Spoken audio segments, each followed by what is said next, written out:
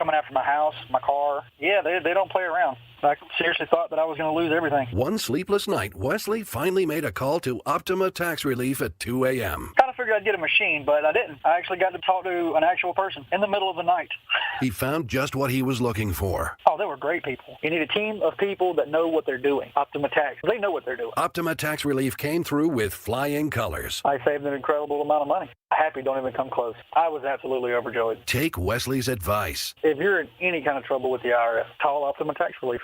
Don't trust anybody else. Call Optima for a free consultation. Call 800-343-6460. 800-343-6460. 800-343-6460. Optima Tax Relief. Some restrictions apply. For complete details, please visit OptimaTaxRelief.com. Welcome to the Bar None Auction. Bar None Auction is selling thousands of items this Saturday, February 14th in Sacramento. Large framing and construction equipment, cars, trucks, and industrial supplies, all sold to the highest bidder. Always open to the public. Visit BarNoneAuction.com. A's fans, the 2026 season is coming fast, and single game tickets are on sale now. Be there for an exciting season packed with theme days, giveaways, and firework nights, including bobbleheads, jerseys, hats, and much more. And getting in is easier than ever. Tickets start at just $8 for select April and May games. From opening day to unforgettable summer nights, there's something for everyone at the ballpark. Get your tickets today at athletics.com/tickets and be part of the excitement this 2026 season. Valentine's Day is coming fast. Don't miss it. At Gazetta Jewelers, it's all about personalized service, expert craftsmanship, and relationships that last. From timeless diamonds to meaningful custom pieces, find a gift that tells your love story. Whether you're 5 or 50, everyone deserves a Valentine's Day. Shop in-store or anytime at GazettaJewelers.com. This Valentine's Day, don't forget your sweetheart. Gazetta Jewelers. Love made personal. GazettaJewelers.com. KHD1 Sacramento, KYMX HD3 Sacramento. From the Power Business Technology Toshiba Studios. Sactown Sports 1140. This is the Drive, baby! The Drive Guys, Kevin Gleason and Alan Stiles. It's drive time with the Drive Guys. So, Alan, you know our buddy Carmichael Dave, I listen every day. Known Dave a long time. But today he was saying that he loved DeMar throwing a water bottle last night. I love it, he says, because it shows he cares. I didn't love it. I understand what Dave's saying. And yeah, it's great that players care, but I didn't love that this whole thing with the Kings has gotten to the point where one of your veterans is like, ah! Yeah. You know? Yeah, and I saw Jason Anderson I think he's the one that initially posted it because he was out there in New Orleans. Then he spoke with DeMar. You can check out that article on the Sacramento Bee, and he spoke with DeMar. And, DeMar didn't say anything earth-shattering. It's just been a tough go, and it can be frustrating and things like that. But I'm going to be honest. I'm with Dave on this one. I loved it. Do you? I really did. And I loved it because we've been talking about how much the Kings are bothered by losing, and it feels like I haven't seen anything that would show that the Kings are bothered by losing in about 2 months. This is the first thing I feel like I've seen that had reminded us that losing actually is bad. And I think that we should still know that losing is bad, even in a tank situation, because what the hell does DeMar DeRozan care about a tank? I just think it was more than that. Obviously, that's part of it. Here's what he said to your point, quote, us not being in the right spots, making a chain reaction, them getting back in transition, getting easy shots, easy buckets. So it was just me wanting us to play the right way, win, lose, or draw. And I take him at his word, but I just think there's more to it. You consider where he is right now. He played 19 minutes last night, 19 and a half minutes. He's got to be frustrated to be in the middle of this. Yeah, he wants a team to play well, and yeah, he wants them to win. But to me, it just speaks again to how awkward this whole thing is. Maybe I'm reading something into it, but I don't think so. I think it's unfortunate for him that he's in this position. Like, man, this sucks. Yeah, and what I will say by that is we've spoken about the understandings, right? Hey, you and Russ are going to continue to climb up all of your statistical lists. We're going to lose, and the young guys are going to play. Sound good? Sound good. And that was me seeing DeMar last night say, you know what? I do care more about the game than stats. It's not just about me scoring my 10 points every game, doing that math and climbing up the list. I want to play competitive basketball. And to your point about him being here or whatever the case is, we still don't really know about DeMar's camp. I know that Sam Amick said he was going to check in with the camp and see what they had to say about the buyout situation. We had only heard from the Kings side. But I think initially what my thought process was, I don't know who out there was interested in DeMar or interested in DeMar in a specific capacity that matched what DeMar was going to do. And to your point, I don't want to read too much into it. Maybe that's DeMar saying, all right, maybe that bench role was not that bad, right? Maybe I don't need, because he's not getting it. Here's the crazy thing. Staying on the Kings, you're not getting it now anyway, because now they've relegated your minutes. So you're starting, sure. But if there was a contender out there that said, hey, we'll buy you, we'll pick you up, but we only see about 15, 20 minutes. And if that initial thought was, well, no, well, that's pretty much what you're getting on the Kings now. Mm-hmm. It's just got to be obviously frustrating because he's part of a rebuild now that he knows he won't be around to see pay off. Yeah. You know, by the time they come out of this, most likely he's not going to be here if he's even still playing. So that's got to be frustrating. And I'm sure that he was hoping that somebody would pull him out of this, and there just wasn't much interest. So I'm assuming that's all part of it. But speaking of the buyout, it's interesting. Again, I heard Dave and J. Ross today talking about Russ and a potential buyout. Just kind of, they're just speculating. And I know John Hollinger in The Athletic, he has a list of buyout candidates, and he mentions Russ. And I know that makes sense on the surface when you look at his numbers, but Alan, I just don't think it's going to happen. I still don't think anybody else wants him. We'll see. I mean, yeah, if DeRozan ain't getting bought out, then I don't know how Russ would get bought out. And I don't know how much Russ wants to be bought out. When you look at the type of player he is and what he's doing right now, yeah, these are two different situations. DeMar came in, twilight of his career, but still very productive, trying to go on one last run, right? Get back to the playoffs, do that.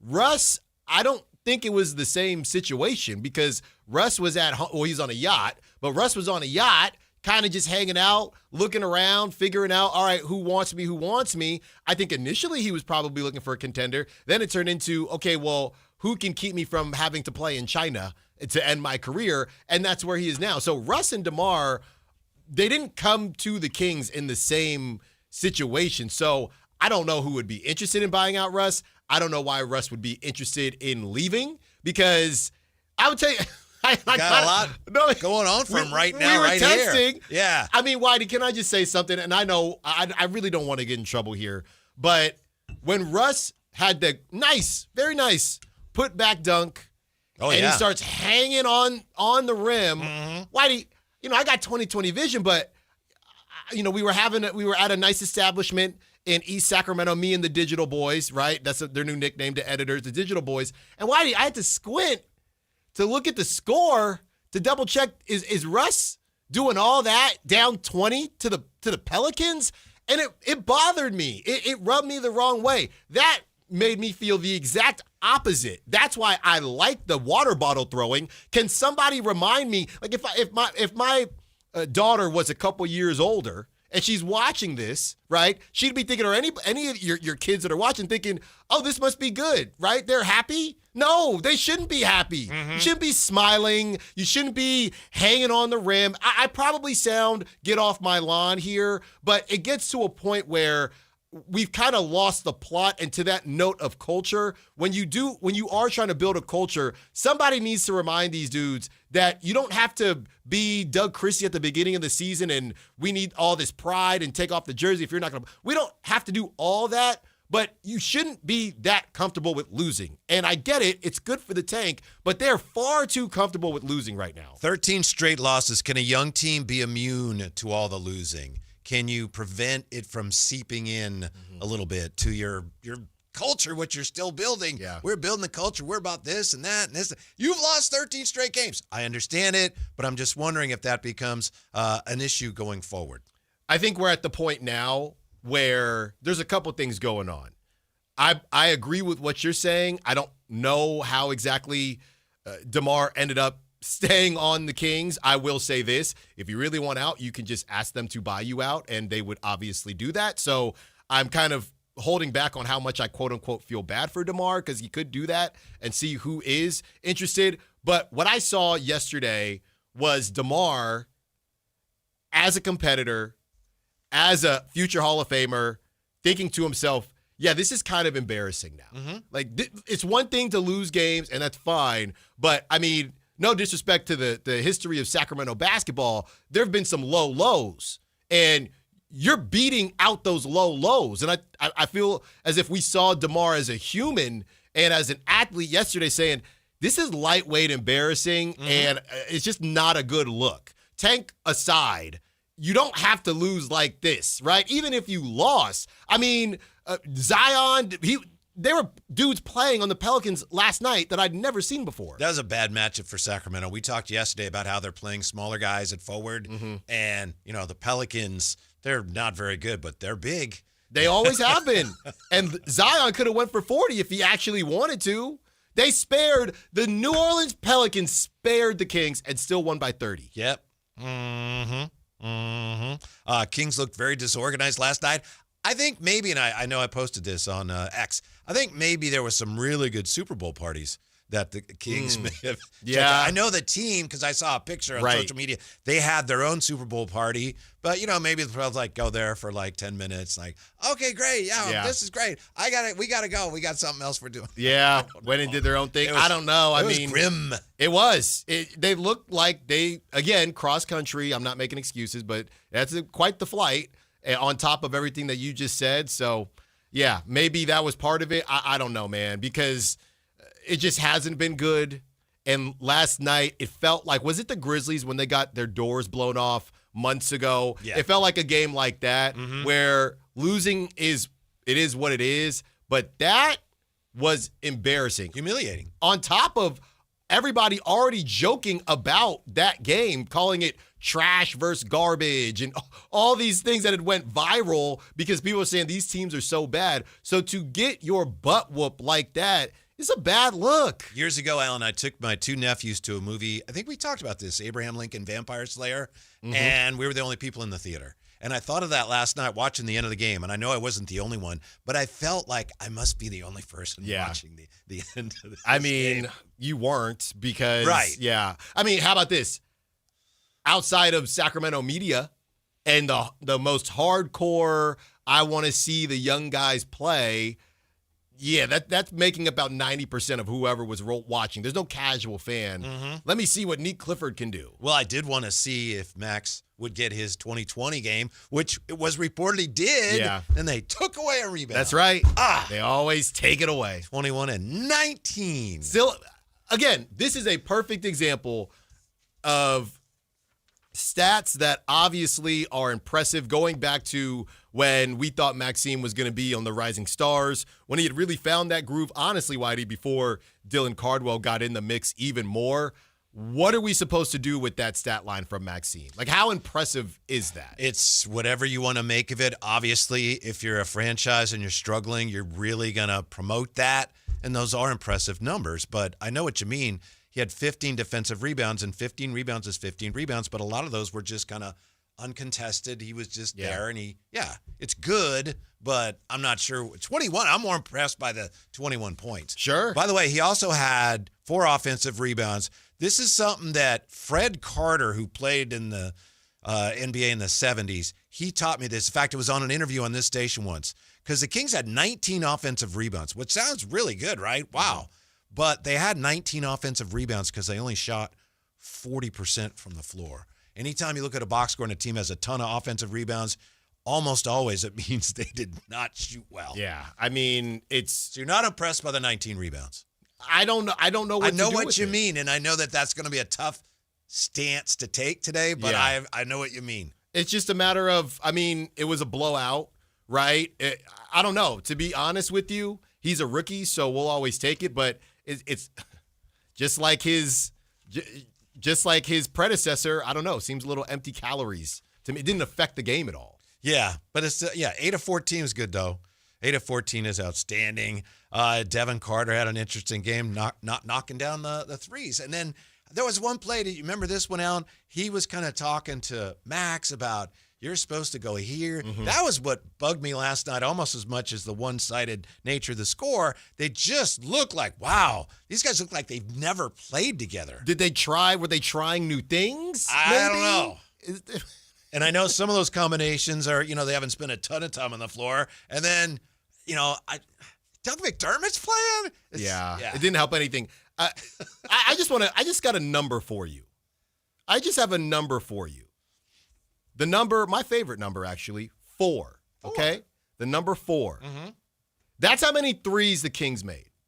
They were 4 of 31. That's good for 13% from three-point range. Mm-hmm.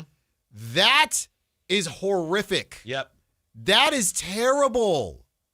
And Russ going to take his 6, at least 6. He took 17 shots, 1 of 6 from 3. 17 shots in 21 minutes. I mean, this is AAU ball. This is just go out there and I don't care. Do whatever you want. I mean, there has to be, this doesn't seem like there's any guardrails right now. It's just go out. It's almost as if we have to do things in spots, right? Hey, Russ, now that we have, because I'm not including DeMar because it's not DeMar. Hey, Russ, now that we have cut down your minutes, that doesn't mean you shoot more in less time. Just because we're only playing you 21 minutes. Oh, I better get mine while I'm in then. Russ is going to Russ. Yeah, that's why he ain't going to get bought out.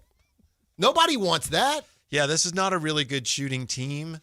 Maybe that's why. 13%. Right, I know. 13%. You're rounding up a little bit, but yeah, absolutely. And the Pelicans you could tell the way they played. It's like, give these guys anything on the Go floor. ahead. It ain't going in.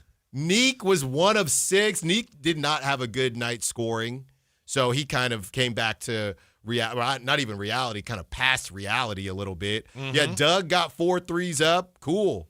We still are doing Drew Eubanks minutes. He only played 6, so whatever. But so why is it, Alan, that this loss seemed to smart a little bit, even though, they're better off in a lot of ways losing, and a lot of the young players put up some impressive numbers. So why did last night kind of sting a little bit? Because the Pelicans are bad. They're bad. And maybe they're not similar to what we thought the beginning version of the Kings. Maybe they're not as bad as their record because Zion is obviously going to miss time. But it was still just embarrassing. Yeah, also 13 straight losses. There's, you can kind of hold your nose and try to ignore it, but ain't anything good about 13 straight losses. No. And especially when franchise records. And by the way, again, obviously, Clint Kubiak, they introed him today with the Raiders. This is not the NFL. This is not have the worst record and you for sure are going to get the number 1 pick. We still don't know. So you could be getting the belt, as the kids say. You could be getting the belt every night and still end up with the 5th pick. Mm. We do not know. Right now, 5th pick doesn't look too bad. No, it doesn't. But I would trade. Make sure you lose as many games as you can, and then I ain't picking worse than 5th. Well, I would trade it. I told you this. I texted you. You can't do that though. You can't. You can't trade the pick. If you get a top 5 pick, especially top 3, you can't trade it, Alan, because you need the guy. You might get 1 to 3. You might. You trade down, you might get 2 pretty good players, but you ain't getting the guy, most likely. Okay. We'll talk about it. I think it works better in football than in the NBA. Yeah. By the way, I saw this. It was getting thrown around yesterday. And for example, the one that I sent you, Memphis has the 8 and the 17. So if you had 5, would you say, hey, or if you had 3, they probably wouldn't do it at 5 because they don't want to give up 2 picks. But if you had 3, would you trade the 3rd overall pick to take Memphis's 8 and 17? It's a great question, but I don't think you can do it because you're trying to find your centerpiece, and you got a great chance if you pick top 3 in this draft. Yeah. And I know you're not high on Boozer, but I think you got to roll with that. I think your point is that it's not a bad idea. The Kings just can't do it. If, I don't know, another team out there. Well, it's a bad idea for the Kings. Right. But the idea itself could make sense if you, I don't know, whatever team that feels like, hey, we just need a couple more pieces. We already have if it was the Pistons or something like that. But even then you're thinking, well, let's see if we can really 8 and 17 somebody. just shouldn't equal 3. Okay. Doesn't have to. Somebody out there will do it. Mm-hmm. I'll do Neo and your boy Kingston. Okay, so you're going to throw away maybe Cam, maybe DeBonza, because you're going to get Neo. Kingston Fleming's ain't going to be there at 8. I'm not going to get Neo. I'm not getting Neo. But I had to. We have I to guess say you're committed to the tank next year too, yeah, huh? we're saying goodbye to Neo. He's not it. It's not it. But yeah, that was something I saw thrown around. If you don't, it's more realistic, Whitey, if we're talking about 5. I think at 3, I know when I text you, I said 3, but if you had 5, more of a conversation. Those 3 specifically, you just can't do it. Maybe next season because it's about 2027 because that is supposed to be trash. But that's why you got to strike while the iron's hot. You got to maximize the opportunity this year. Yeah, keep losing and keep hanging on the rim and dunking and he-heing and ha-ha, and it's all great. We stink. We're an embarrassment. Yeah, but if you get a top 3 pick or even top 5, I'll give you top 5. You're going to trade 5 for 7 and 8 or what? 7 and 8 and 17. 8 and 17. No, I think about it. I would think about it. And then, maybe next year we'll get our guy. Next year the guy ain't in the draft. The guy could be 8. He could be. And he could be 5. We Odds don't know. are, which is more likely to be a guy? 5 or 8? I think that's a much smaller difference than 8 and 3. But which is more likely? Technically 5. Exactly. But that's just you're playing basic the math. odds. You got to play the odds. But you're making the pick. Mm-hmm. Unless you, your scouting department says, hey, this Neo kid, Alan Stiles has been all over. He's the guy. No one knows it, but he's the guy. No, he's not even projected. Don't tell anybody. We'll trade down and we'll get a couple. He's not even projected in the first anymore. Oh my goodness. At least it's not a swing and a miss because the draft hasn't happened yet. What do you make of all the talk now about, what do they do about the lottery? How do they fix the lottery so there's no more tanking? There's a lot of talk about that because it is kind of a dead point of the NBA season. We got weeks and weeks and weeks to go before the playoffs. Trade deadline's over. So I think that's one of the reasons why nationally there's a lot of focus now on, and it's also true, the tanking's going to get really extreme now. What can the NBA do? Is there anything the NBA can do to address it? I mean, they already tried. I mean, flattening the odds was supposed to help. In a way, it had the reverse effect. So I don't really know what else they can do. People are throwing around to flatten the odds even more. I don't know how that helps. We just talked about the NFL. If you just went straight up worse, that doesn't work because then everybody's just going to try to be awful and not give any note. I'm trying to figure out, one thing I was thinking about was where the play-in fits into all this, right? And obviously, if you make the play-in, it doesn't really affect your status unless you make the playoffs, which is exactly what happened with the Mavs. But I'm trying to figure out if the play-in has helped tanking in any capacity, and I was just workshopping it because the play-in has almost helped owners more than it's helped anybody else because the owners can kind of sell, the T-shirts or whatever. But outside of that, I mean, I don't think GMs are excited about it, but owners are. I don't see how it's been a deterrent to tanking, which is part of, that's part of the reason they did it. You go back to when Dallas openly tanked. Mm-hmm. Mark Cuban, who was trying to buy the team again. He said, yes, we are tanking. We don't care about being 10th. We want to save our draft pick. The Kings right now, one of the reasons they started this is because we don't want to be 10th every year. Mm-hmm. We don't want to be a play-in team. So I don't think it's really doing anything to discourage tanking. I think they've reached the point of diminishing returns on flattening the odds because already you look at the math and it's like you can tank, but the odds aren't great. You'll get the first pick, and teams are still, we'll do it anyway. Yeah. Whatever our best chance are, we'll take that. Yeah. So if you do that further, you're just going to end up with more bad teams that aren't going to be in position to draft good players. The only way you get rid of tanking is if there is no benefit to losing, which would mean the draft is totally random. And that would defeat the purpose because you have the draft, the best picks go to the worst teams because you're trying to create some kind of competitive balance. Yeah. And so I think they've done about all they can do. I'm with you. Yeah. The other thing that we saw was trading for players that are injured. Did you see that? People thought that teams aren't going about that the right way. Well, they're not trading for players that are never going to play again. I mean, they're going to play. You trade for Anthony Davis. I think you're hoping he'll play. There's 60 million reasons why you hope that he plays. So I didn't really understand why people were upset with that. Here's the other part of this whole tanking conversation.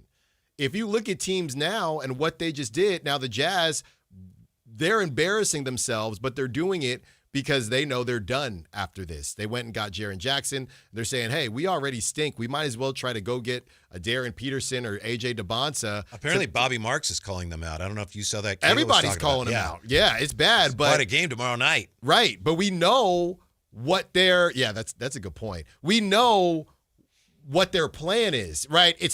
They're almost being too transparent or too obvious, but we know what their plan is. They're trying to get one more pick. They already have Jaren Jackson and Laurie. Then next season, they won't be there anymore. I look at the Wizards, right? I don't know what they're going to be with Anthony Davis and Trae Young, but you did it for a couple years, and now you're out of it. The team that I guess is kind of habitually tanking, and shout out former Kings assistant coach, it would be the Nets. Like, I don't know what the Nets are doing. I know they like Igor Demin and some of their guys. I don't really know what the Nets are doing, but everybody is upset about tank.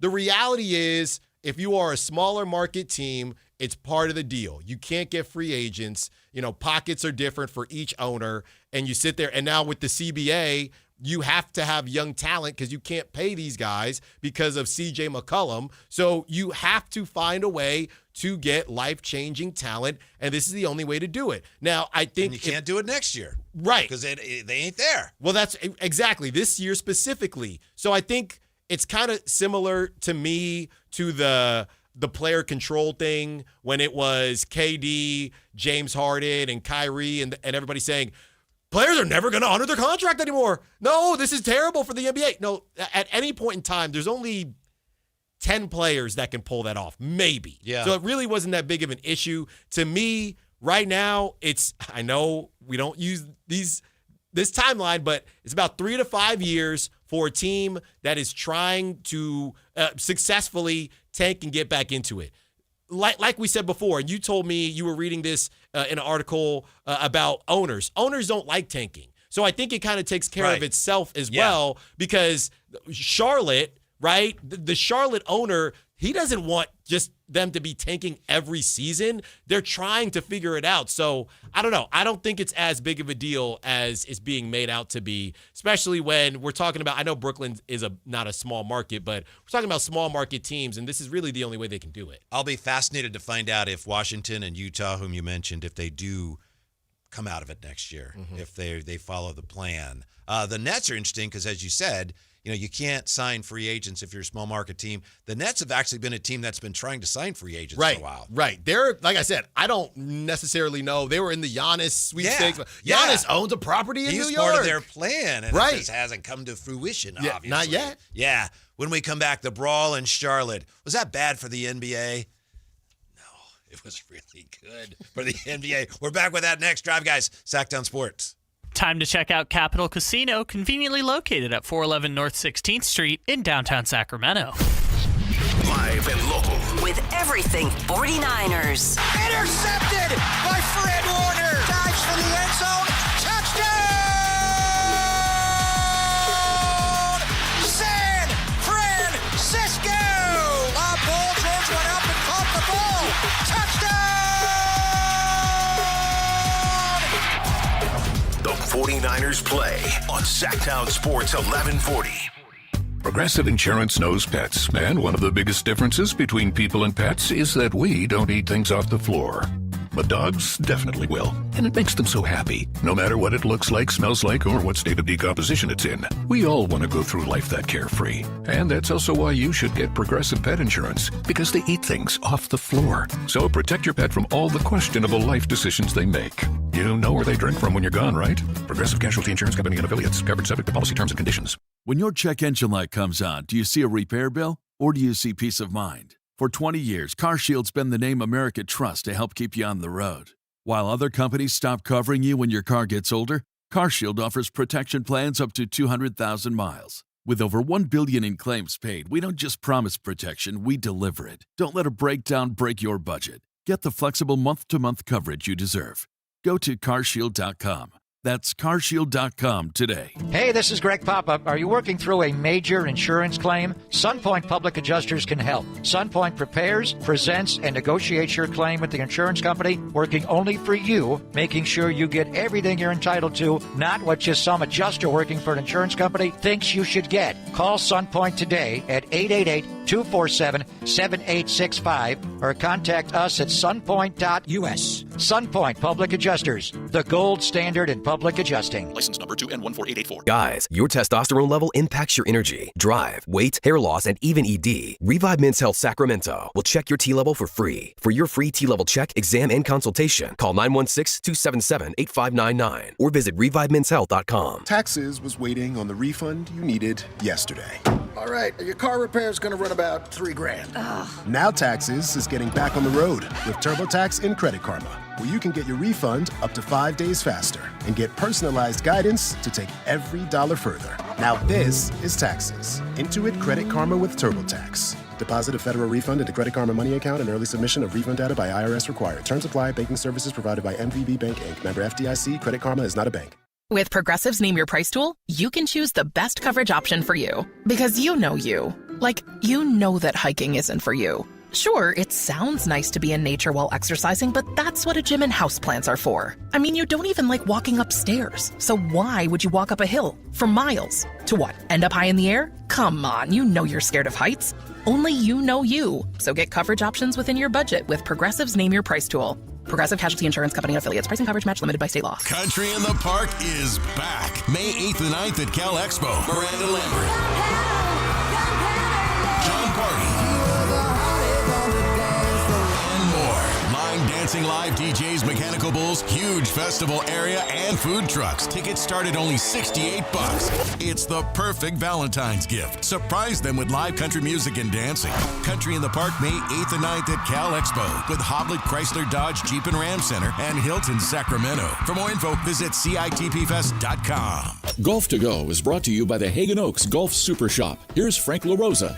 Many driving ranges have turned to hitting mats, with many of them using mats year-round. But according to golf top 100 teacher Martin Chuck, hitting off mats can give you a false sense of security, giving you the impression that you're a decent ball striker. There are a couple of ways to make sure you get the most out of your practice, and he shares them in Golf Magazine. First, approach the ball with purpose. Treat every shot like you would on the course. Stand behind the ball and visualize what you want the ball to do. Then walk in and go through the same routine you use during a round on the golf course. Second, try the towel drill. To make certain you aren't skipping the club head into the ball, place the towel a few inches behind the ball and try not to hit the towel on the downswing. This will help promote ball-first contact. If you disturb the towel, then you know you're hitting the ground too early. Ball-first contact is imperative. That's your Golf to Go. I'm Frank LaRosa. Welcome to the Bar None Auction. Bar None Auction is selling thousands of items this Saturday, February 14th in Sacramento. Large framing and construction equipment, cars, trucks, and industrial supplies, all sold to the highest bidder. Always open to the public. Visit barnoneauction.com.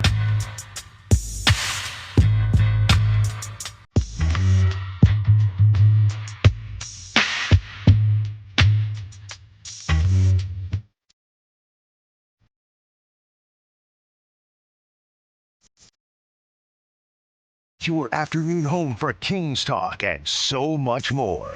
The Drive Guys on Sactown Sports. You can't talk about the Kings right now without talking at some point about the draft, and we'll get into the draft prospects and Darren Peterson. He's a hot topic today, Alan. I know I don't have to tell you that. Yeah, people feel how they're going to feel, and I understand the concern because this isn't supposed to be a bad draft. Unless you think he's that much better, some people are not going to want to deal with the diva-ness, I should say. I think we might be making some assumptions, by assuming he's a bad guy. Mm-hmm. I don't know. Yeah. He's a phenomenal talent. And as we said on the crossover, honestly don't know this, but I have to assume that Kansas had some idea this was going to be the deal when they brought him in. Yeah. Maybe that's how they got him over some other schools. Like, yeah, you know what? We understand this unique situation. You could be the number one pick. We'll work with you on that. Yeah, I would assume, because as we're learning with these NIL contracts and everything that happened during the college football, not even when it was the off season, just during the season with kids trying to get into the portal, and what was it, the demand from Washington who tried to leave, but then they made him come back. So I would assume that even if there was an understanding, maybe it wasn't totally clear. Maybe. Right? Maybe there was some, hey, well, I thought, But that's always going to be something Arizona. that you can always say, oh, yeah, we'll work it out. Then when push comes to shove, it's like, whoa, whoa, whoa. Yeah, so I don't know how much was written in the contract versus, oh yeah, we'll figure it out, because that's always something I do not like. I don't like in certain contractual situations, right? You're staying at your buddy's house or whatever. Hey, we'll just figure out rent. Oh, well, I'd like to know what you want me to pay, because Right. you know, if I'm running a little dry and if I give you two whatever, well, Alan, that's not enough. Well, you didn't tell me what it was, right? So I don't know. It feels like maybe there was an understanding, but I don't know how baked out the understanding was. I'm going to try to explain it in Alan Stiles terms. You tell me if I'm right. Okay. You be the only one that would know. It's like you get married and you love to play golf, and your wife is it's not your wife yet. And you're like, I love to play golf. She's like, you should play golf whenever you want. It's really important to you. Then you get married, and then you're playing like every Tuesday. Then you start playing Thursdays, and then she's like, what? All this stuff needs to be done around the house. You never spend time with me, and you're like, you said it. What? I thought we could play. Right. Is that kind of like no, that? that is spot on. I'm mad I didn't think of that. That is perfect. It's going back to the summer, a handshake agreement, and maybe the handshake agreement doesn't match, what the expectations were. Real quick, Whitey, going back to, I was talking about Kyrie and how every season is different, right? So Kyrie had the foot situation and barely played at Duke or didn't play at Duke at all, still went number 1 overall. But here's the thing, 2011 draft class, you remember this?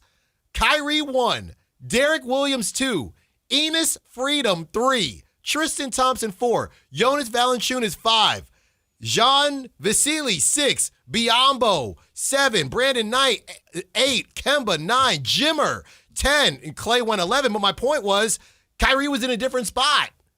Anybody was going to take Kyrie. That draft class was oddly brutal. Mm-hmm. This draft class is not. So different situation for Darren Peterson to feel as if he's got this much, I guess, leverage. He's got leverage. He's going to go top 3. But if you really want to go number 1, just because you played well against Abanza a couple weeks ago, that doesn't really have bearing about how everybody's going to feel in April. He's also probably getting a lot of advice. May not be accurate advice, but Darren, you're solid number 1.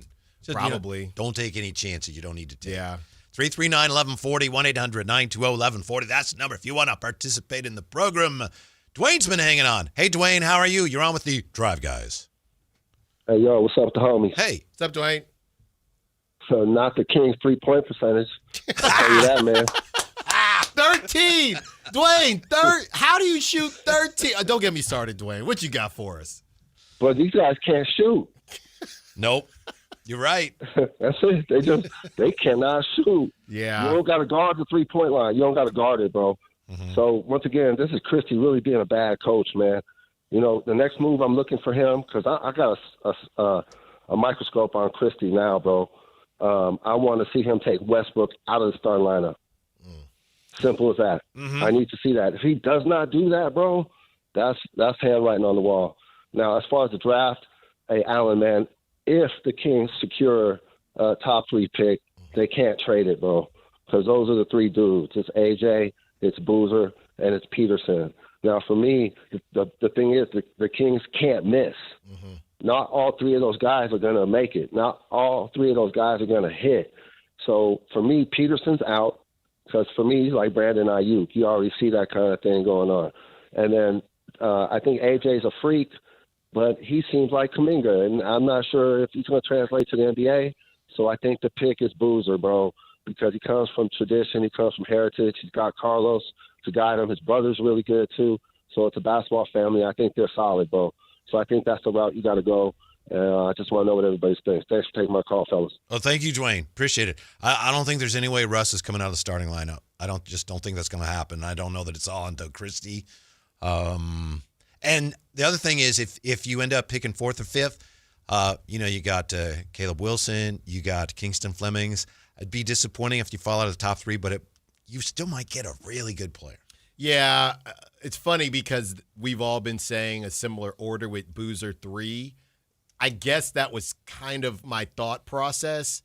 If you don't think Boozer has that high of a ceiling, unless you just like somebody else and you take Caleb Wilson at 3 instead, if you don't think that he has that high of a ceiling, then you could say, hey, trade, and get 6 and 16 or something like that, if you feel like that. If you think Boozer, because he's the one that people have said, going to be a solid player. I don't know if I see a star. So maybe you feel as if, well, I can get 2 solid players in this, the top half of the first round, if you feel like that. But yeah, AJ, you can't, obviously 1, no. Obviously 2, no. But the question is how you feel about Cam Boozer. Yeah. By the way, did you know, you probably realized it, I know you glossed over that Kyrie draft. That's one of the most painful drafts in Kings history. Is it because of Clay? Yeah, it's because of Jimmer. Yeah, you took Clay. You took Jimmer right before the Warriors took Clay. Yeah. And I think technically, didn't they draft Biyombo? Technically, but it worked out to where, and I don't know the way it's Oh, yeah, you're right. You're right. But they did, in effect, for all intents and Biyombo purposes. 7. Yeah. You know who else went in this one? I know it wasn't a great draft, but hey, this is what I'm telling you, Whitey, right here, trade down. Number 15th pick out of San Diego State. Kawhi Leonard. People always use that as an example, and it's true, but it's very, very rare. Yeah, this is you're going to say, we're going to get the 15th pick because Kawhi Leonard's going to be there because he was that year in 2011. Well, how about this? Fine. Adam Marquette with the 30th pick. Jimmy Butler. Listen, you wouldn't take my word for it when I said you can't trade a top 3 pick or a top 5 pick. Right. Will you take it from Dwayne? Dwayne tried to tell you the same thing. I'm not, you won't listen to me. No. Will you listen to Dwayne? I said top 5. I said 5, I think about it, Dwayne. And 5, I think about it, Whitey. But I probably wouldn't do it. I couldn't do it. All right. Not if it was your boy Kingston. Okay. But I think about it. It's time for, this is my boy. It's time for Check It with TC. What's up, TC? How are you? You're not a Peterson guy either, are you? Negative, I'm not. So listen, before we get started, Alan, what's up? Whitey, what's up, man? What's up, TC? Listen, I'm not. The reason you're out on Peterson, bro's like a diva, dog. Nobody's gonna I know everybody gonna have their thoughts. The pick is AJ or Caleb Wilson. Boozer's on the back end. Caleb, 6'10", can do everything that you want. Pass, defend, two-way player. AJ, freak athlete, he can turn into a Keegan Murray. Peterson is a diva, bro. Dude's gonna be a locker room cancer. He gonna be. Do we really want? So he dudes is what 6'6", 6'5". The pick has to be 6'8" or better, bro. Bringing Peterson in is gonna cause a conflict and a problem that we already have in Sacramento. We're trying to get away from the problems. We don't need a player coming here that we picked at number 1 or top 3 to come in here sitting out games, talking about what he's not gonna do, who he's gonna play with. Dude's a problem child, bro, and he's kind of injury prone. Every time we look up, bro got an injury. Y'all can keep saying that's for his draft stock or not, but you look worse by doing that than just playing, right? You should just play and say, I'm a number 1 pick. I'm going to play regardless. You keep sitting out games and all that. It's raising eyebrows. That's why everybody's starting to talk about the guy now, because he's doing that. Bro's going to be a problem child, bro. We pick him, we're going to be the laughing stock of the NBA again, talking about the Kings missed. Thank you, TC. Keep going, bro. Yeah, appreciate it. I still, if he's there, if I have a shot at Peterson, I am taking a long, hard look at him. He's going to be a great player. Well, it's funny because there were a couple comparisons to this name that I'm about to say. Now, this guy didn't have injuries as far as I know, but the question was about his motor. I know he played a bunch of different sports, and people didn't know how much he loved basketball, and that's out of Georgia. That was Anthony Edwards. That was a question with Anthony Edwards. Now, wasn't this specifically because it wasn't injuries? I believe he played, all the time at Georgia, but there were some questions about how much does he love the game? So not the same, but similar. I don't know. It depends on how you look at it, but the Peterson thing, yeah, it's either there's actually injury concerns, which worry you, or there's not injury concerns, and then some teams, I honestly believe, some teams will say, yeah, I don't know if we like the way that he's going about this. A lot of teams will just ignore it and just take him number 1. We don't know where the Kings would fall on that list. Yeah, and a lot depends on what happens when you sit down with him. Hey, what's up with this stuff? Yeah. You know? Yeah, and hopefully that his camp is explaining to him what to say and how to say it. Mm-hmm. Yeah, we haven't even gotten to the brawl in Charlotte yet. We're back with that on Sactown Sports. Download the Sactown Sports app. Sacramento sports in your pocket. This is Sactown Sports 1140. Valentine's Day is coming, and here at Madison Avenue Florist, we have all the favorites. Over 60 variety of roses alone. We've been on the corner of College Oak and Madison for 40 years. Voted Best of Sacramento. Come on in, we'll show you why. Order now and mention this ad and get 10% off any order over $80. Order early for the best selection and delivery options. Madison Avenue Florist, for when the moments matter. MadisonAvenueFlorist.net. At Stockton Honda, we know how to honor a great deal. Like right now during our President's Day sales event. Whether you're shopping new or pre-owned, you can find star-spangled savings on some of our best models. Why not stop in today and see for yourself? Come celebrate at Stockton Honda and get huge savings on our giant selection. Plus top dollar for your trade. Anytime, anywhere, it's all here. StocktonHonda.com. Injured and you're considering an LA law firm looking to charge you 45% to 50% in attorney's fees? That's overcharging.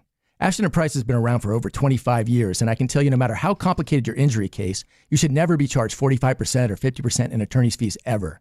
Direct, experienced, unrelenting, and honest local representation matters. It's called Home Court Advantage for a reason. Ashton & Price serious local attorneys for serious people with serious injuries. So for the best local advice, don't think twice. Call Ashton & Price.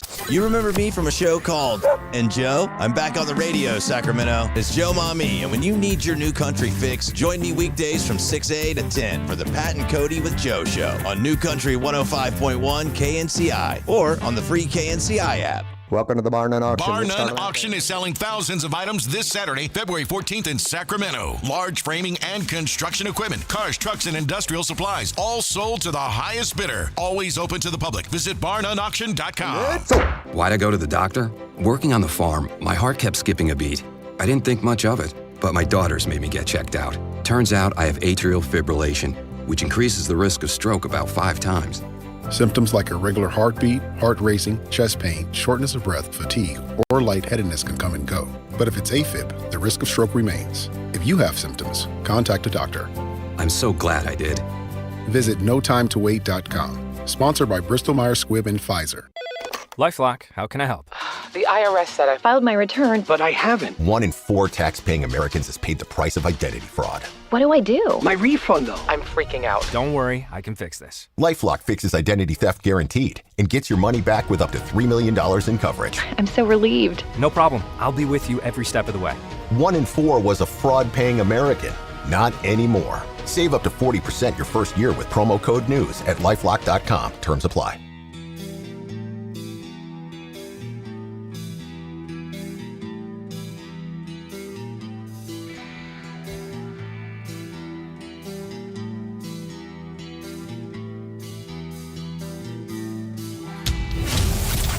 Drive Guys with Kevin Gleason and Alan Stiles on Sactown Sports 1140. With so much focus on tanking in the NBA, Alan, I think it's tremendous for the league ultimately that you had that brawl last night, Charlotte against the Pistons. And I think the Hawks and T-Wolves got into it a little bit too. I just think it's good. And I know there's downsides to that. And, you know, you don't want to. Now you're going to have Beef Stew's going to probably get suspended. That could affect the race in the East, and you certainly don't want anyone hurt. I understand that's important. But just from a brand perspective, for business's sake, it's great as a fan to see that, wow, these guys really do care. Yes. For all the money they make, they do care. Right, and that's not something that a lot of us feel as if they do night in, night out. With all the, load management and things like that. So to see them getting after it. And, yeah, I mean, there's an old school piece of this as well where, hey, we don't like this team, the hot team versus the best team in the East. And somebody said something they didn't like, and let's figure this thing out. Yeah, I understand where you're coming from because there does come a point where it's just very buddy-buddy. And, I mean, I don't really blame them when they are buddy-buddy. They're all in the 1%. I mean, if I had $100 million to my name, hey, what's up? But I mean, they're in a whole different tax bracket, of another tax bracket. So I get why, and it's a brotherhood. We get all that. But, yeah, kind of that old school, which is funny if you think about it, Whitey, going back to the 90s, things like that. Obviously, they were making a lot of money. Don't get me wrong. But they weren't making money like this, and I do wonder if it kept them more grounded within the actual game versus now. I mean, I really don't even know where these people are going to spend this type of money, and it removes you from the core of why you play the game. I do wonder if there's a correlation between how much these dudes are getting paid and why they don't normally seem as fiery as they were in the 80s and 90s, where they're making good money, but their great grandson is going to have to work. Have you ever heard of anti-fraternization rules? You ever heard that term? I remember going to a game with my dad, probably in the 70s, baseball game. We'd always get there really early, which was great. But I remember there was two guys talking to each other. They were on opposite teams, the Giants and whoever they're playing, the Braves or whatever, and they had been teammates. And I remember noticing that, saying, oh, they're talking, they're friends. And my dad said, yeah, there's actually rules against that at the time. Yeah. Because it was a bad look when you had players on opposite teams being buddy-buddy. But now, it happens all the time. I don't think anyone minds it. Like you say, you understand it. I understand it, and it's funny because pitchers and catchers report today, and I believe Vitello and Buster Posey had kind of said that it's not a hard rule, but, Vitello at University of Tennessee, they were the bad boys, right? They bat flipped, they got in fights, and they're trying to bring that swagger to the Giants. So they have basically told the team, hey, any of that stuff has to happen after the game. Now, some of it, hey, pat him on the butt when he gets to first base, whatever. But the Giants have come out and said that really they don't. No buddy-buddy. They're trying to lessen all the buddy-buddiness, and it's interesting. I don't know. Did you see that thing about I can't remember what princess she was, but she worked for Disney, and she got caught up because she was posting on her Instagram, and basically people that are very much into Disney, they found out that she was the princess. They, I guess, doxed her or whatever, and she lost her job, right? And Disney had to fire her because it's all about the act, right? And I bring that up because I do you mean wonder, so it's like Ariel, and then she was exactly. out of character? Yeah, and they're like, hey, we found Ariel, her real Instagram. Disney found out and fired her because, hey, you're supposed to be Ariel. No one's supposed to know who you are. So I bring that up because I do wonder if the NFL, NBA, Major League Baseball, if they can maybe hide behind that to where it's, hey, guys, these fans are very passionate. Kings, they do not like each other. Cowboys, Eagles, I mean, they hate each other. When you're on that field, it's kind of part of the deal that you have to be a part of that. It kind of removes the allure if you're all buddy-buddy, but somebody has been – now, some fans need to relax, but they're not paying to relax. They're paying all this money. We need you at least during the game to not pretend, but kind of play that. Just play the game. That Literally. reminds me of, Ray Allen was part of those Celtics teams with Kevin Garnett, Paul Pierce, and then Ray Allen left and joined the Heat. Mm-hmm. And the first time they played the next year, this was around 2013, something like that, and Kevin Garnett would not shake his hand. Yeah. You remember that? Yes. And I remember thinking, that's weak, but what do you think? But to this day, I think there's still beef because of where he went. Right. Right? And the KD Westbrook thing maybe a smidge different, and it's funny because if we really gave Russ truth serum, he probably would say, I never really wanted to squash it, but in this day and age, he was kind of forced. Hey, let's all watch them at All-Star, and then it was Dap Watch at All-Star, then they dapped each other up and said, so they were great, forced by social pressures? Back in the day, they wouldn't want that to be good. Now, it changed once KD was no longer on the Warriors, but if he had stayed, I think if this was the 80s or the 90s, they'd say, no, we want Russ to keep hating him. That's part of it, right? It adds to all of it. I don't need them to dap it up and break it up. So, look, the Hornets were hot. The Pistons are the best team. Beef Stew is running off the bench. He don't give a you-know-what. And I think it is good to show, hey, I spent my hard-earned money. I want to see that these guys care a little bit. Now, we don't need you throwing chairs and a bunch of craziness, but get a little bit prickly sometimes. It is good to see a little fire, players sticking up for their team and showing that they care in this era of rampant tanking. That said, last night was tanktastic for the Kings. Didn't other teams that Nets, they needed to win? Jazz, and of course the Pelicans all won. So Sacramento now in worst place by 2 games. 2 full games. Well, and you know what? The idea of the Kings losing these games now, it's more so about protecting yourself for the end of the season. You're just giving yourself more of a cushion in case somebody out-tanks you on a night, night, or Russ actually makes his shots and you win a game. So you're protecting yourself from whatever could happen in the future, because we don't know. We don't know. Now, like I said, you pointed out, the schedule does get easier. Yeah, like I said, Sacramento. It's still embarrassing, but it is what it is. That's one thing you can never assume, that it can't get any worse, because it always can, no matter what. If you can say things can't get any worse, as long as you're able to say that, things can get worse. But Alan, this would be tomorrow night against another Tankapalooza against the Jazz. This would tie the all-time franchise record tomorrow night for consecutive losses, going back to the Cincinnati Royals. So this has to have something to do with Royale, right? This whole I mean, I saw his record since the Kings record since he was revealed. It ain't good. I mean, you revealed him. De'Aaron said, "What the bleep is this?" He left. Like the whole thing came crumbling down. The curse of Royale. Yeah, still matters. So. Funny enough, with the Jazz, they tried to pull that BS that they did a couple nights ago. They pulled Jaren Jackson. They pulled Laurie, but their bench still beat the Heat. They still beat the Heat, who, the Heat played their guys or whoever, they have out there, and they still won. So, sorry. And you know that Utah is very motivated to tank because their pick is top 8 protected? Yeah. So. You got to get, well, that's the thing about making a trade and the timeline.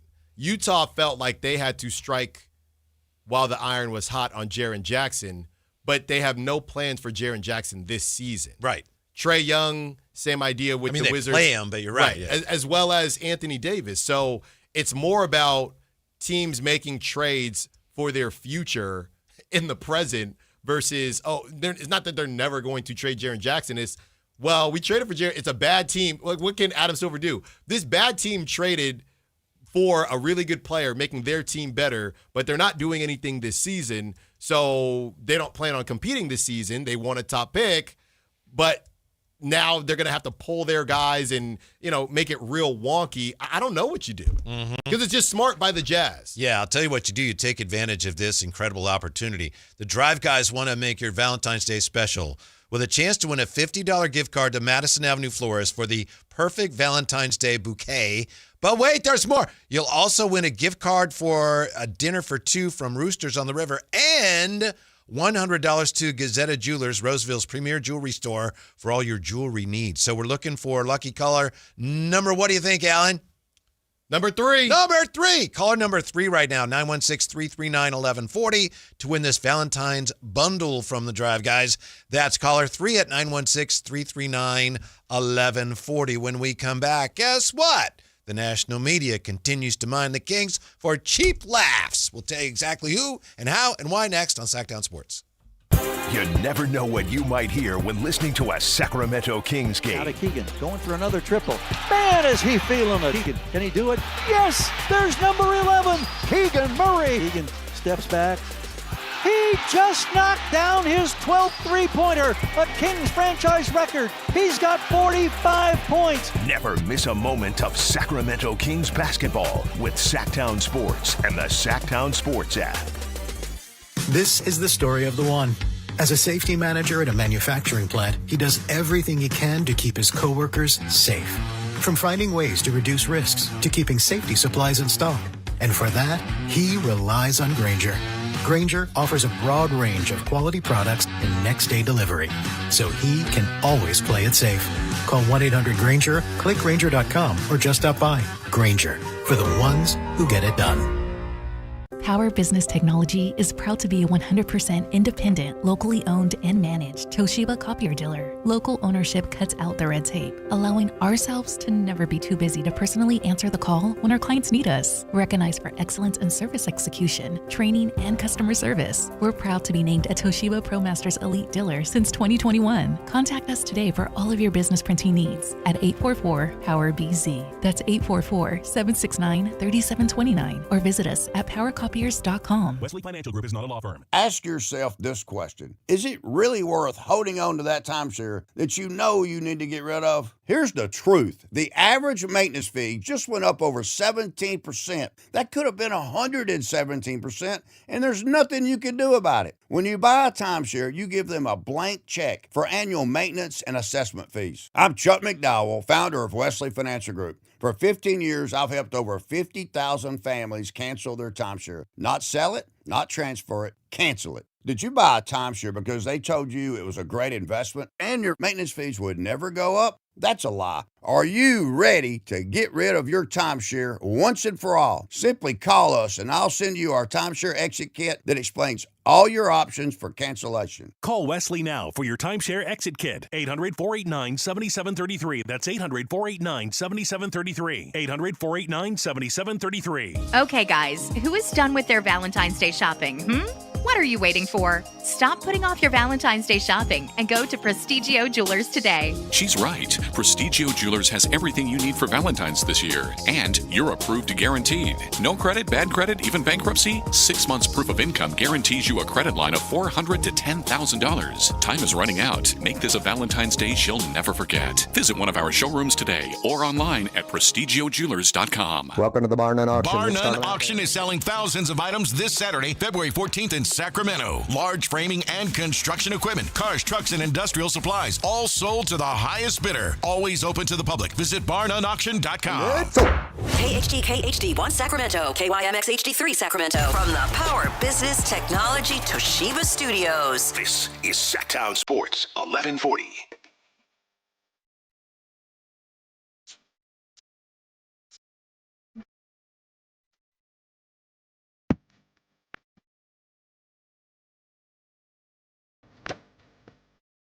Download the app and listen to The Drive Guys. The Drive Guys with Kevin Gleason and Alan Stiles. On Sactown Sports 1140.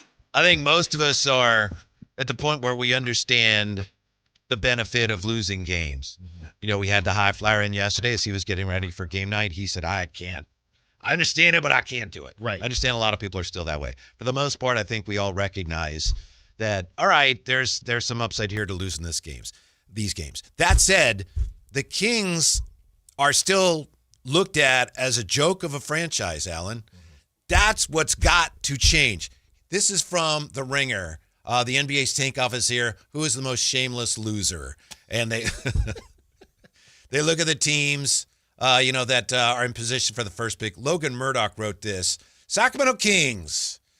How ethical is the Kings' take? Fortunately, the Kings have been absolutely awful this season the old-fashioned way by compounding terrible decision after terrible decision in an effort to cover up previous terrible decisions.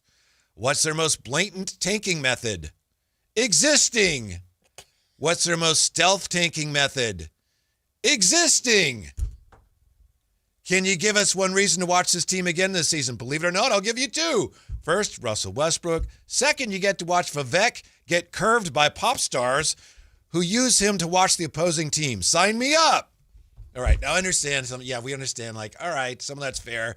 But this is what has to stop. And it's not going to stop overnight. And it's not going to stop if the Kings get the first pick. But this is what somebody there in the front office, in the highest reaches of the front office and ownership, has to recognize and say, wow, that's been going on for a long time. We can't have that anymore. We can't have the basketball world taking cheap shots at us and just everyone assuming that we are blithering idiots and we're incompetent. That's what's got to stop. It's been going on for a while, though. I know. And I don't know. That's the point. I don't know. I mean, it's not going to stop. It's not going to stop until Not soon, but it's got to stop somehow, some way. I think, I know I'm going to annoy some fans here, but I do think that this offseason, this trade season, maybe a good bit of the fact that they weren't in on the Ja Morants and they weren't in on the Trae Youngs, maybe this was the first step. Maybe this was the first step in Scott Perry's mind to show the basketball world, as we saw, people, you don't need sources anymore, right? I mean, I only act within sources. You only act within sources, but people don't need sources anymore. They'll just say whatever, hope to get aggregated and hope to get paid on X or whatever it is. But the idea that they were in on Ja, and maybe there was a little smoke to that, but in on Ja, they were going to be in on Trae Young. They're just in on anybody because that's what the Kings do. Mm-hmm. But they didn't do what the Kings normally do. So as much as, some people out there may have wanted to go get a star like Ja or Trae Young, I think the basketball world, all these stupid betting apps, they all just throw the Kings on there because that's what the Kings do. They do stupid bleep. And this was Scott Perry's first opportunity to say, look, or not even the hybrid rebuild, but we're going to settle and move Domantas Sabonis and not get any firsts. We're going to settle and move whoever and not get correct value. Everybody was expecting the Kings to do something like that because they know that the Kings can be impatient. And as much as this trade deadline didn't necessarily knock your socks off, it was laying the foundation that today's Kings are not last year's Kings or the Kings before that. We're not doing the stupid stuff anymore. Maybe you're right and maybe you're not, but I see where you're going. And they have to continue down this path with Scott Perry.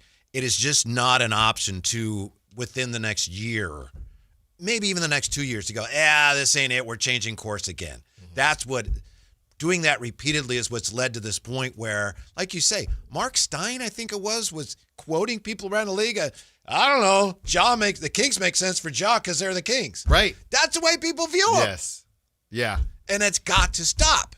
And like you say, the first few steps they've taken here away from that, it's hard to see if they've really accomplished anything, but you have to continue down this path. Yeah. And you have to commit to it strongly. You do. And it's not going to be easy. No, it's not.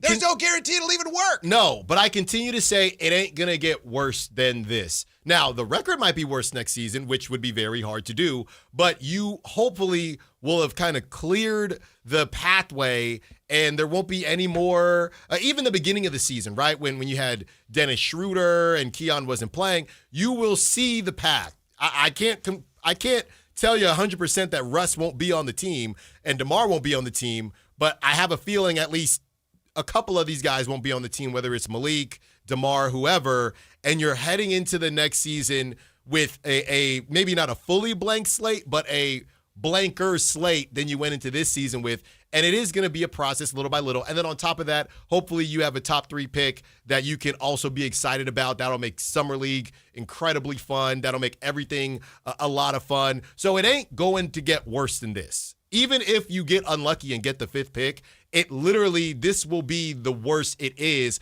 not necessarily from a basketball on the court perspective, but from a where are we perspective. Everybody will know. Sarah, I know they're going to offer the season tickets, and they might already have done that, but everybody will know that's what you're buying season tickets to, right? Not some Sabonis and Dennis Schroeder and Russell Westbrook and maybe we can be a 17. No, you fully know what's going on now. So all we got to do, how many games are left, Whitey? What, 27, something like that? Just get through the season and we will make our way towards a brighter future. I sound like a politician. Did you hear Coach Christie's comments last night? You reminded me of them when you were talking, and I don't think this was when he was explaining the episode with DeMar. I think he was just talking about the rest of the season, and he said something like, we're gonna go through the rest of the season and play these games and post a record. And it was like, oh, my goodness. And I don't blame him. Yeah. I understand that's where it is, and it's really tough for him. Mm-hmm. I know we've been spending a lot of the last few days talking about Scott Perry. What did he do? And a lot of fans are furious at Scott Perry. He doesn't know what he's doing. He didn't get anything done. But I think at this point, I know I am looking at small steps. And here's something. The Kings historically are terrible when it comes to the draft. Terrible. They had a pretty good draft, it looks like, last year. Now, they didn't have a high pick, but Right. Scott Perry got him in position to have a first-round pick. Nick Clifford's played well. And look at last night, the young players. And, Dylan Cardwell wasn't even drafted. That's a credit to the organization. So that's at least a step in the right direction. And it's going to take many, many steps. Hopefully they hit a home run with their top draft pick this year. But there just has to be the commitment to this. Otherwise, they can't afford to fall back from here. Because I just get sick and tired. I want to throw my water bottle when I read the jokes like this. Yeah. What's the worst thing to do? Exist? That's horrible. It's low-hanging fruit, and it's not just the Ringer. They all do it. Yes. But you have to stop giving them a reason to do it. And I believe that even going into next season, there will be notes. If you get a top 3 pick and, you figure out what you're doing with Malik and DeMar and Sabonis, we could go into next season and have, people like the Ringer and others saying, hey, the Kings are actually starting to make sense. But as of right now, they didn't. And to be completely fair, not to just pass the buck and not put anything on Scott Perry, there are people probably out there saying they're the ones that signed Westbrook and Dennis Schroeder. I mean, that didn't work, and it gave people more low-hanging fruit to kind of bag on, and they lose Keon Ellis for a DeAndre Hunter, who DeAndre Hunter's not playing right now. So he did some good things, don't get me wrong. The biggest piece of this is that he didn't make another huge mistake, right? I mean, you're still figuring out, and I haven't even mentioned Zach LaVine today, but you didn't make the big mistake. You didn't do the double down thing.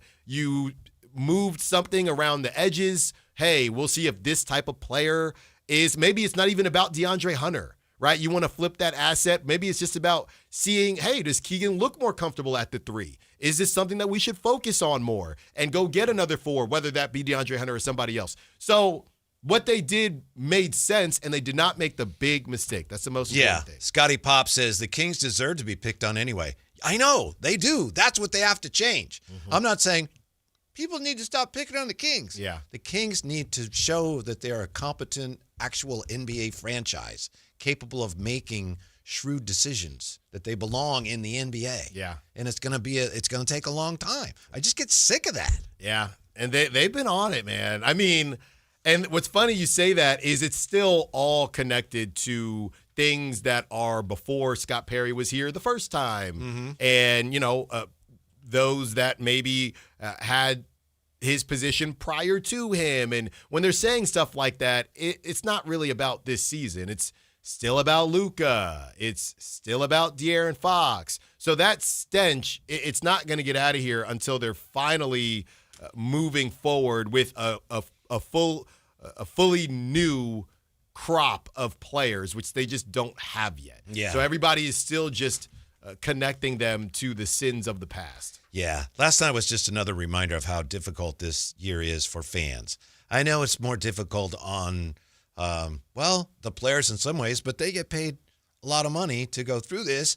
But for fans, it's like, I want them to win, but it's better if they don't win. And the young players played well, but that was an embarrassment last night, and it's just confusing. Yeah. Yeah, it's not an easy situation for anyone. And if you look at I think you're more so clearing out the awkward feelings, because I don't know how connected fans are to this team right now, besides the young guys and maybe, I guess, Westbrook. But I don't know how connected fans are to Domantas Sabonis. I don't know how connected they are to DeMar DeRozan, to obviously Dennis Schroeder's gone now, Zach LaVine, right? But it's Malik and the young guys. That's basically where it feels like fans fall right now. And if you look at the other teams that are close to the Kings situation, I mean, Indiana, they know that this is a gap year. And I saw something, I believe it was from Sam Quinn, and we've had him on the show, but he likes to bag on the Kings too. And he did something, it's hard not to. It's an easy I target. understand that, yeah. Look, if I was a writer and I was looking for something that, it was maybe a little bit of fun and just is an easy thing to go back to, what they tell us on radio, play the hits, go make fun of the Kings. That always works. There's always something. And I think the goal is to stop allowing there to be new material. The Kings didn't make any new material. How about that? Baby steps. This trade season, the Kings didn't make any new material. Maybe you could argue the DeAndre Hunter thing, but that's nothing. But people did. I mean, right. media members said, like Bill Simmons, well, I have no idea what they're doing. Right, not Shaq. Charles Barkley said the same thing. Yeah, but... And again, Barkley's whole thing was, they're Sacramento, they don't know what they're doing. What do you mean? They're Sacramento, they don't know what they're doing. Right. It's the laughing stock right now. But Indiana, gap year, but Sam Quinn said, he wrote, who is the team most deserving of the top pick? And he had the Pacers at number 1 because I guess they dealt with injuries. And I'm thinking, who is sitting here dubbing teams worthy and not worthy? Because it gets very annoying to me and now you got me going here, because I'm seeing similar stuff where people will say, I pray that Darren Peterson doesn't make it to Sacramento. He doesn't deserve that. Right. Same thing with DeBanson. Like, nobody should come to Sacramento. That's what people say. But on the other side of their mouth, they'll say Sacramento has the best fan base in the NBA. So you don't want players to go here because you don't trust Kings ownership and how they do things, even though they have not made a big mistake under Scott Perry. I think the Dennis Schroeder situation was a mistake. I wouldn't say it's a big mistake because there was nothing on the line. And honestly, you ended up hustling backwards because the team was so bad, you ended up putting yourself in position for a top pick.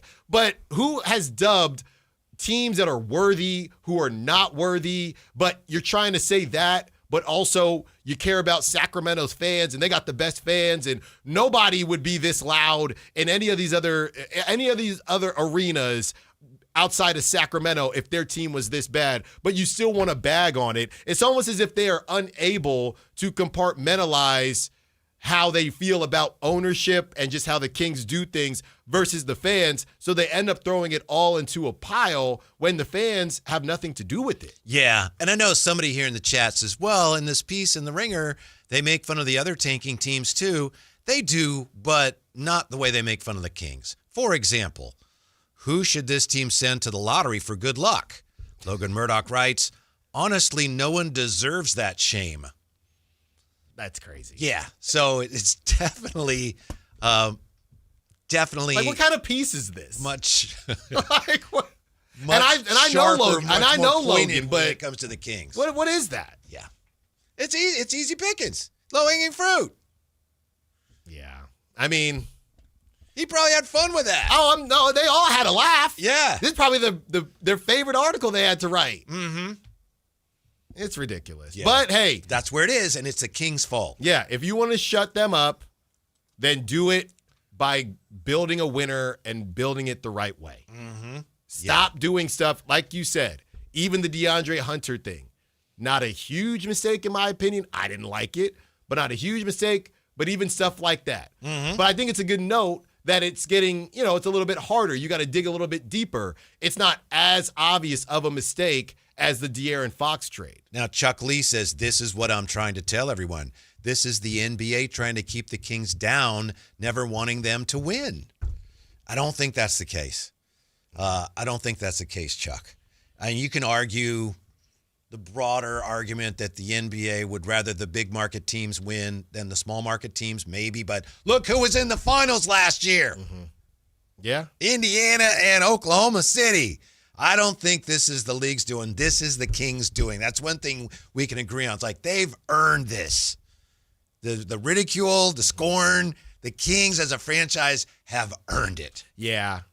Would you say, I know Dave likes to compare Kings fans to Lions fans, and it's funny because this team I'm about to say is a huge market, but I mean, the Kings are basically the Jets, right? I mean, the Jets get clowned all day long. Yeah. Like they said Dante Moore should call the Raiders and say, are you going to draft me or not? Because if not, I'm going back to school. We actually did that not too long ago. And I think it was before you were here. We were trying to figure out who's the Kings NFL equivalent. I think I think it can change. Yeah. Because the Raiders, I mean, you could throw the Raiders in there too, but now they've might be Arizona in some ways. Yeah. But I would say this. because nobody cares about the Cardinals, sorry to any Cardinals fans out there, it's a little different. It's funny that Sacramento is a small market, but people still have a lot of fun bagging on them because the Jets probably aren't in as bad of a situation as the Cardinals, but because it's New York, right? The Jets get bagged on all the time. Mm-hmm. We have some comments here on Scott Perry from TR the Star. Scott Perry mistakes. What do you think, Alan? Are these fair? 1, Dennis Schroeder signing. 2, DeAndre Hunter trade. 3, Keegan Murray extension. We will see. That's from TR the Star. Scott Perry mistakes. Scott Perry mistakes. The Keegan one, if anything, it's just going to be a slight overpay, but I might have needed to do that to keep him here, too. Yeah, we don't know. Yeah. But I feel TR on the Dennis Schroeder signing and the DeRozan and the Hunter trade. I have those 1 and 2. Yeah. Ken Holm has the right of it. This is what resonates with so many fans, even if they're not consciously aware of it, which I think they are. He says the sins of the present are even worse because we were good and blew it extraordinarily just a couple years ago. Right. Looked like maybe some of that was an illusion. I don't know, Alan. Maybe that team wasn't as good as we thought. They certainly were good right then and should have won that first-round series against your team if De'Aaron Fox hadn't – I'm sorry, I shouldn't have said that. If he hadn't injured his finger. But that's another reason why fans are so mad. And I think we all know that. It's that just a short time ago, it looked like all our years of suffering and stumbling through the wasteland had paid off. And the beam was lit, and it was leading us to days of glory. And instead, here we are a couple years later going, man, they've lost 13 straight. Yeah. I understand what a lot of people are saying because it feels like self-inflicted wounds, right?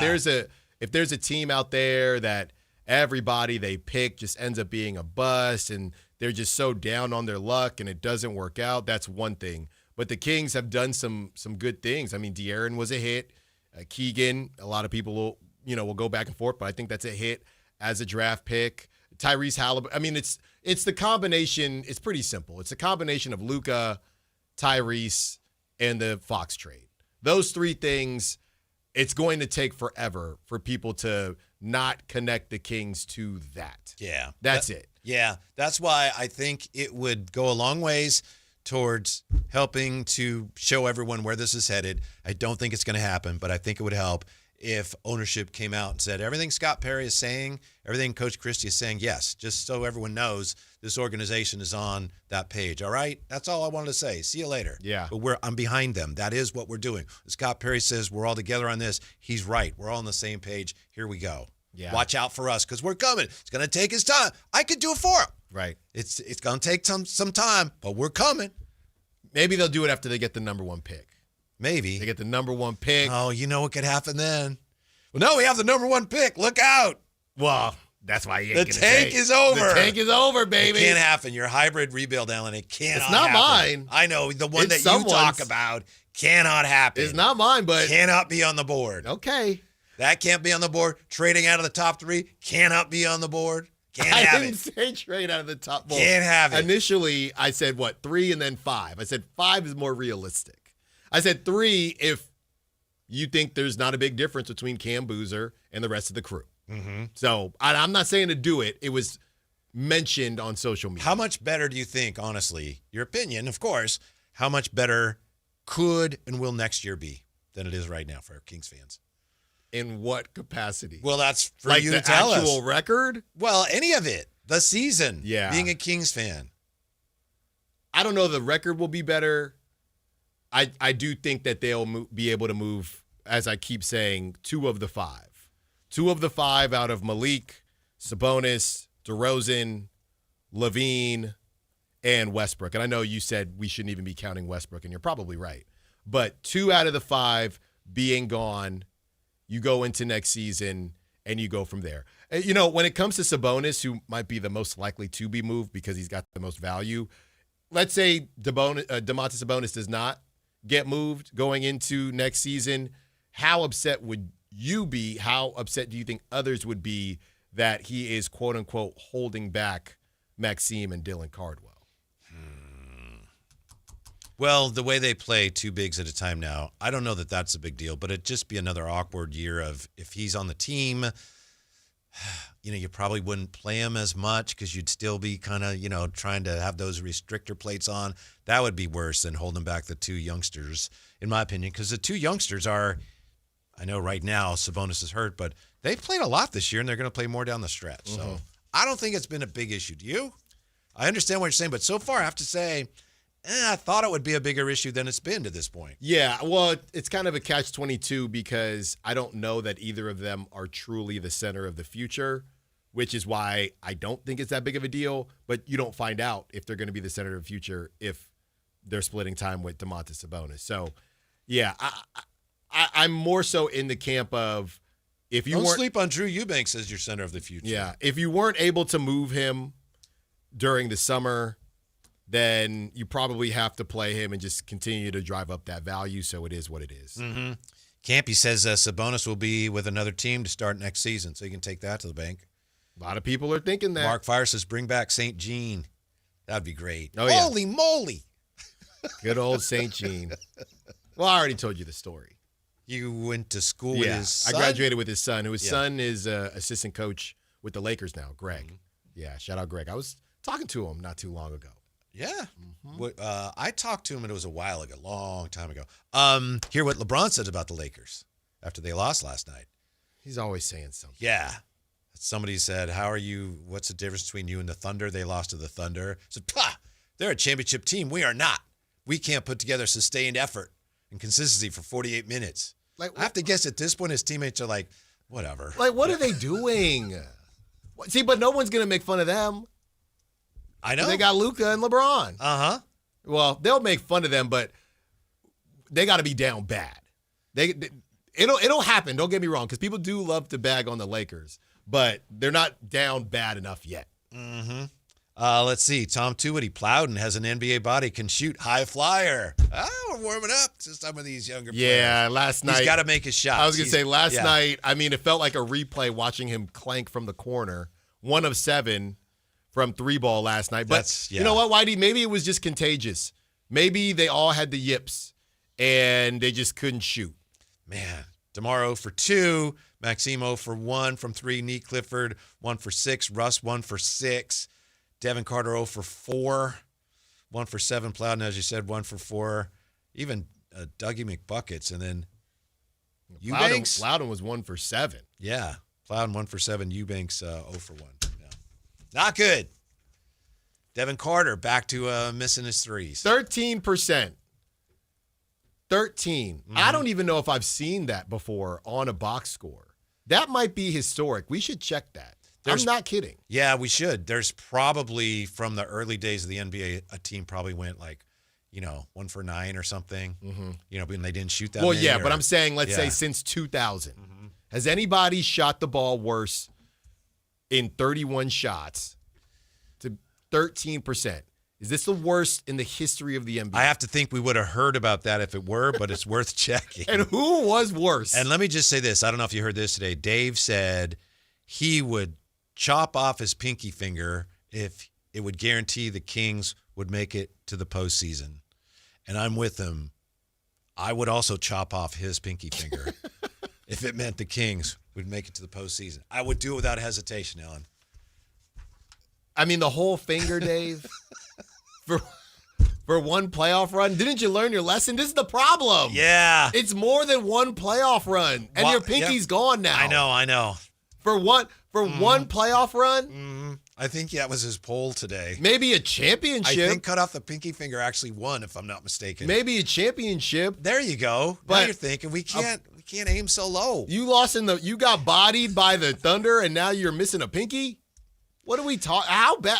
That's why they're making fun. Thank you. That type of stuff right there. You're right. Why DeMar DeRozan lost his cool last night, and what we're to make of it when we come back. Drive Guys on Sactown Sports. Time to check out Capital Casino, conveniently located at 411 North 16th Street in downtown Sacramento. When a person is seriously injured, there's no substitute for the personal legal relationship offered by the local NorCal firm of Ashton & Price. From the first attorney meeting, every important decision is made with a direct consultation with, and I can't believe I have to say this, a real, live, experienced, flesh and blood local attorney. It's called Home Court Advantage for a reason. Ashton and Price, serious local attorneys for serious people with serious injuries with no fee until we win. For the best local advice, don't think twice. Call Ashton and Price. If your business depends on reliable vehicles, it's time to upgrade your fleet at myelkgrovechevrolet.com. We specialize in fleet pricing, bulk discounts, and fast approvals, so your team stays on the road and on the job. From work trucks and vans to fuel-efficient sedans and SUVs, we have the inventory, service, and financing to keep your business moving. Call or visit myelkgrovechevrolet.com today and ask about exclusive fleet savings. myelkgrovechevrolet.com. Driving business forward. Growing your business? It's all about having the right team on the court. At Bank of Marin, we partner with businesses in the greater Sacramento area, delivering personalized service and local expertise to help you make a slam dunk. Whether it's customized lending or solutions to keep your business growing, you'll benefit from local decision making, expanding, acquiring additional assets, or building a lasting banking relationship. We're ready for tip-off. Bank of Marin, your local business bank. Visit us at bankofmarin.com. Member FDIC. You remember me from a show called And Joe? I'm back on the radio, Sacramento. It's Joe Mami, and when you need your new country fix, join me weekdays from 6A to 10 for the Pat and Cody with Joe show on New Country 105.1 KNCI or on the free KNCI app. Join Sactown Sports downtown before every Kings game and pick up an In-Shape Fitness Kings Rally towel while supplies last. If you walk, lift, stretch, or sweat, you belong. Start the year strong and join today at InShape.com.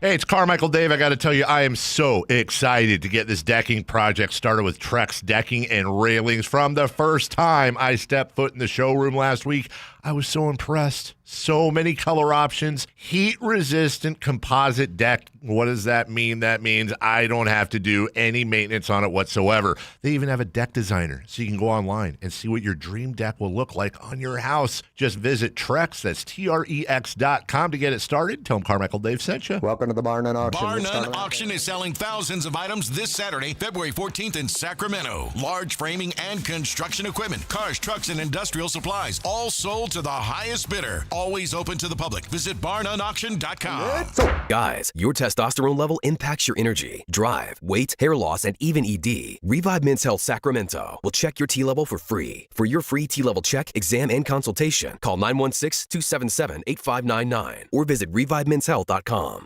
Card collectors know there's nothing as special as a rare one-of-one card. And now you can hear a very rare one-of-a-kind sports card show right here on Sactown Sports. Whitey Gleason here inviting you to join me and Mr. True Sports Cards himself, Imran Pilati, for the True Sports Card Show every Saturday morning at 10 on Sactown Sports. It's the only sports card radio show in the nation. For all your hobby needs, get to True Sports Cards, 6661 Stanford Ranch Road in Rockland. And for hobby, insight, and fun, join us for the True Sports Card Show Saturday mornings at 10 on Sactown Sports.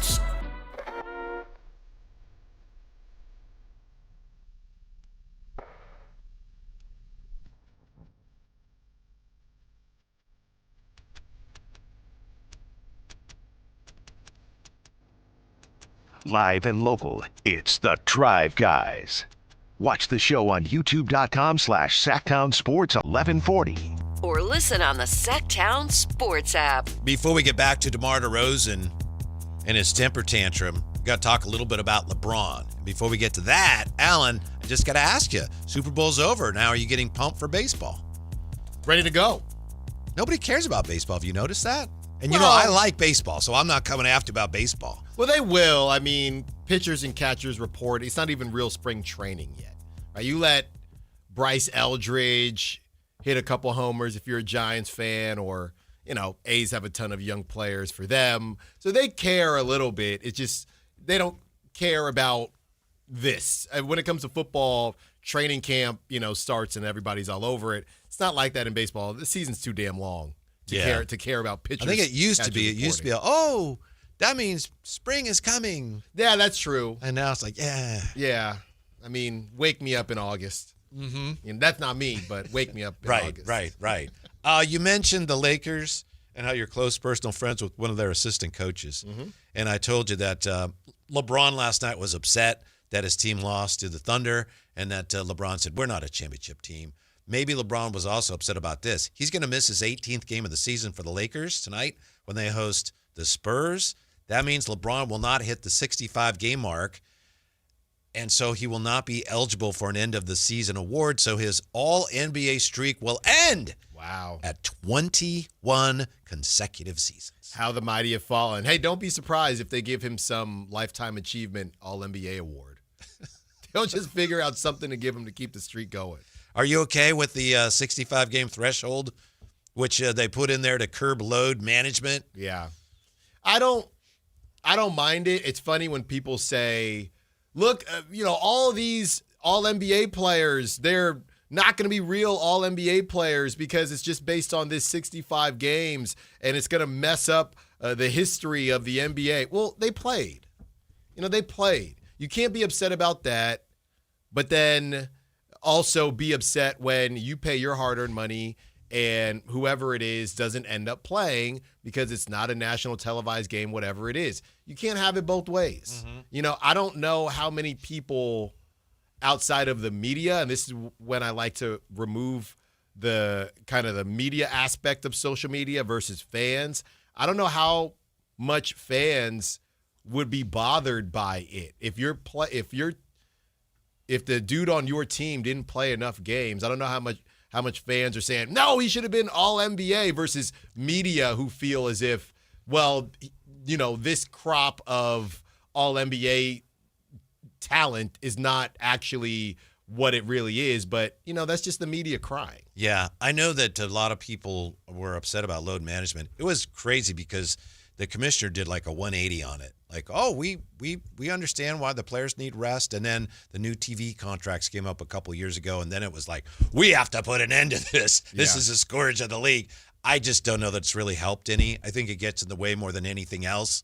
You're not eligible for one of the major awards, lets you play 65 games, and it's just, I don't think it adds anything. I have a hard time believing that players actually play more games. Well, I was going to sit out tonight because I have a sore this or that, but I got to get my 65 games in, so I'm going to suit up. I just have a hard time believing it actually makes any difference, Alan. Well, it's funny because the kind of poster child for this was Kawhi Leonard, and it feels like they did it when this group of stars already got everything they feel like they needed, and it is what it is, right? I mean, Kawhi had already done the load management thing. He won championships. He's been All-NBA, so he doesn't care. Joel Embiid won his MVP, and now he feels as if first of all, his knees are what they are, but I really don't care. All these guys, the Paul Georges, you could throw Steph in there too. So it's almost as if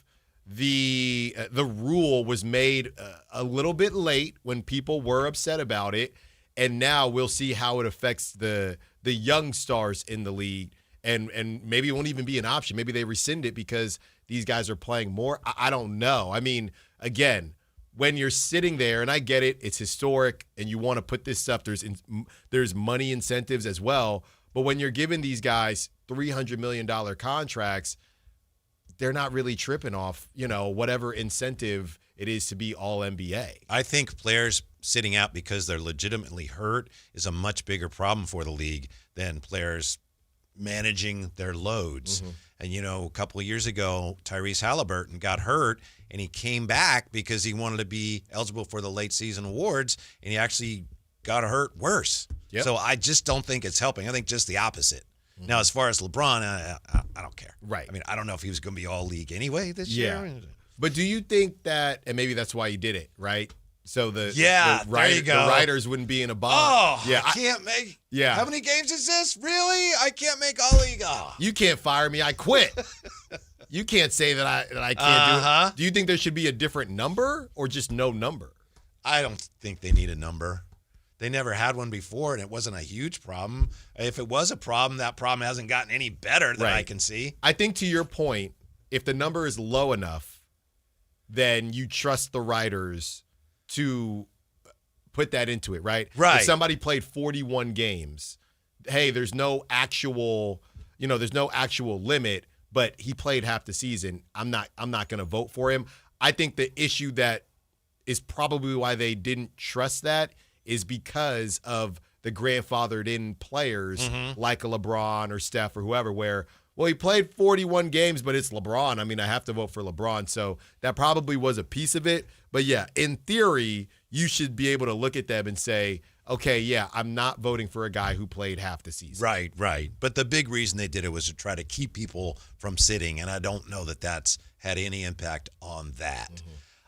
DeMar DeRozan last night, his frustrations showed. He smashed it. I thought at first he was trying to do that water bottle challenge, you know?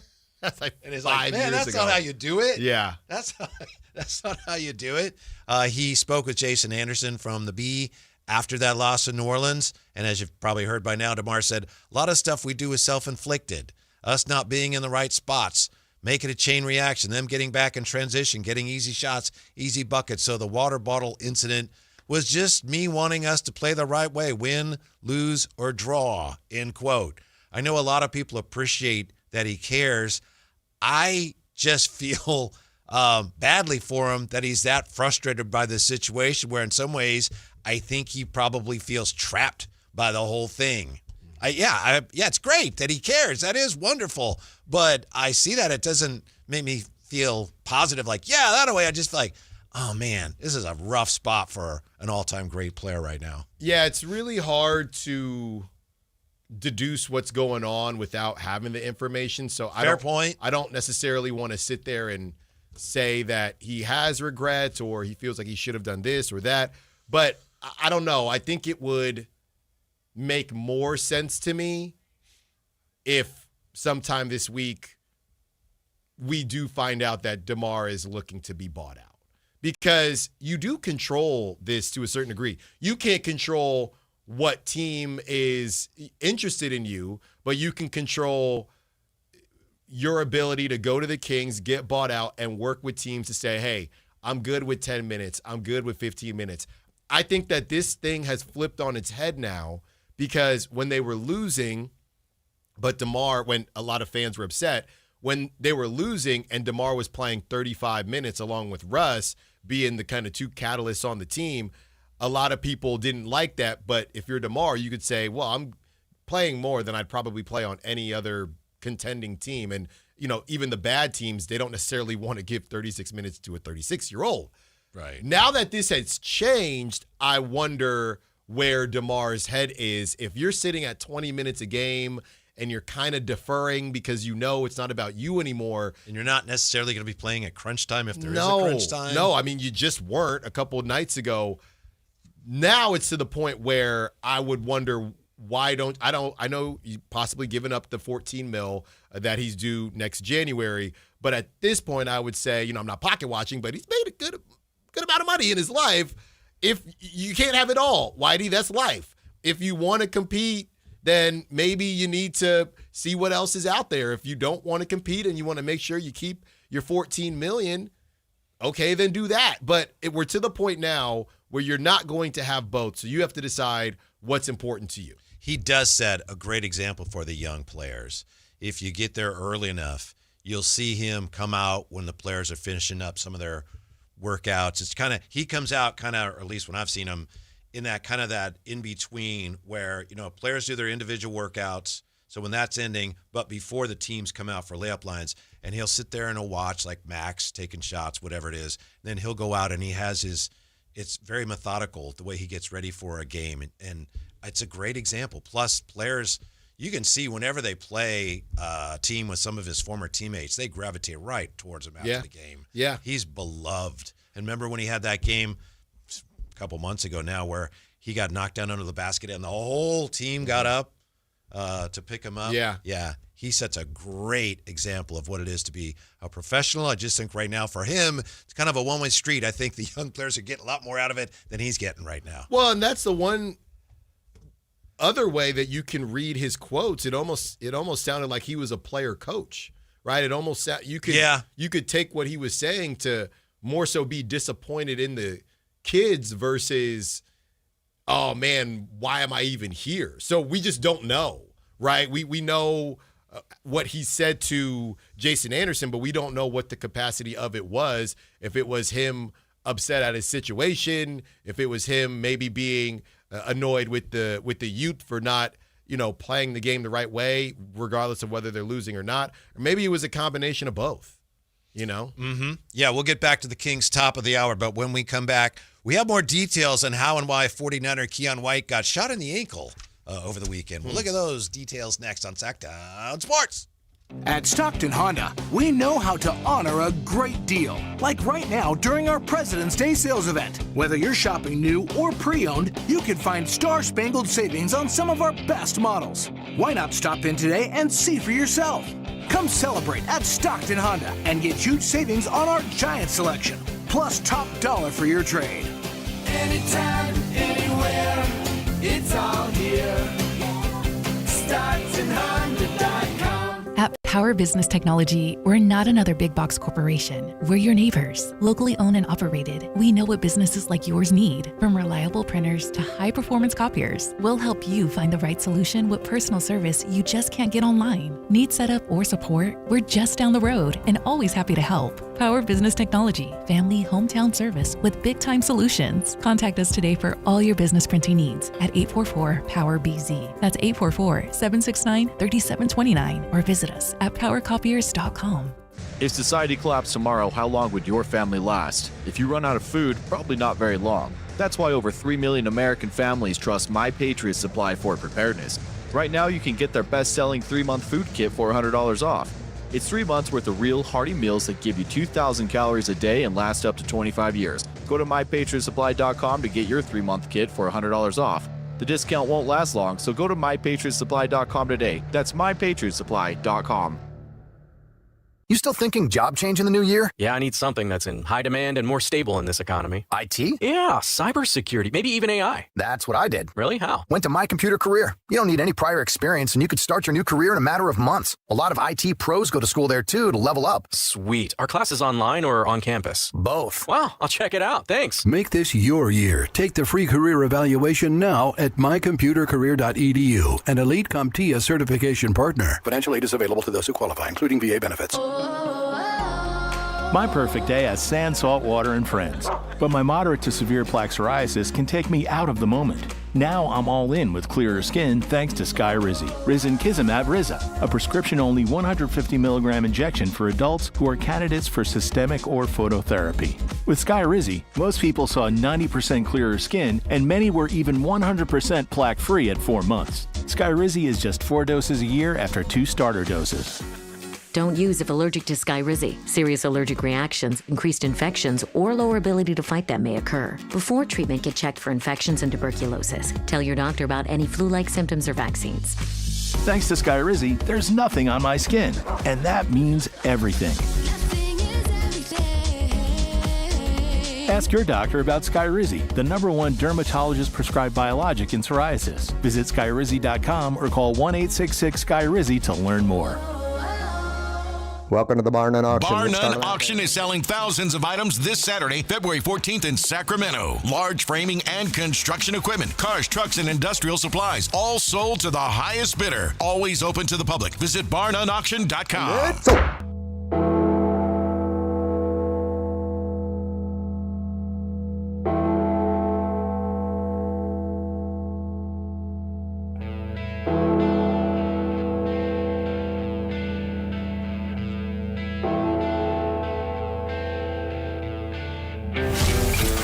Drive Guys with Kevin Gleason and Alan Stiles on Sactown Sports 1140. Every time you hear this song, Alan, don't you think Trevor Hoffman coming in? That's right. From the bullpen. Oh, yeah. To throw changeup after changeup after changeup. Watch out, here comes a changeup.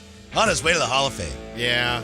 Probably, I think every probably 60% of closers use this. I'm saying throughout high school, college. Well, I don't know if it was his idea, but I think he started. He was the first one. Because Mariano Rivera was Enter Sandman. Yes. Yeah.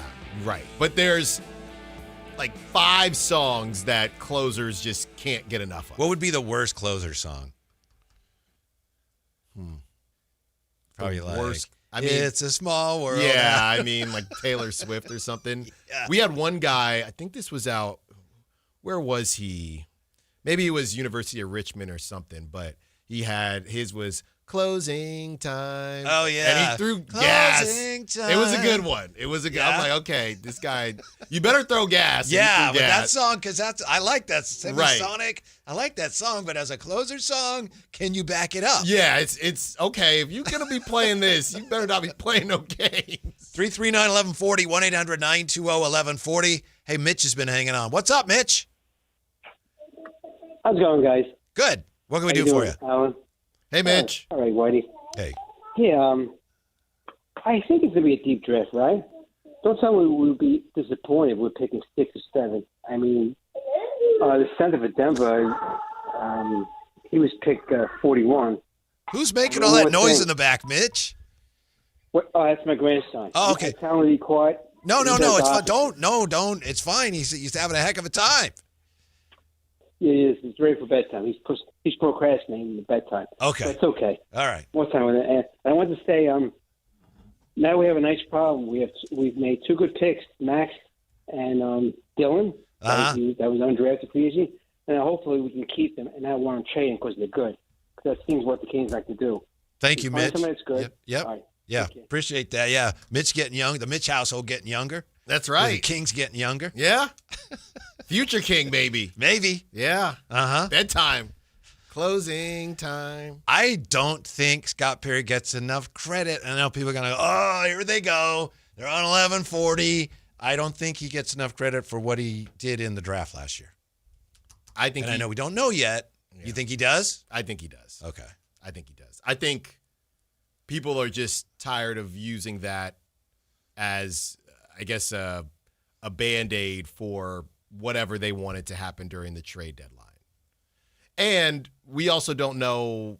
I mean, again, it's tough because this team is so bad, and yeah, Maxime puts up nearly a 20-20 yesterday, but we still have to see what they actually become. But they look like they can at least hang.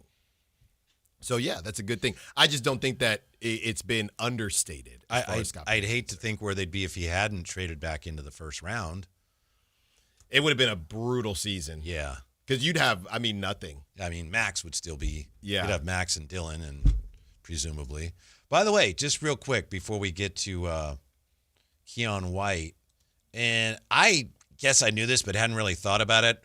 The Kings, right, the way it stands now, they would have a top 3 pick, but they also have picks they did well with a pick around this area last year. Pick 31, first pick of the second round, and pick 41 that they got from Charlotte. So, yeah. This is going to be fun. It's going to be a fun draft. I hope so. It's going to be a very fun draft. I hope so. I hope they don't listen to you and trade out of the top 3. I'm not saying to do that. If you get the first pick, trade it for picks 21 and 28. Trade for 4. Trade it for 4 first-rounders. Did you hear the details on Keon White? Very bizarre. More details emerging regarding the Monday shooting of 49ers defensive lineman Keon White. I thought that was Sunday, though. Via the San Francisco Standard, it happened at a place called Dahlia's Bar and Nightclub on Mission Street, San Francisco. Are you familiar? I've done the Mission. I may have, but I don't know. That doesn't ring a bell. It doesn't ring a bell with me either, but I would not be as likely to have been there as you. I know the Mission. White had a private party in the downstairs area of the facility, so I think it was like after midnight, Super Bowl Sunday. Per the police report, Lil Baby and his entourage, Lil Baby, the rapper, right? Real name Dominic Jones, and his entourage tried to enter Keon White's private event. At that point, White and Lil Baby got into an argument, Alan. A witness told police that he went upstairs to get assistance. The witness goes upstairs, get assistance from management in an effort to defuse the situation. At that point, 2 gunshots. When he returned to the downstairs event, White had been shot in the left leg. Police found a 9mm shell casing, 45 caliber shell casing near the scene of the shooting. White reportedly uncooperative when he was asked who had shot him. No suspect has been named. And there's a memorable quote from the officer who prepared the police report. As I entered, I saw numerous scantily clad females picking up dollar bills that were strewn all over the floor. Some of the females were topless and appeared to have been adult entertainers, end quote. What do you make of this, Alan? So Dahlia's. wait. You said bar nightclub. Yeah. It was a private event. Okay. Okay. So they brought the. I wish I had a picture of your face when I turned to you. That second part, I hadn't heard the second part. Man, this is sad. And obviously, even Keon White kind of doing the no snitching thing. Hey, right. I don't know. He was shot in the ankle, underwent successful surgery Monday.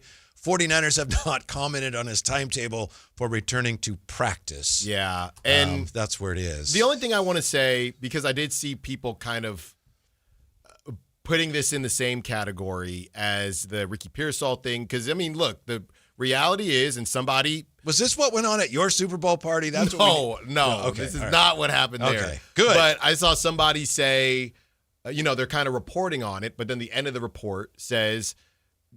over the last, 3 years, 2 Niners players have been shot. This is a rough ending to a great week in San Francisco, right? Yeah, but that's two totally different. And that's my whole point.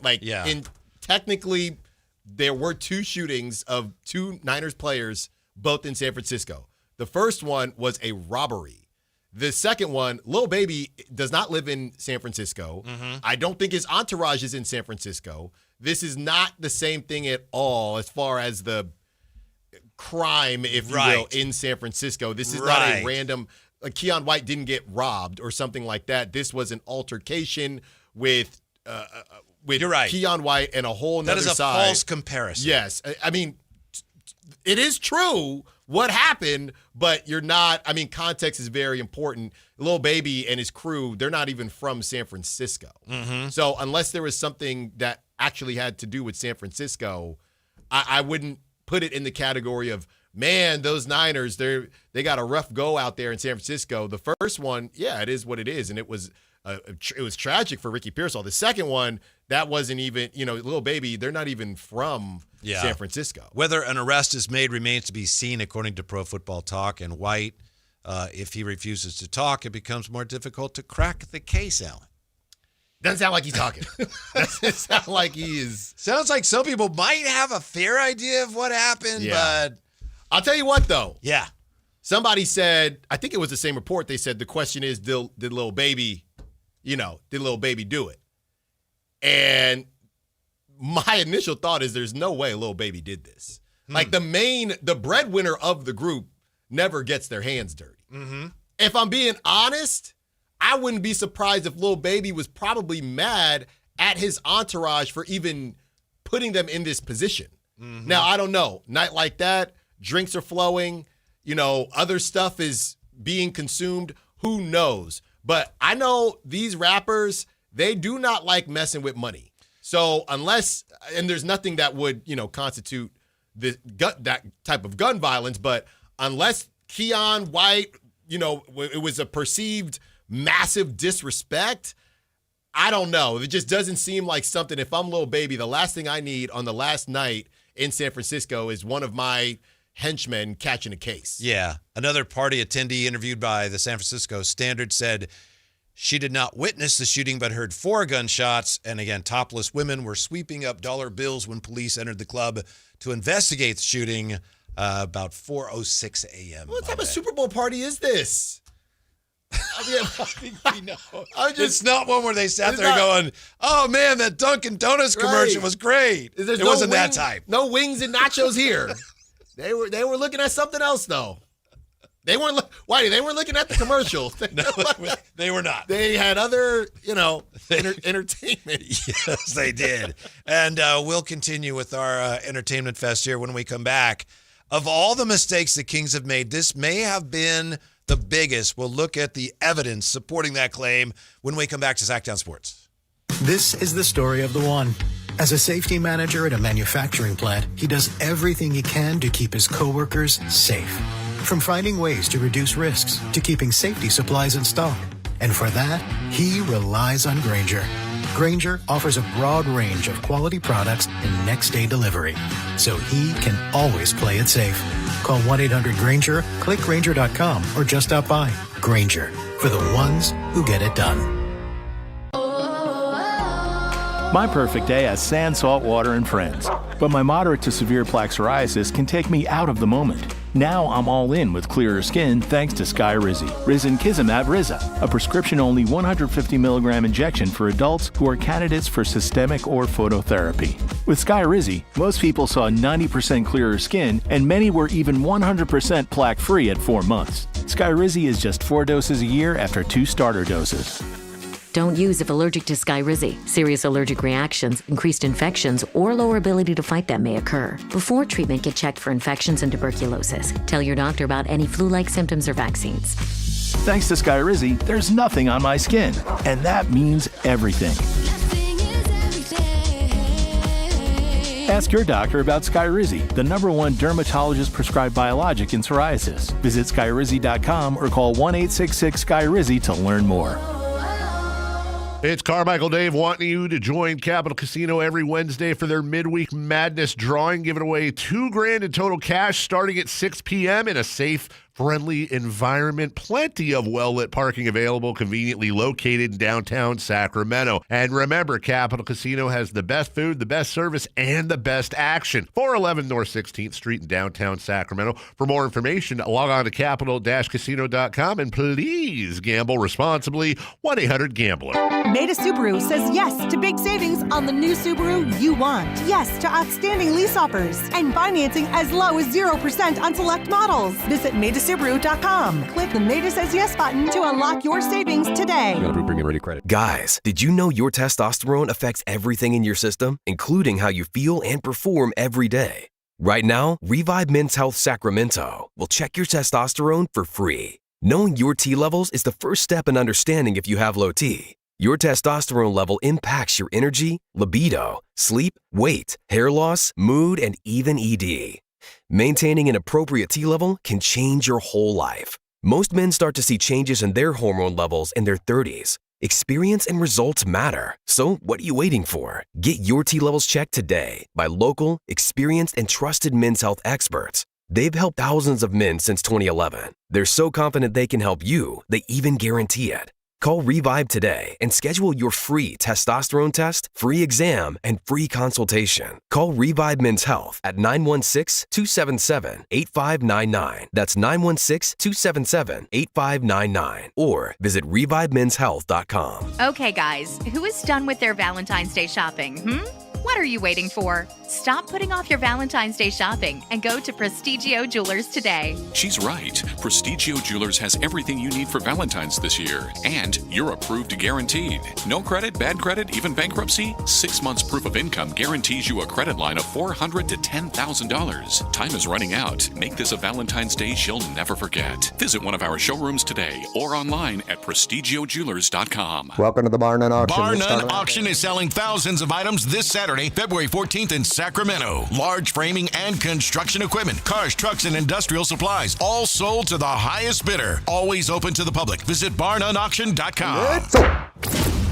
KHTK HD1 Sacramento, KYMX HD3 Sacramento. From the Power Business Technology Toshiba Studios. Sacktown Sports 1140.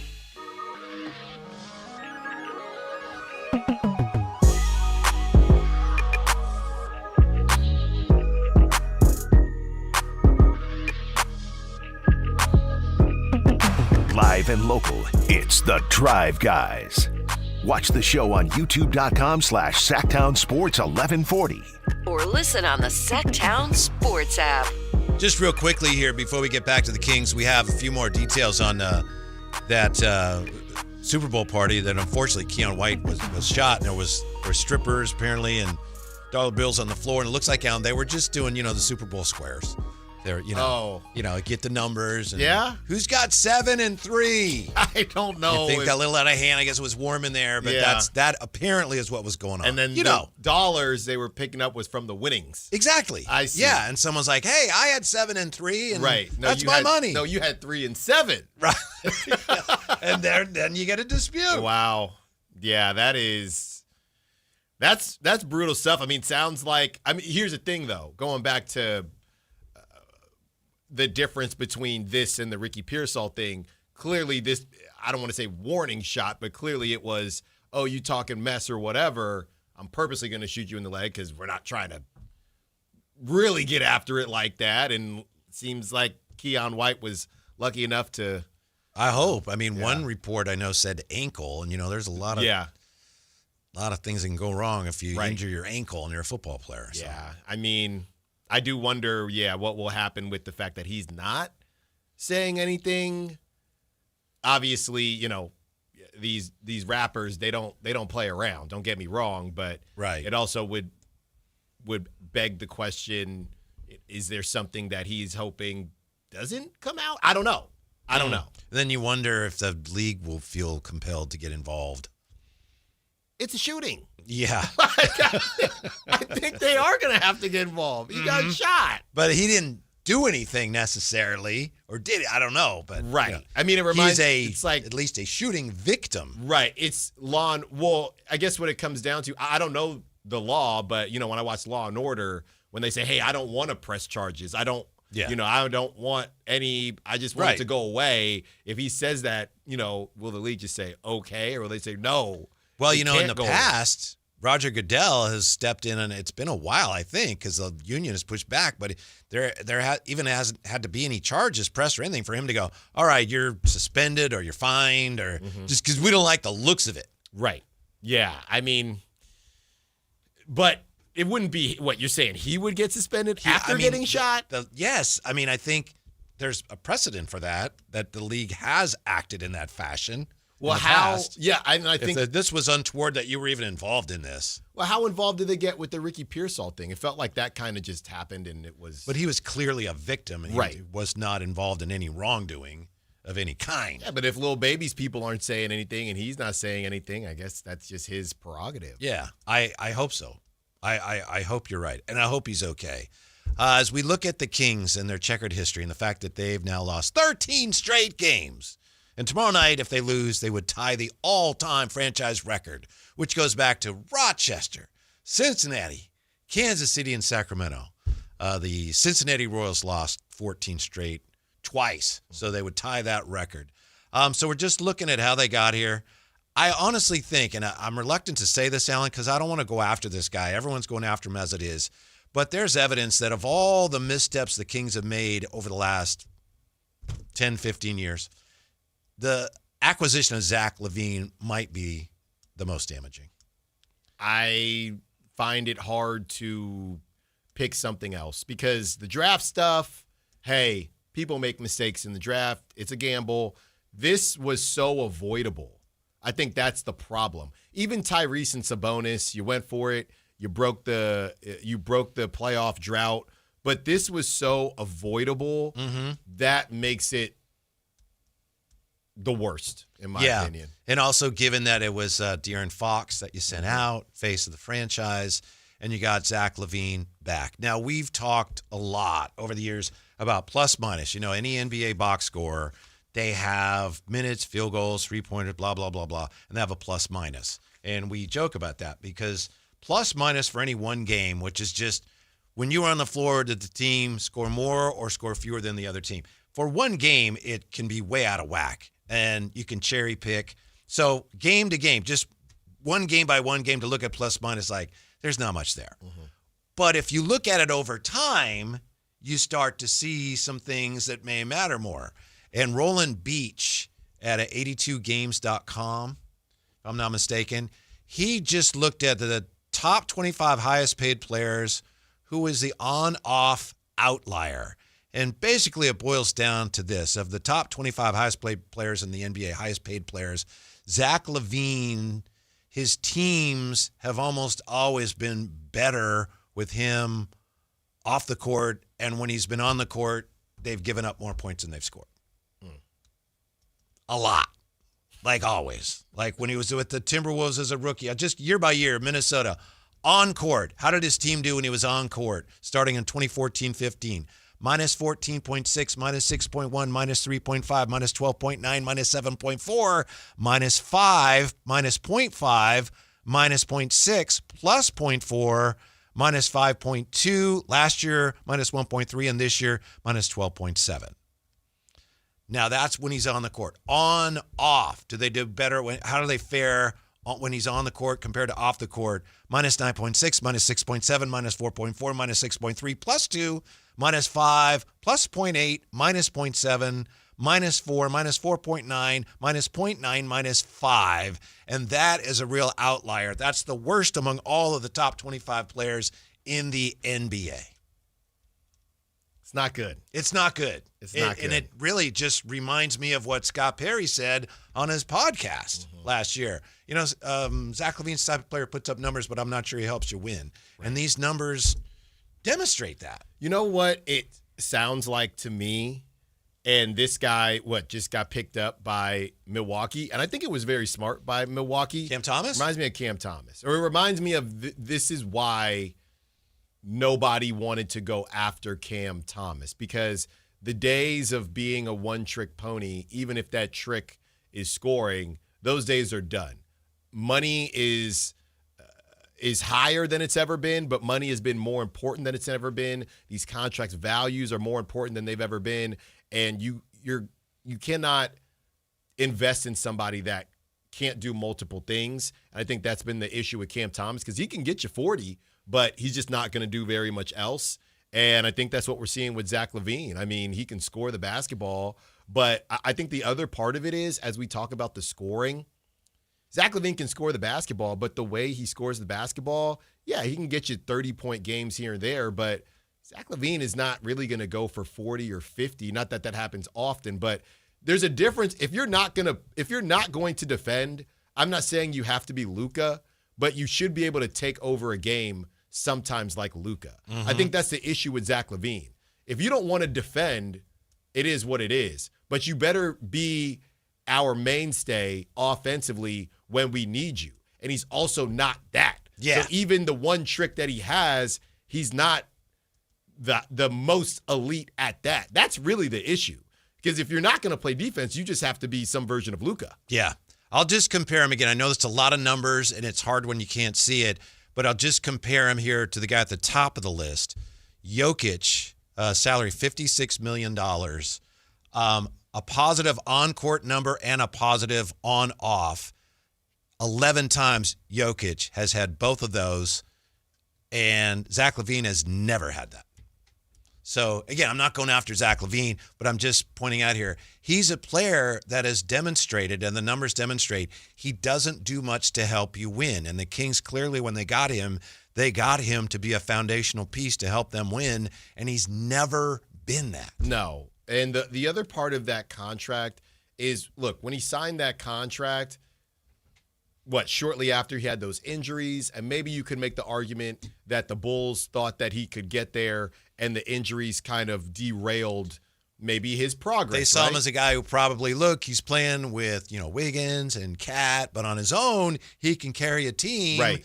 And we're going to bet heavily on that happening. Right. So they did that. They paid him. He had some injuries, and then from there, he just is who he is now. The fact that the Kings knew that and then traded for him is the problem. Keegan, a lot of people are saying Keegan might be overpaid or whatever. At least they're paying him based on what they think he could get to. He's still on the rise up. Even that previous contract for Zach, you could argue, hey, we're looking at his trajectory and we're hoping that it keeps going up. He had some injuries and it doesn't. Paying that now is the egregious part. That's more egregious than giving him the contract, because you know what he is.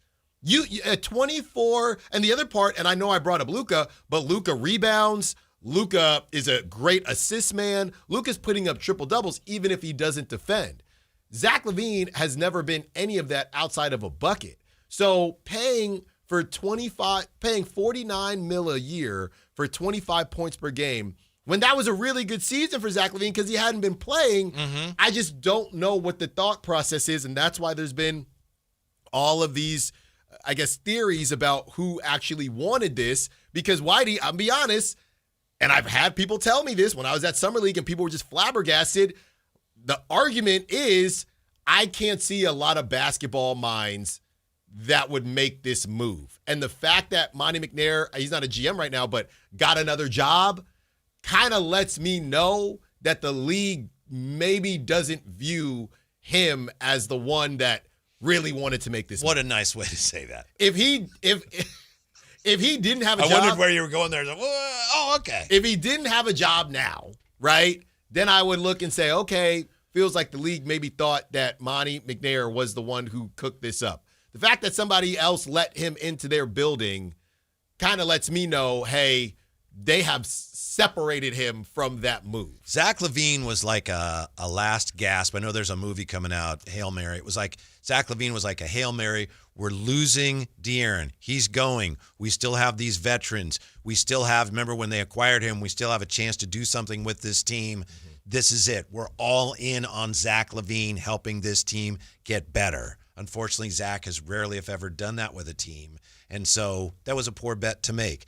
The good news is Scott Perry apparently recognized that before he got here, but now that he's here, there's really not a lot he can do about it. No. Although, Zach, in theory anyway, with that contract, if he's around next year and it's an expiring, I mean, there's some upside with that. Yes, yeah. If you want to overpay for a guy like Zach when you already have your dude, that's one thing. But paying Zach to be the dude is another. Like the Bucks, when they were interested. Well, we got Giannis, Zach seems like a high-level number 3 or maybe even a number 2. Cool. So teams might be interested next season. All right, fine. And he can shoot. Yeah, he can shoot. We're going to overpay. And maybe he would be even better on a team where he was doing what he's meant to do, right? And when he came out last season, they were saying, hey, you got to handle the basketball. We need you to be a point guard because we traded our point guard for you. He's looking around thinking, but I'm not a point guard. That's not what I'm here to do. So I thought that kind of affected him too last season, even though he put up the same numbers he was putting up in Chicago. And yeah, if you want to overpay the Warriors were interested in Zach LaVine. If you want to overpay to try to get yourself over the hump, that's one thing. But feeling like he's going to live up to that contract and be that guy, that's where you messed up. 339-1140, 1-800-920-1140. That's the number if you want to participate in the show, as Jerry does. Hey, Jerry, you're on with the Drive Guys. What can we do for you? Hey, guys. Hey. Thanks for taking the call. I can think of a few instances definitely that are worse than Levine's situation. For one that comes to mind, Never Nervous Purvis. That draft was a joke, and we know, or some of us know, how that worked out. I'd say another thing that was really bad was the Ralph Sampson trade. That guy could not run. He couldn't do anything. That was just humiliating as hell to take that guy. And Ralph Sampson, nothing against you, guy, because you did well before you got hurt. And then Doncic's thing. That sets a franchise back 10 years, 15 years for sure. So those are all worse than Levine's. And I just had one other thing to say, and was that Beam team, was that a dream now? I can't remember. The Beam Team dream. Yes, Jerry. Yeah. It was all a dream. And Jerry made some good points. I probably should have framed it more. I'm talking about kind of this era of the Kings. Certainly Luka, the Luka deal would fall under those parameters. But as far as this iteration of the team, this really stands out as that one move's like, ooh, you didn't help yourself with that at all. Yeah. And Luka is the number one. I think to your point, we had kind of grouped them all together, and there's Luka. Fine, if we want it to be number 3, right behind the Tyrese Halliburton, Sabonis, and I always argue that one because you did get to the playoffs, and I've always kind of said the thing about the Sabonis Tyrese Halliburton trade, it's really about what you did after the trade versus actually making the trade. You made the trade, but then didn't support them with the wing and thought that you were good just in that singular year, which was a down year in the Western Conference. So I actually, to be honest with you, people might disagree, but I'll probably put acquiring Zach LaVine and the De'Aaron Fox trade as a bigger mistake than Tyrese for Sabonis, because my deal with Tyrese and Sabonis is you messed up everything after the trade. Yeah, and I think you go back to that. They knew they wanted to trade one of their point guards to get a big, and De'Aaron Fox at that time was not tradable. Right. He wasn't playing especially well, and he was making a lot more money. So I don't know if they would have traded De'Aaron if they'd had the chance, but Tyrese Halliburton was just much, much easier to trade. Yeah. That for Sabonis was you were kind of limited there what you could do. Right. And then you brought in Sabonis.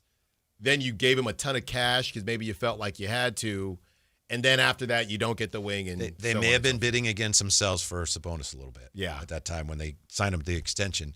How about George on Sactown Sports? Hello, George. How are you? How's it going, guys? How's it going? Good. You know, I've been feeling like this personally, like since Levine and what's the other one? George, is everything all right, George? The other veteran. Sabonis? DeMar DeRozan? No. The guy's got from Toronto. Toronto. Yeah. DeMar DeRozan used to be in Toronto. Yeah, Toronto. Yeah. It's got to be DeRozan. DeRozan? All right. Well, thank you, George. We lost you. It happens. It must have been DeRozan. Yeah. You know, you get on the air, it's like you're at the foul line. Yeah. Well, it sounded like he was doing something. Yeah. He was not just sitting down. Was that a phone drop, maybe? Yeah, I don't know. Yeah. I think, once he didn't have the name, he thought, you know what, I'm just going to get out of Dodge. Maybe they won't remember. Maybe it didn't come through. Anyway, that's Roland Beach on Twitter, and I know I sent it to you and Brendan yesterday. Some really interesting numbers in that kind of made me go, wow. Yeah. And look, this is why Zach LaVine is probably opting in. That's not his issue. You know, he shouldn't feel bad about it. Somebody wanted to give him that money, and then somebody traded for him knowing he had that contract. So he is well within his right to do that. I don't think it's a matter of wanting Zach LaVine to be a different type of player at all. I think at this point, now my question is, where are you? If you are going to opt in, then, again, going back to this season is what it is. But if you're going to be here next season, I think Doug has to sit down with them, be like, look, it's your money, but we are not a bank. And if you're going to be on this team, you got to be a part of this team. Jeffrey Simpton in the comments says, Kings talk is just destined to be painful as the franchise inches and lurches towards respectability over the next 3 or 4 seasons. Just please, Kings, be competent moving forward. That's not too much to ask, but it is going to take time. You know, success doesn't happen like that. Neither does going from being the laughing stock of the league, fairly or unfairly, to being competent. But I still think they have the right guy running things right now. We'll find out. It's going to be a fun summer. It's going to be a fun summer. I think there's going to be a lot of calls going on. And, you know, going back to the water bottle throw, which I did see a different angle. Why did he chuck that thing? He chucked that thing, and Maxime did not know what to say. He spiked the water bottle harder than Bad Bunny spiked the football on Sunday at the end of his set. Yes. He really did. I mean, he chucked that thing, and I wonder, going back to, I think there was a plan in place, and nothing from that plan came to fruition. The idea of getting Dennis Schroeder, and we're going to see what happens at the beginning of this season. And look, they never were healthy. That's the reality. You know, Keegan and Domantas Sabonis still have not been on the court at the same time.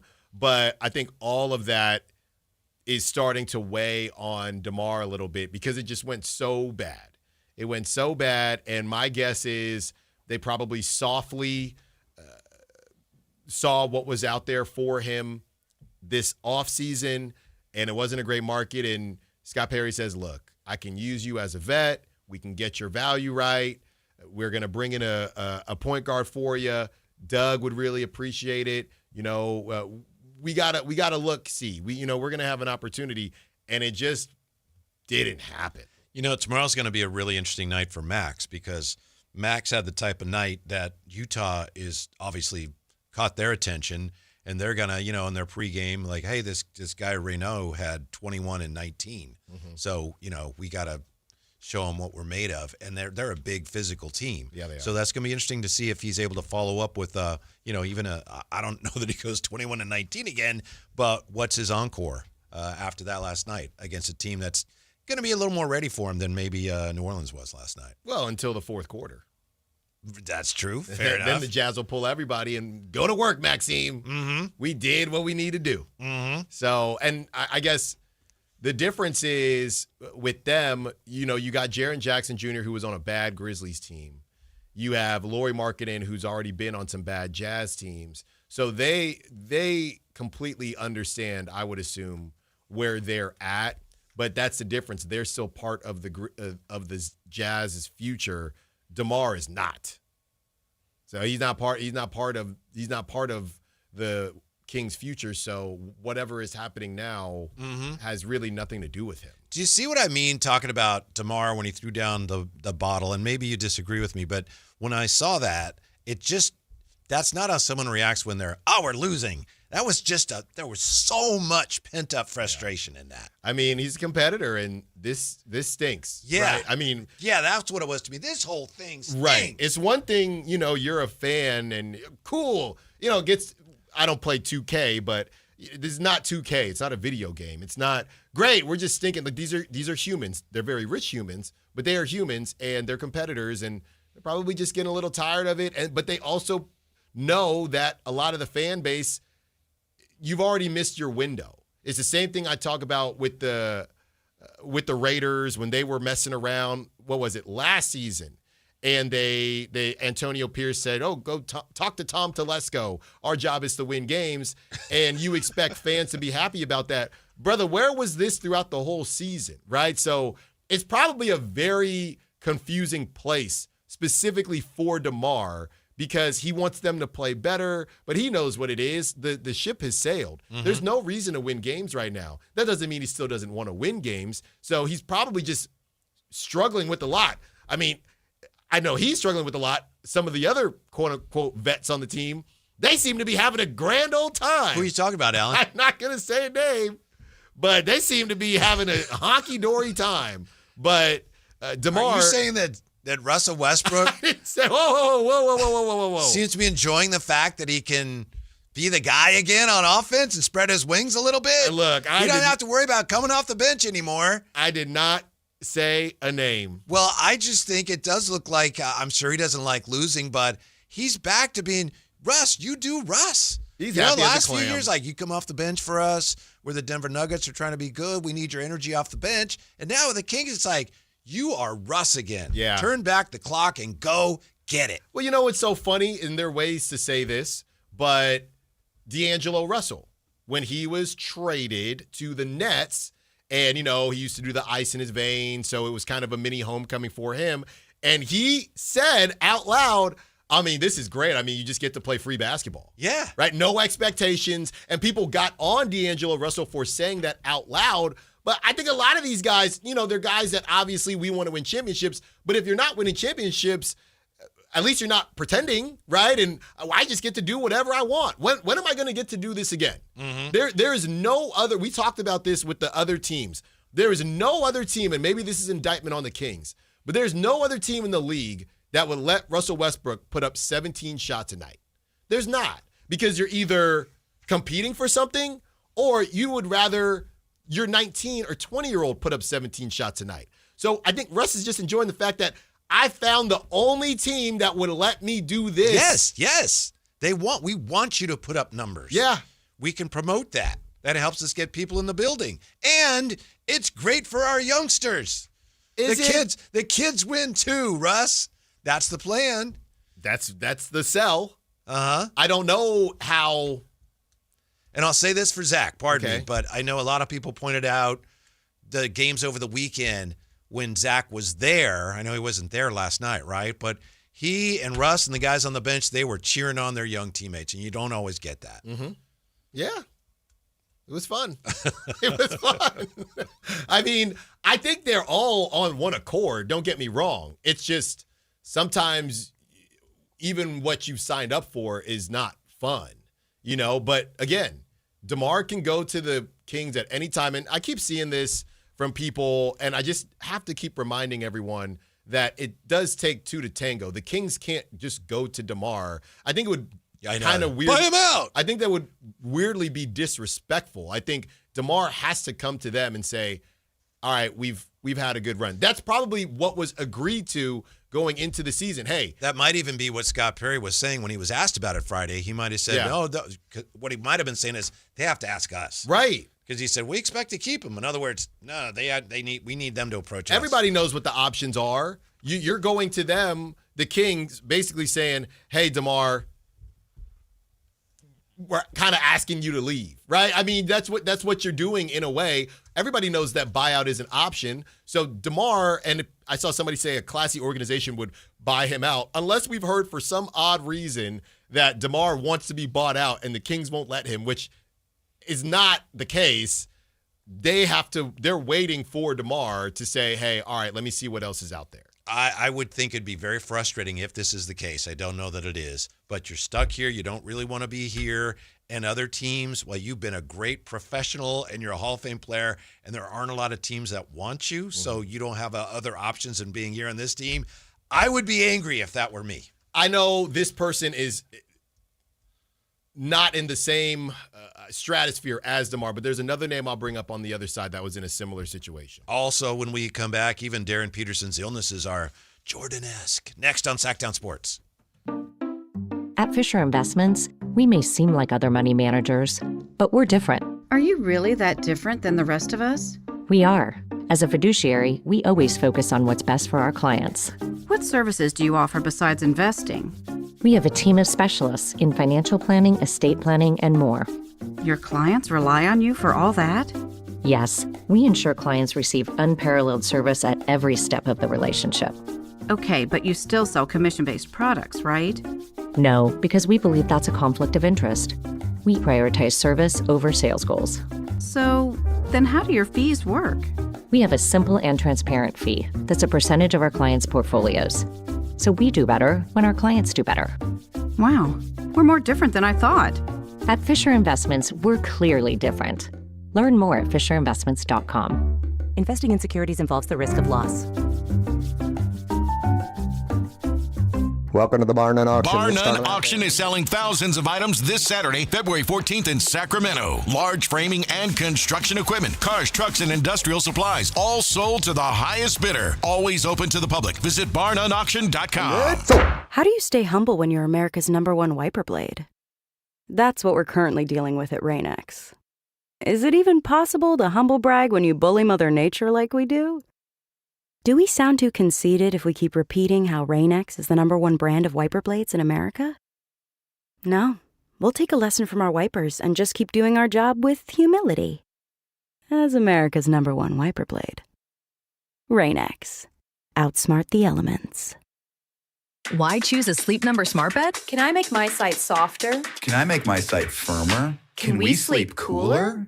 Sleep Number does that. Cools up to 8 times faster and lets you choose your ideal comfort on either side, your Sleep Number setting. Enjoy personalized comfort for better sleep night after night. And now, during our President's Day sale, take 50% off our limited edition bed, plus free premium delivery with any bed and base. Ends Monday. Only at a Sleep Number store or sleepnumber.com.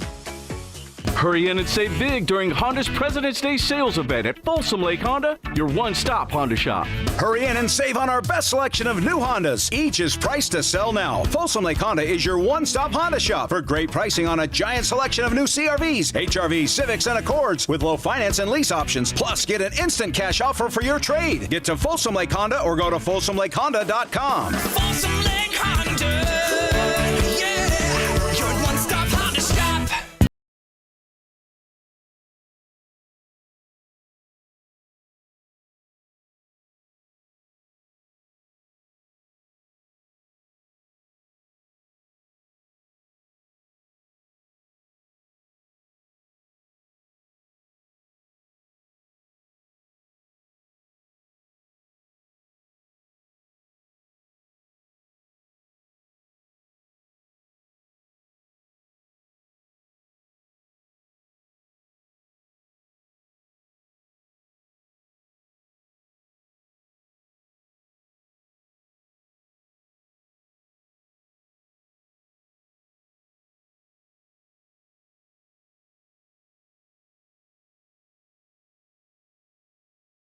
Coming to Sacramento and not playing.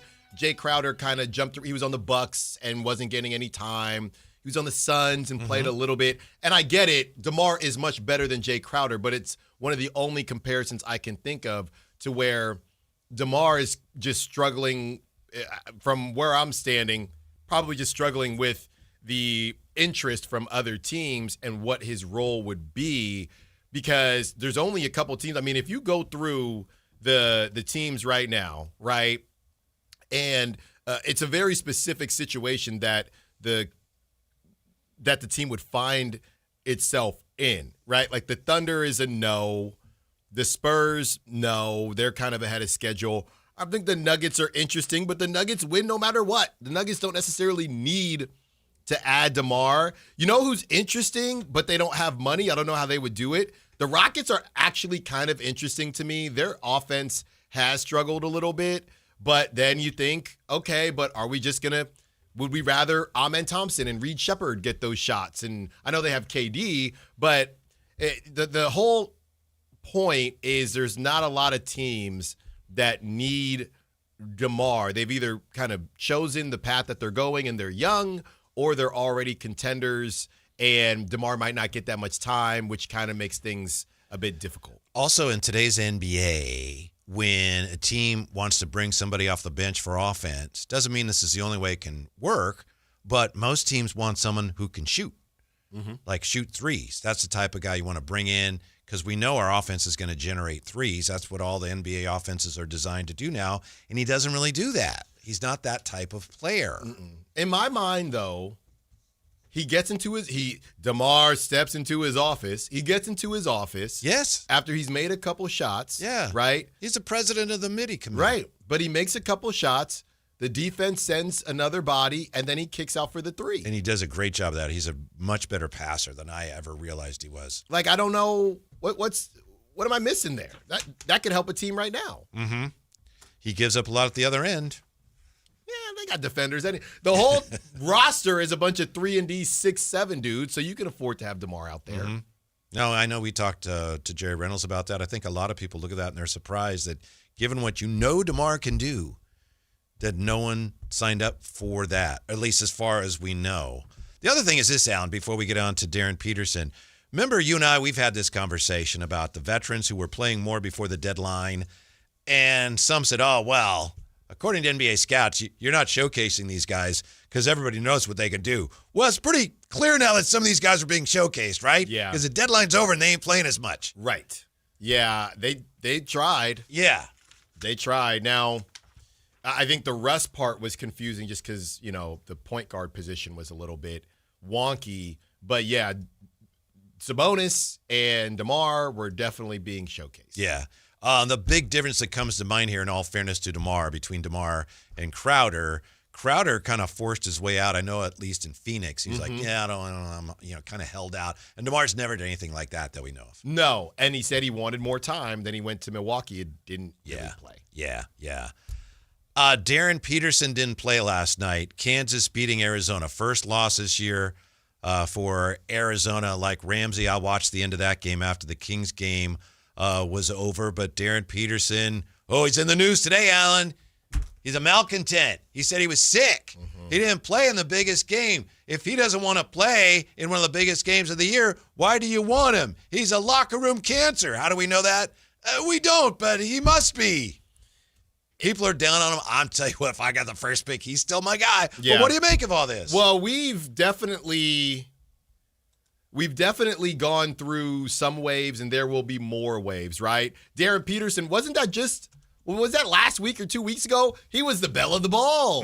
They beat down on AJ DeBansa and BYU. He played the first half of that game. But nobody cared. Yeah. Because he was that good. Now, a couple days later, this whole thing goes on against Arizona. They win the game. The Jayhawks do, but it doesn't matter. There's going to be so many kind of waves of this, and people are joking.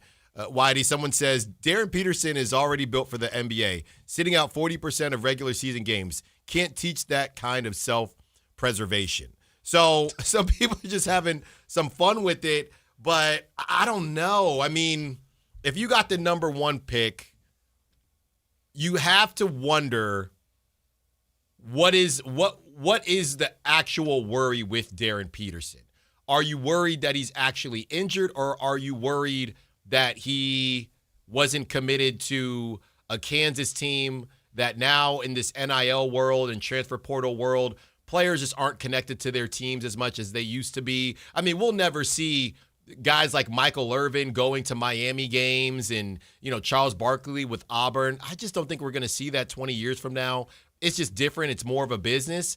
And unless the Jayhawks come out and say something as to this not being a great look for Darren Peterson, then it feels like this was all part of the plan. Maybe there were certain notes. Hey, tell me if you're playing by X date. And maybe he didn't do that for this Arizona one. Or they thought, hey, we said marquee games and you weren't here for this marquee game. Maybe he's legitimately sick. So unless the Jayhawks say something, if you are a Darren Peterson guy, you should still be a Darren Peterson guy.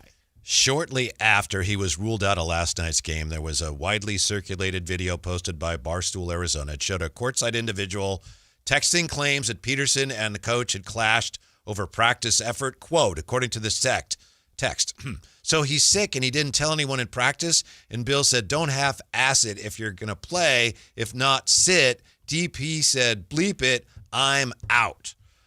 Kansas Athletics refuted the claim. They said, that individual works for ESPN and doesn't even work for us. Yeah. But I don't understand that. If the person worked for you, they probably would never have, I don't know. Anyway, right. Yeah. I realized that the person that had the text is not the person that brought it forward, is it? Because it was whoever videotaped the text? Right. Yeah. It's who was writing the text, I guess. But anyway, TC, we've had people call today. And I think Dwayne was another. It's like, yeah, I don't want that guy. He's not a team player. He doesn't care about the team. Yeah. And I'm just not sure we know that. I'm not sure we know that, and I'm not sure this is the last time that we'll see something like this. I don't know what this thing is going to look like when March Madness rolls around, but these guys, they got a lot of leverage nowadays, and they're getting paid anyway. I think it's just funny that nobody has ever had the what's to do this before, and that makes people uncomfortable. You're not used to, and people still get mad about the bowl game sit-outs when there's a quarterback or whoever. Nobody was playing in any of those bowl games. Now they want to preserve themselves for their next school, not just for the NFL, but I got NIL money. I'm not going to get hurt in this random bowl game when I got more money coming to me at a different school. So, this is kind of something that has popped up because of where we are in college athletics now. And we're not used to it. And right, for a lot of us, it's like, well, that's wrong. Right. Why? Well, it's always been wrong.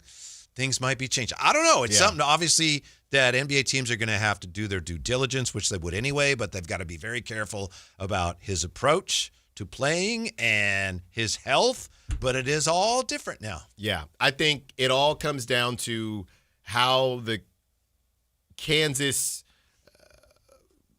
staff views this and how they approach it with NBA teams, and they say, hey, well, this is what was agreed to, and he fulfilled that agreement, or there were certain things that did not work out the way we thought it was going to work out, and then NBA teams will be able to make their decision. So I can't necessarily make a call on this because I just know that college sports is a mess right now. And if he wasn't getting paid, maybe he'd have to play, right? Back in the day, if there was no NIL, he'd probably be playing because he couldn't afford to miss out on the number one pick, because you do get paid different. I know those of us who don't get drafted, we just think, man, if I got drafted anywhere, it'd be great. But there's a big difference between getting drafted 1 and 3 and 5 and those money slots. So that type of stuff does matter. But when you're getting paid NIL, maybe he feels like it's not as important as it was 10 years ago. So I think there's just a lot that goes into it. And again, nobody's really done this before. Normally we'll see, okay, Kyrie's out for the season. Michael Porter Jr. is out for the season. Joel Embiid is out for the season. And we think, well, clearly they can't play. The fact that he's kind of teasing people with it, I think is being viewed as a version, as the texter said, of a load management kind of disrespect the game deal versus, hey, if somebody's just hurt, they're hurt. Yeah. By the way, Allen was an outstanding college baseball player. Didn't get drafted, and that's kind of a sore subject. I'm still waiting for a call. The day of the draft, you love this story. A friend, you love this story. A friend called him. And you never know. Allen's probably thinking, I would be thinking, I could get drafted. Yeah, anything could happen. So a friend calls him up. Allen, I'm watching the draft. You're on TV. So Allen's heart soars. Really? What are they saying? his friend says, no, there's this guy pitching that they drafted, and he's striking you out, and he's really good. Right? Is that pretty much what went down? Pat Light. Yeah. Pat Light from Monmouth. You were on TV during the draft because you were in the highlights of the pitcher. 0-for-2, 2 strikeouts against Pat Light, who went to the Red Sox. Punchy swinging? Oh, yeah. And they weren't even close. He was just trying out his slider on me because I'm geared up for 96. And he said, oh, this guy, let me try out my slider. I'm swinging regardless. 2 Ks, both on MLB Network. Congrats, Pat Light. We got to get him on the show. Yeah. Did he ever make it? I think he got to AA or something like that. Okay. Big guy. Mm-hmm. The conversation continues when we come back. Also, we'll give you a chance to win some tickets to see the Kings and the Orlando Magic. If you're interested in that, then I'd suggest you give us a call, 339-1140, 1-800-920-1140. Drive Guys, looking out for you on Sactown Sports. Valentine's Day is coming, and here at Madison Avenue Florist, we have all the favorites. Over 60 variety of roses alone. We've been on the corner of College Oak and Madison for 40 years. Voted Best of Sacramento. Come on in, we'll show you why. Order now and mention this ad and get 10% off any order over $80. Order early for the best selection and delivery options. Madison Avenue Florist, for when the moments matter. MadisonAvenueFlorist.net. At Stockton Honda, we know how to honor a great deal. Like right now during our President's Day sales event. Whether you're shopping new or pre-owned, you can find star-spangled savings on some of our best models. Why not stop in today and see for yourself? Come celebrate at Stockton Honda and get huge savings on our giant selection. Plus top dollar for your trade. Anytime, anywhere, it's all here. StocktonHonda.com. Never have I ever called my sister from the finish line of my first marathon. Hello? You won't believe where I am. Are you running? Mile 26. I'm gonna make it. Switch to T-Mobile's 55 Plus plan and get iPhone 16e with its advanced camera system on us. Plus, 2 lines for just $30 a line. Guys, I can't believe it. I knew you could do it, babe. That was amazing. Mom, how do you feel? I feel great. I can't feel my feet. Let's take a picture, and then you may carry me to the car. Share every stride, every mile, every memory on America's best network. Switch to T-Mobile's 55 Plus plan and get iPhone 16e on us and 2 lines for just $30 a line. With 24 monthly bill credits and 2 eligible port-ins on Essentials 55 Plus for well-qualified customers with autopay plus taxes, fees, and $35 device connection charge. Credits end and balance due if you pay off early or cancel. Contact us. Finance agreement 128 gigabytes, $599.99 required. Best mobile network in the U.S. based on analysis by Ookla of Speed Test Intelligence data 1H 2025. Visit T-Mobile.com. A's fans, the 2026 season is coming fast, and single game tickets are on sale now. Be there for an exciting season packed with theme days, giveaways, and firework nights, including bobbleheads, jerseys, hats, and much more. And getting in is easier than ever. Tickets start at just $8 for select April and May games. From opening day to unforgettable summer nights, there's something for everyone at the ballpark. Get your tickets today at athletics.com/tickets and be part of the excitement this 2026 season. Running a business takes grit, vision, and a partner who believes in your success as much as you do. At Valley Strong Credit Union, business banking is built around you. The entrepreneurs, the growers, the dreamers powering our community. Whether you need flexible checking, faster payments, or financing to take your next big step, Valley Strong brings local expertise and real relationships to every stage of your business. Because when local businesses thrive, the whole valley grows stronger. Valley Strong Credit Union. Grow your business, grow your future. ValleyStrong.com/business. Welcome to the Bar None Auction. Bar None Auction is selling thousands of items this Saturday, February 14th in Sacramento. Large framing and construction equipment, cars, trucks, and industrial supplies, all sold to the highest bidder. Always open to the public. Visit BarNoneAuction.com.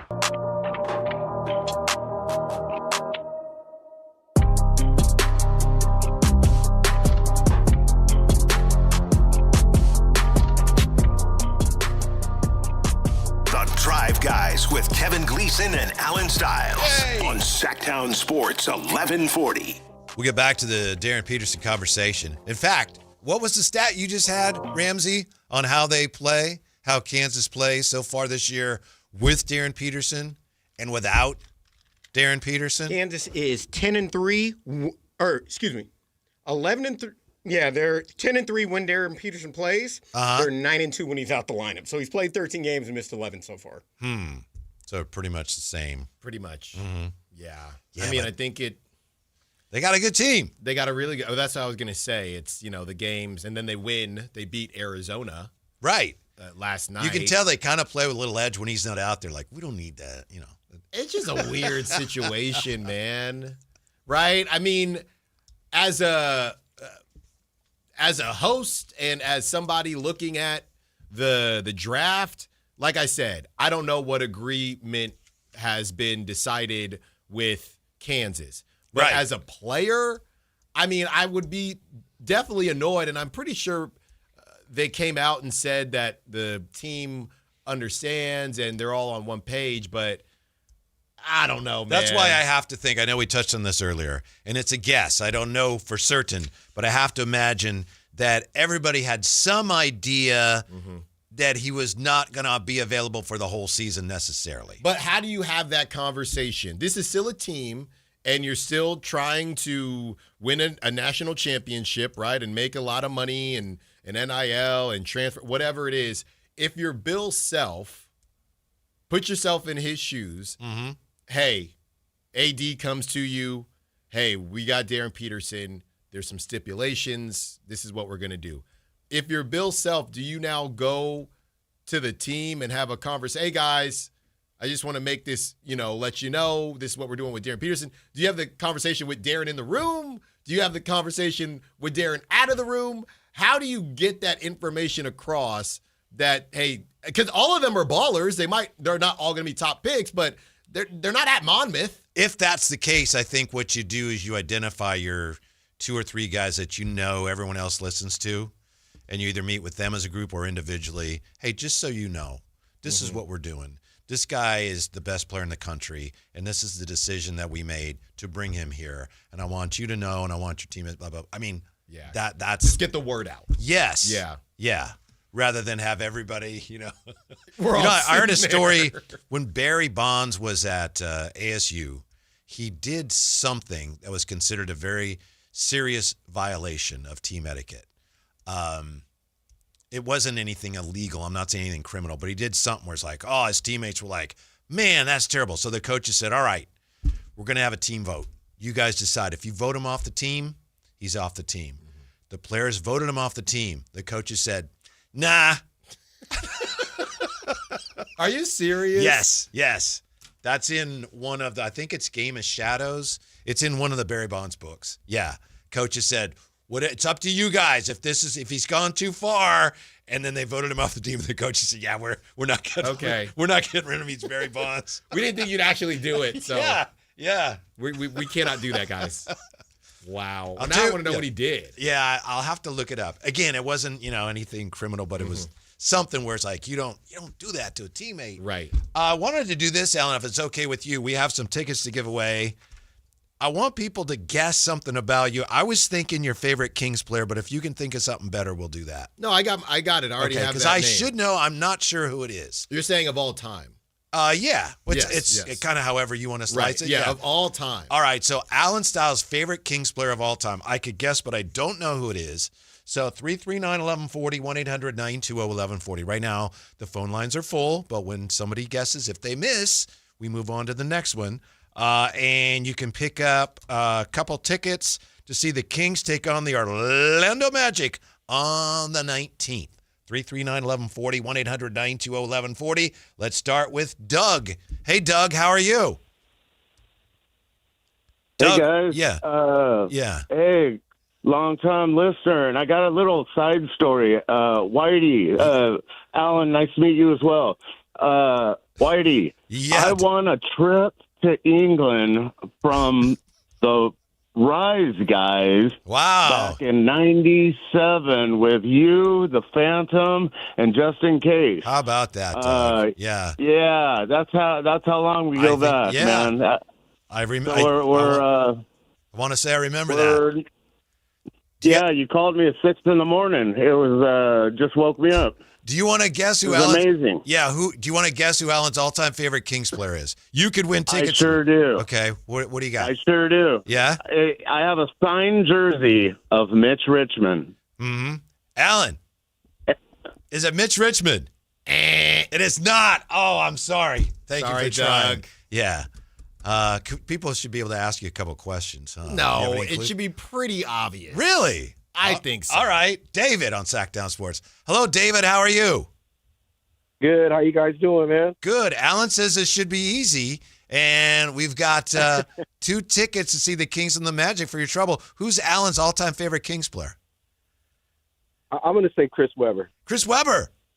Oh, no. Maybe it's not so easy, Alan. Yeah, maybe not. Yeah.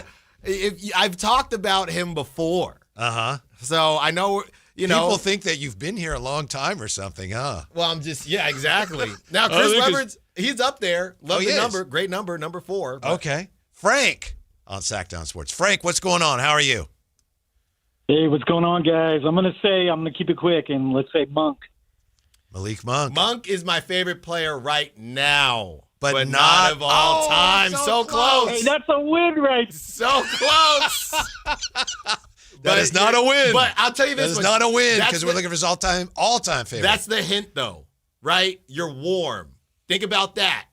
That's a huge hint. Okay. That's a very obvious Monk hint. is warm. Yes, it's a very obvious hint. And I'm not sure what the answer is. Malik Monk is a pizza guy. Is he warm that way? How about Rudy? Rudy. Hey, Rudy. What's going on?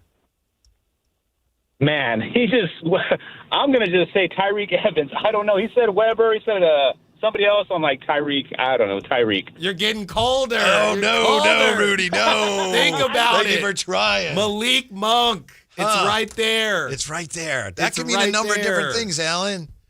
It's right there, I'm assuming people. it's a guard. You're warm. David on Sactown Sports. Hey, David. Who's Alan's all-time favorite Kings player? I'm going to say DeMontis Sabonis. No, get out of here, David. I said warm with Malik. Yeah, but that could mean a lot of different things, Alan. If I say a hint, it's going to give it away. Because I've already said one. Malik Monk. Can I ask you a question? Sure. Yes or no? Okay. Is your all-time favorite player a guard? Yes. All right, it's guard. Okay, there we go. Now we're zeroing in. Hey, Nick, can you guess Alan Styles' all-time favorite Kings player? It's a guard, apparently. I'm going to say Isaiah Thomas. That is a very smart guess, but incorrect. Incorrect? I see the vision, though. I see the vision, though. I thought that was it. I get it, but not quite. I got to meet him and talk to him during Summer League, this past Summer League. Huh. And I talked about it on the air. Okay, but it's not a current. You said it because No. Yeah. Huh. All right. Hey, Eric. Eric, I'm glad I'm not guessing because I don't know who it is. What do you think? I'm going to say high flyer Henry Turner. Love Henry, but not quite. Not quite. Mark on Sactown Sports. What do you got, Mark, for 2 Kings tickets? Jason Williams. That's a great guess, That Mark, is a but great guess. incorrect. It's not it. Oh, my incorrect. goodness. It's right there. You're all around it. You got to meet him at Summer Yeah, League. come on. Brian, what do you think, Brian? Alan Styles' favorite all-time Kings player? Is it Spud Webb? Is it Spud? No, but great guess.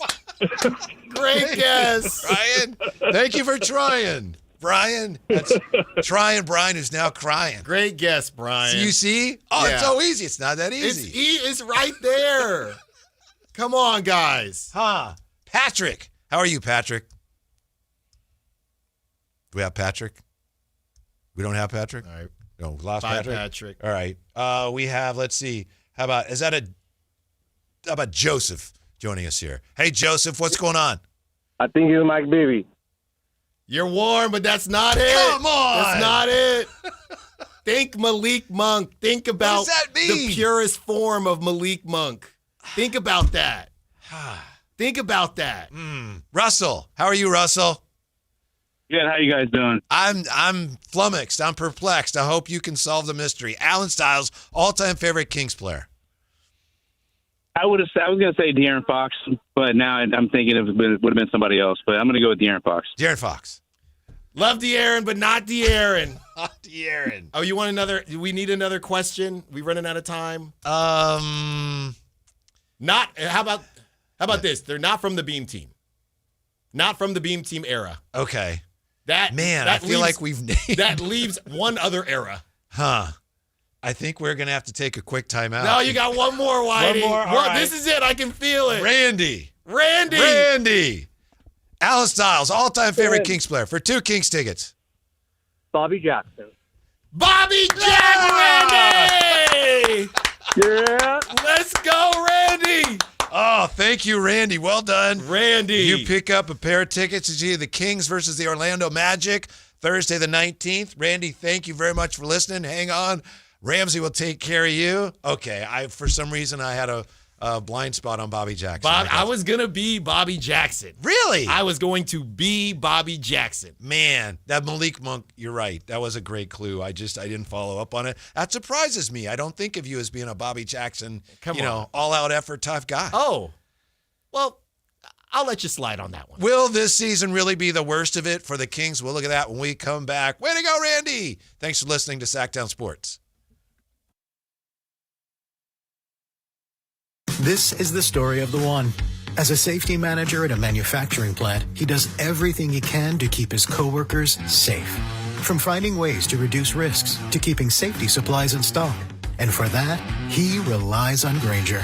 Grainger offers a broad range of quality products and next-day delivery, so he can always play it safe.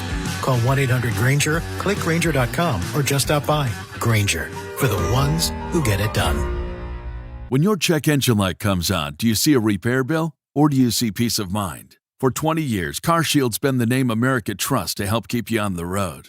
While other companies stop covering you when your car gets older, CarShield offers protection plans up to 200,000 miles. With over $1 billion in claims paid, we don't just promise protection, we deliver it. Don't let a breakdown break your budget. Get the flexible month-to-month coverage you deserve.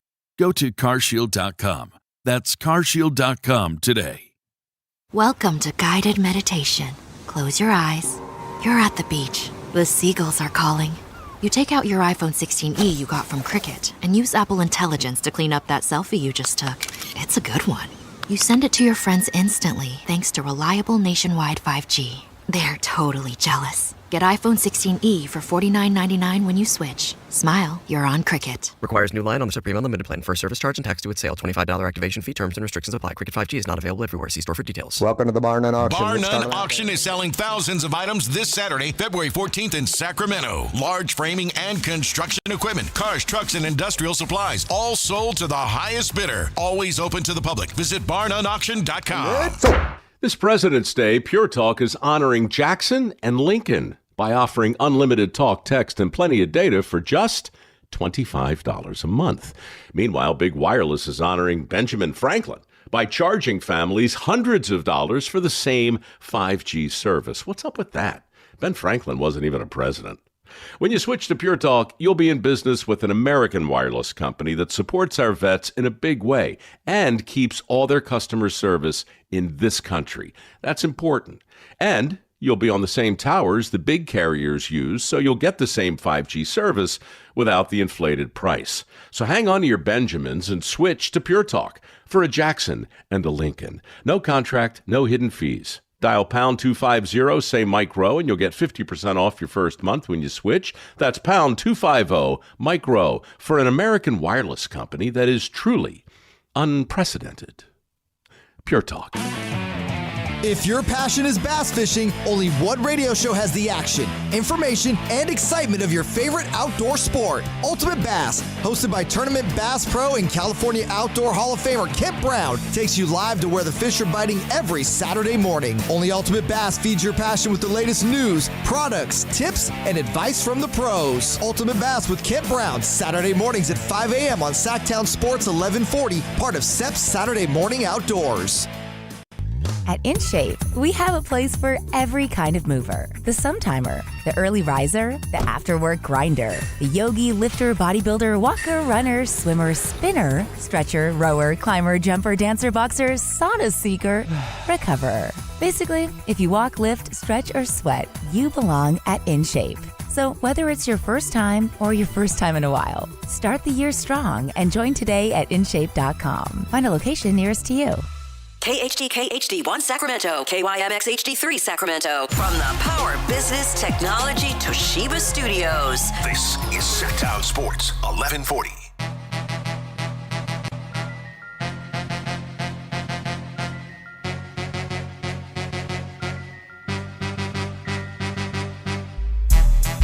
Live and local, it's The Drive Guys. Watch the show on youtube.com/Sactown Sports 1140. Or listen on the Sactown Sports app. Congratulations to Randy. Randy solved the mystery. Who is Alan Stiles' all-time favorite Kings player? And he said, Malik's a big clue. And I have to confess, Alan, I was like, what? Yeah. But of course.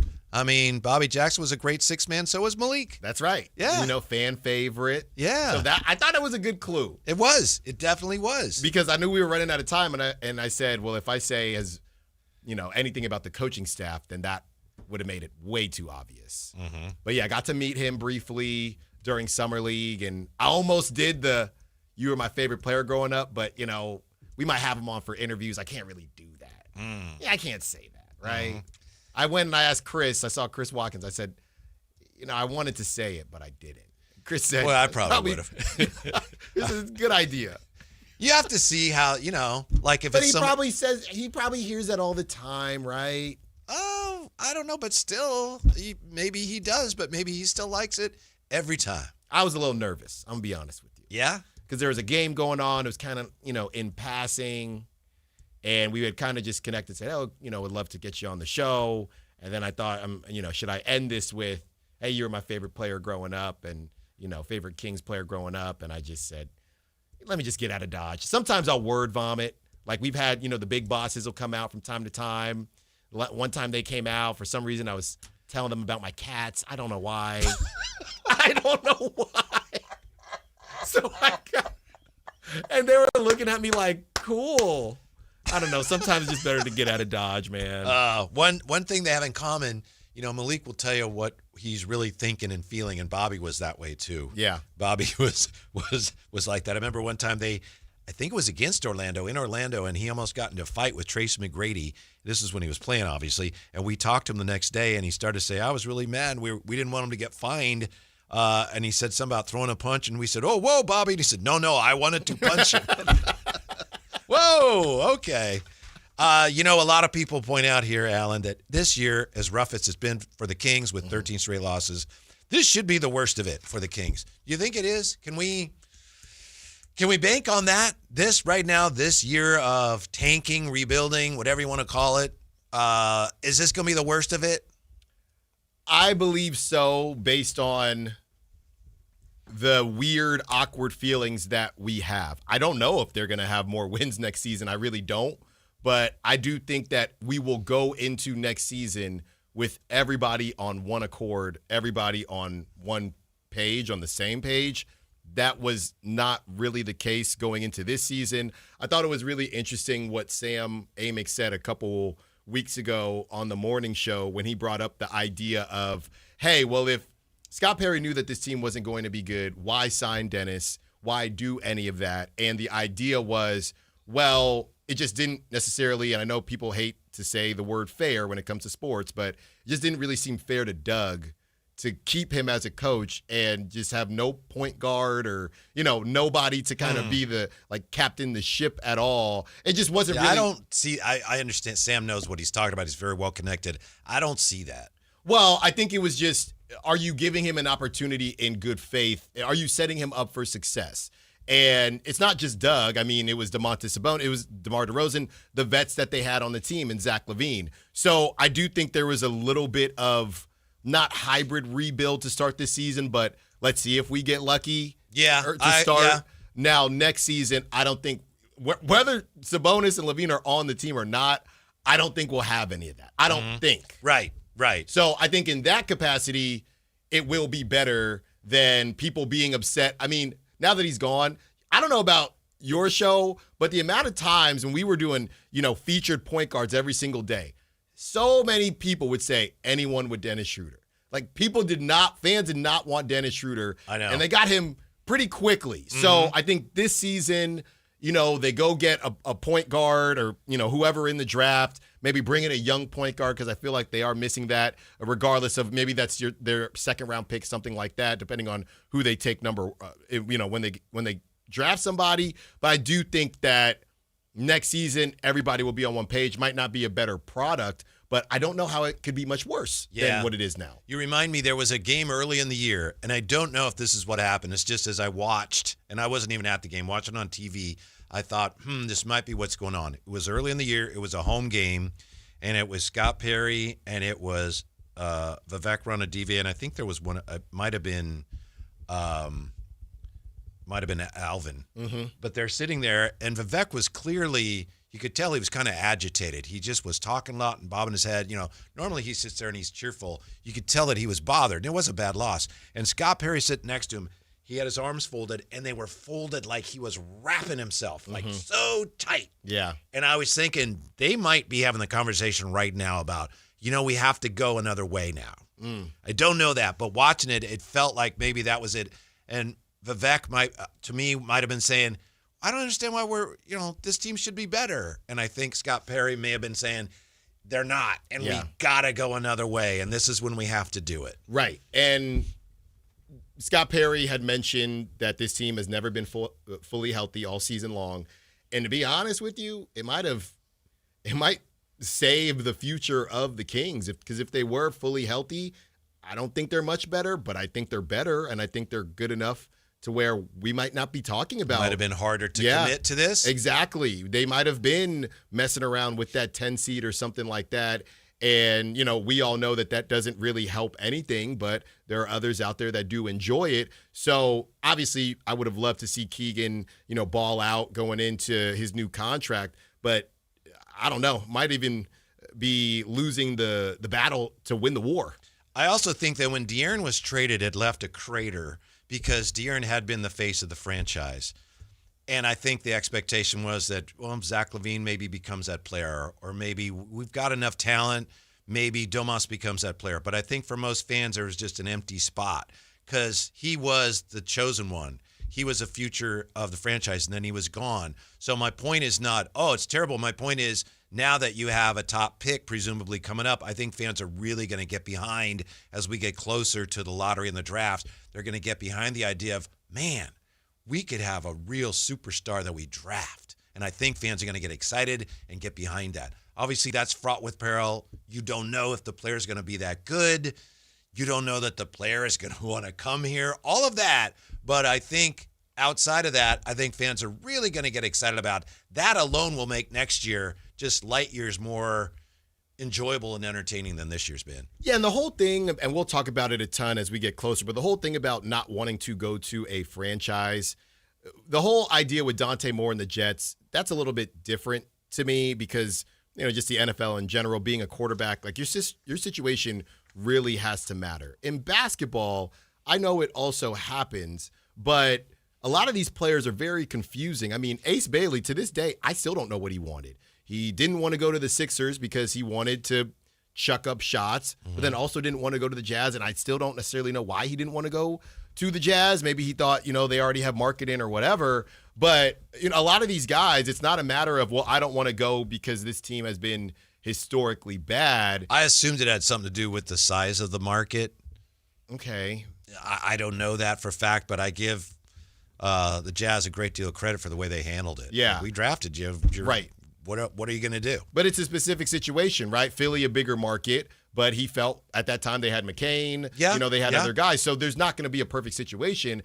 So You're right. I think that this whole player might not want to come here might be a little bit overblown. I do think that it would probably be important. I don't know how much you think this matters, Whitey, but it might help if you do move on from one of the vets, right? Now, I don't think I agree. Darren Pete. Now, they could hide behind it, and really they don't want to come to Sacramento because I don't think Darren Peterson is really going to be worried that DeMar DeRozan is taking his shots or Russell Westbrook. But I do think it would be good if that is something the Kings are worried about. Maybe not Sabonis because there's no big that you're looking at in the top 5, but you probably should find a way to end the relationship with at least DeMar. And then you can say, hey, whoever we're bringing in, this is going to be your world. And if it is Peterson, hey, we're moving on from Russell Westbrook, whatever it is, I do think that would probably help alleviate that. Because if you do, then you're a young player, right? Scott Perry is looked at much differently than Monty McNair. We got to keep that in mind as well. There are going to be a bunch of, OGs telling these players, hey, you want to go play for Scott Perry. Like the owner, it is what it is, but we all deal with owners. That's what players are probably telling them. So get on out there. And at that point, yeah, I'm going to do it. After all of my jokes, you would say, hey, you got Sabonis out there, or maybe he gets moved and you get more picks. You got Dylan Cardwell, you got Maxime, you got Neek. Y'all got a little nice young core there, but you're going to be the featured guy. So I think this whole thing about Sacramento and a player not wanting to go there, I think it's overblown based on what I feel like young kids want. You may be right. We just don't know. And I think it's something that, having lived here a long time, it's kind of like a defense mechanism. You just kind of think that, all right, that could happen because we've seen it before. Maybe I'm missing it. Maybe I'm not seeing. You're probably seeing a little more clear-eyed than we are. Also, as you said, Scott Perry should help with that. And when he was here the first time, there were things that were written about how, there used to be players wouldn't come work out for the Kings, but since Scott Perry's gotten here, teams are coming in working out. By the way, you mentioned also centers. This is kind of interesting. The this is the Tankathon mock draft. There's lots of mock drafts. The first center they have going in their mock, you have to go all the way down to Duke's center Gongba. They have him going 19th. So that's neither here nor there, but it's just kind of an interesting side note. This is not a great center not a great draft for centers. And everybody likes the kind of hybrid. I'm sure there's some 7-footers before 19, but they're probably viewed as forwards is what's going on. Steinbach, Washington, 6'11" power forward. Yeah, you're right. And look at it like this, Whitey. You see the list of teams, right? Okay, Sacramento's one. Sure. Is a player probably trying to get to Indiana to team up with Halliburton? Yeah, I'd say so. But would Darren Peterson want to go team up with Halliburton? I don't know. I don't know that he would, right? They got their point guard. They got their star guard. After that, Washington has 8 kids under 20, and they just added Trae Young, so why would Darren Peterson want to go there? Atlanta is interesting. I think, it's a nice market. I don't know if it's considered a big, one of the biggest markets, but it's a nice market, good culture out there. And if I'm Darren Peterson, they just lost their point guard. So that is actually a really good fit.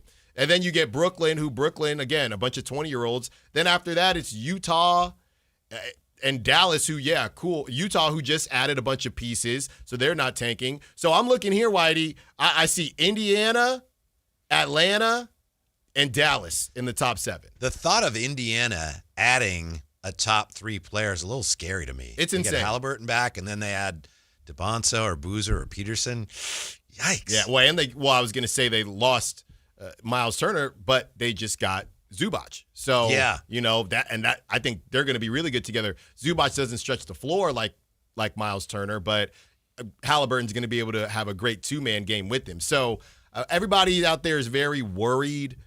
I do think it's just a matter of, there's just not a lot of situations where you get to go to a big team, a big market, but also just get to shoot as much as you want. Because I think the thing with Brooklyn, which is weird, is they keep drafting dudes, but they still don't have their dude. Mm-hmm. And obviously you get to go to Brooklyn. So I think Brooklyn would be one where you're thinking, okay, if I'm Darren Peterson, do I try to bogart my way to Brooklyn? But besides that, Washington, there's some names out there, but nowhere's perfect.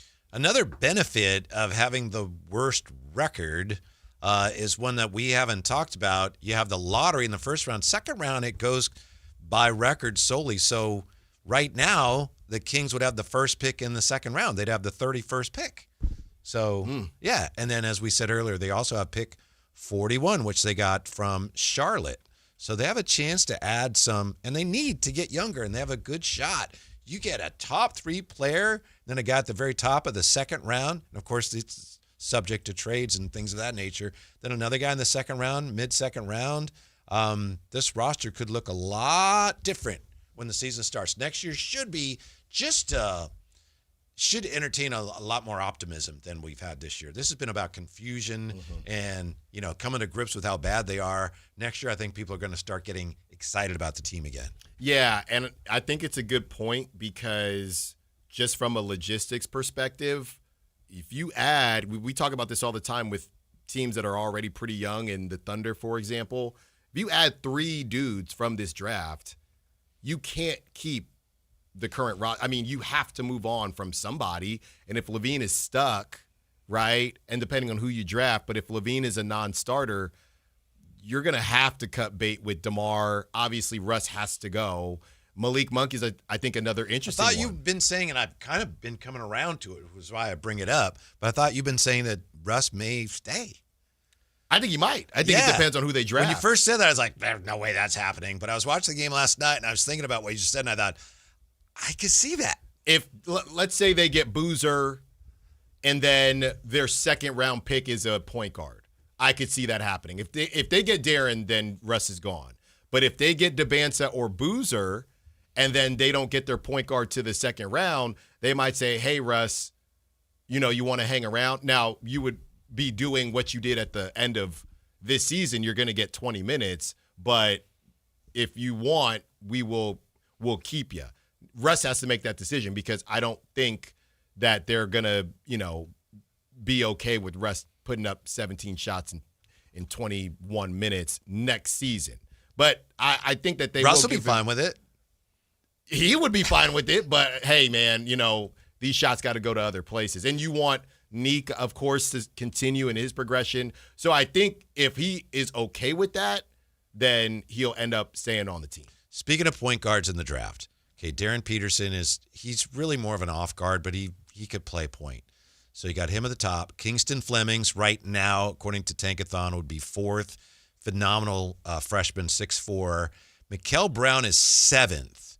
I've seen him higher, but he slipped a little bit once the season started. But Mikal Brown, 6'5", Louisville. Did you see what he did last night, Alan? Mm-hmm. Last night against North Carolina State, Mikal Brown, 14 of 23 from the floor, 10 of 16 from the three-point line, 45 points. 45 points. He only had 2 assists, but 9 rebounds. He scored 45 points last night. I think that's an interesting. Yeah, I think that's an interesting thing.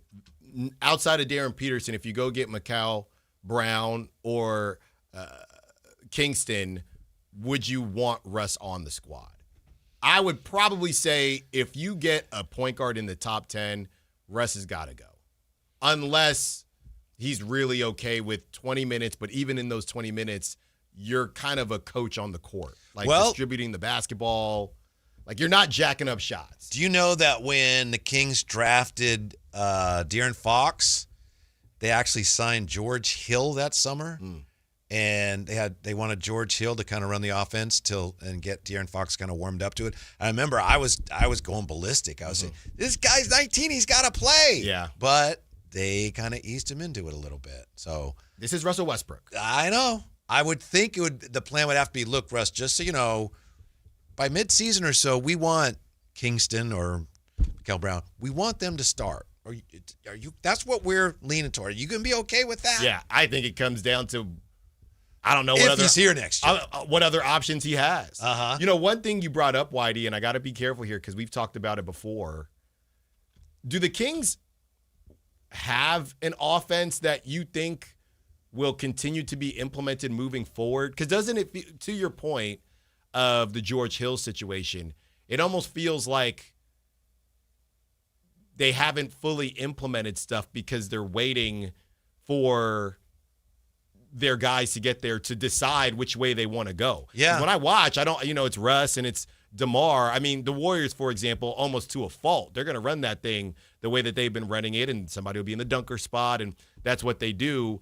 The idea of keeping Russ around, when you said that, I thought, well, what is he showing? What offense is he showing them?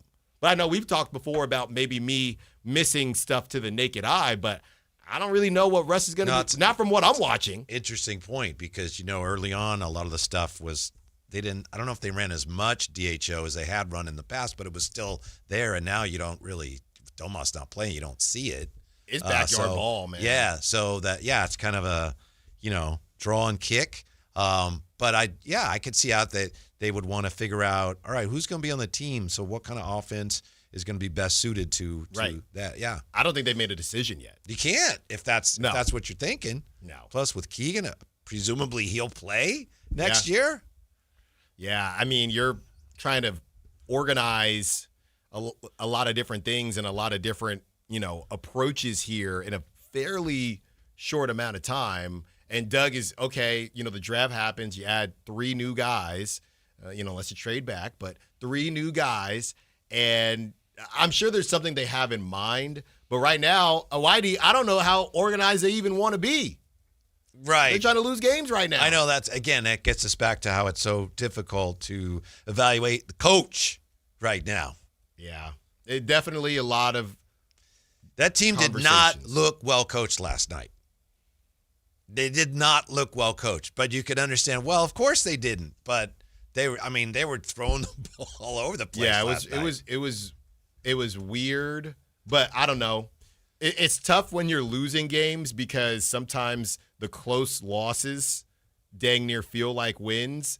So it just turns into they had been playing well even though they were losing. So maybe they were due for a real stinker. They'd actually been playing pretty well. Now, when they have a stinker, I mean, it stinks. But I think, if you look at this, obviously Cavs, Clippers, and the Grizzlies, actually the last 4 games, and even that Sixers game too, 5 out of their prior to last night, they had been playing well. So maybe they were just due for a true stinker, and it stunk. Yeah, I think Doug's going to be here through next year unless something unexpected, there's some problem, which I can't imagine. He's going to be here next year. But it was interesting the last Friday, Scott Perry didn't really give him a ringing endorsement. No, and there was something else that Scott Perry said that we didn't really talk about as much, where he was talking about Doug, where it was something along the lines of Domantas Sabonis, like he's here right now. I know what you're talking type about. Of deal, and we didn't really talk about it. And I went back and saw it somewhere else, and I thought, that's really non-committal. Yes. And I know we've kind of had conversations about whether the wins and losses mean something or not. But, Whitey, I do think it's interesting because... Remember, that was on top of... That was a learning curve. Right. But I do think it's one thing to say that losses don't matter, but it's also a conversation where it's, but you can't be historically bad. Now, obviously, it's good for the tank, but it's a weird spot where, you can lose games. They don't matter. But if you are in the history books bad...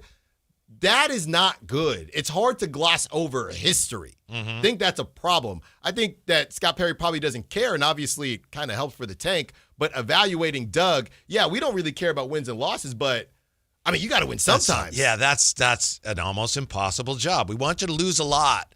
Not that much. We want you to lose almost every game. You got to win some games at some point. I mean, the Jazz... This is a mini version of last night, the Pelicans just decided, okay, well, we have to take the win. They're shooting 13% from 3. There's no way we can lose. How can we lose this game? There's no way to lose this game. Jazz also, they're pretty big. I think the Jazz last night. Well, we just read Walker Kessler's been out. I know Markkanen's out. Markkanen's out? Yeah, I got to double check on Jaren Jackson, but Kyle Filipowski goes off. Yeah, they're gonna try, but that nothing says the NBA action is fantastic like Kyle Filipowski against Daquan Plowden. Daquan, come on, man. I mean, I need Daquan. I need him to make his shots. We need to keep this Daquan Plowden train rolling. Here you go. It is the Kings are. The Kings have ruled out DeAndre Hunter, Zach LaVine, Malik Monk, Keegan, Domantas Sabonis, and Westbrook out. Oh, I know he tweaked his ankle last night. The Jazz have ruled out Markkanen, rest, Keontae George, and Walker Kessler. How many Kings are out tomorrow? It's a good bit. The Kings have ruled out DeAndre Hunter, Zach LaVine, Malik Monk, Keegan Murray, Domantas Sabonis, and Russell Westbrook. My goodness. Monk and LaVine didn't travel on the trip. Oh, good call, Ramsey. The Kings are now calling LaVine's finger soreness a tendon injury. This is getting... You know what? Let me just keep reading. Sabonis is out due to left knee injury management after missing time with lower back soreness.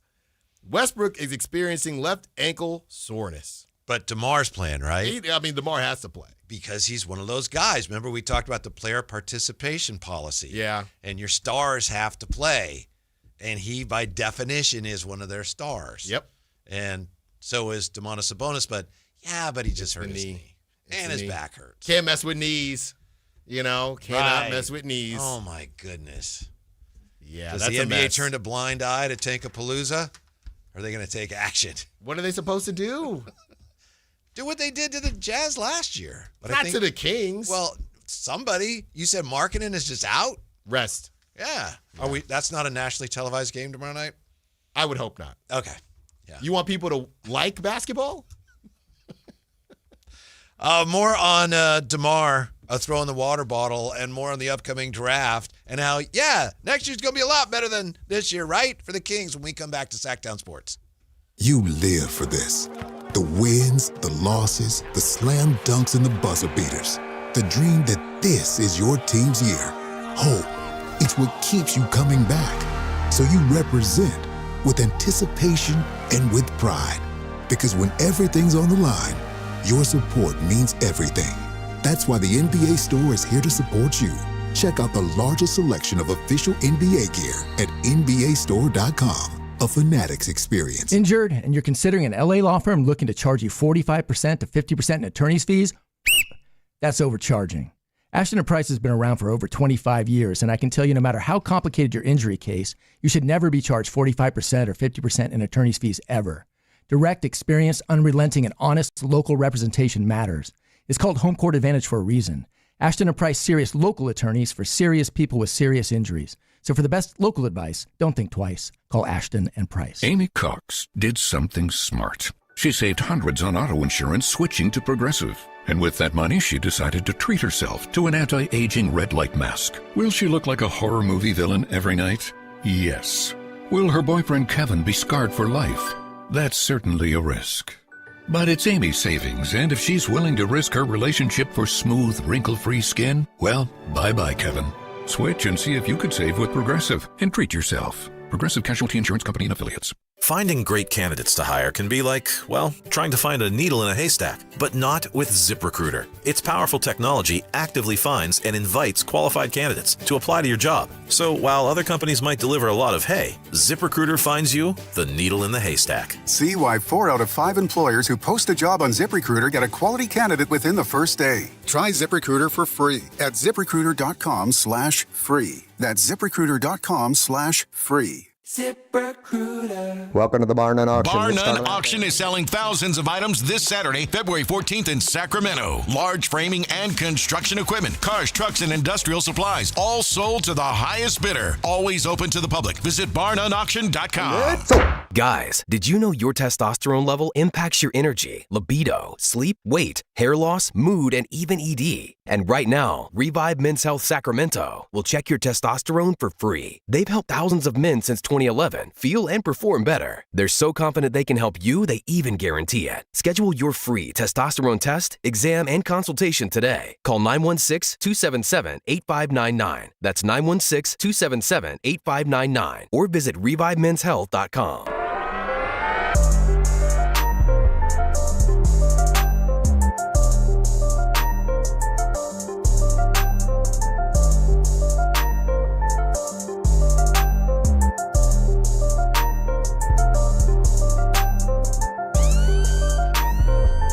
Your afternoon home for Kings talk and so much more. The Drive Guys on Sac-Town Sports. Well, the final ratings are in. Alan Stiles denies this, but I remember him saying this Super Bowl is not going to come anywhere near a ratings record. I believe you said that wouldn't even get 100 million viewers. No, I did not. I'm say serious. that. I remember that. We were reading through the other ones. Yes, and yes. I said, Whitey, it might not get to 100 million. Sunday night Super Bowl and Bad Bunny fell short of setting records for most watched U.S. broadcast and halftime show. Seattle's win over New England, according to Associated Press, averaged 124.9 million viewers on NBC, Peacock, Telemundo, NBC Sports Digital, and NFL Plus. That fell short of the 127.7 million viewers that tuned in for the Eagles over the Chiefs last year. Again, I think it's impossible I know what to you're about compare these numbers to past TV numbers because this includes so many more you named off outlets. Stuff that I've never heard of before. Yeah. What is NBC NFL Sports Plus? Digital, NFL Plus. What is NFL Plus? I don't And why do I need it? I don't know. For the Super Bowl. Bad Bunny's halftime show averaged 128.2 million viewers from 8:15 to 8:30. That was, of course, Eastern. That would make it the fourth most watched halftime behind. You want to guess? Fourth most watched halftime. Well, it has to be, again, it's just confusing. I want to go more recent because of all these different. You're on the right track. I don't think it beat. I mean, if you said fourth most, that would mean Kendrick's was third. Kendrick was number one. Yeah, I was going to say, I don't think it was Kendrick. 133.5 million. And then the other two, well, Michael Jackson, 1993 is number two, 133.4 million. And then Usher in 2024, 129.3 million. And that's no disrespect to Usher, but I would say some of that is, again, being right. part That's of what makes the Michael Jackson number so impressive. I think that's insane. I don't believe we had NFL Plus in 1993. I didn't know we had NFL Plus now until right now. But yeah, good for Bad Bunny. You know, going back now, and it's funny, not just me, but we're also conditioned to these immediate reactions. So I put out that tweet, and we were talking about the vocal first artist, and I said I like my performer to dance or play. My an wife instrument, thought whatever. that was very odd, by the way. Really? She did. Okay. Yeah. Like, to me, going back and you see Bad Bunny wore this shirt because of his uncle. And, the jersey, all of the underneath. different notes during the performance were from, the L.A. taco shop in Puerto Rico. That is all really cool. But to me, Whitey, that more so is like a play. It's a full-on production. I'm just a simpleton. Right, I'm looking more at a normal. I'm not looking at all these. It was the same thing with Kendrick. It was, how he had the car from the Snoop Dogg video, and I'm like, okay, cool. I love an Easter egg, but I like Easter eggs in movies. Yeah, I like that stuff, even though the vast majority of it, you're reading it after the fact. There's Serena Williams. Yeah, I think. right. Yeah. And Jessica Alba was there, and I'm never going to say. I didn't even notice her. Yeah, well, I noticed, she was there, and cool. Yeah. Right. Alan had his party at his house with the dollar bills on the floor. Huh? And you know what?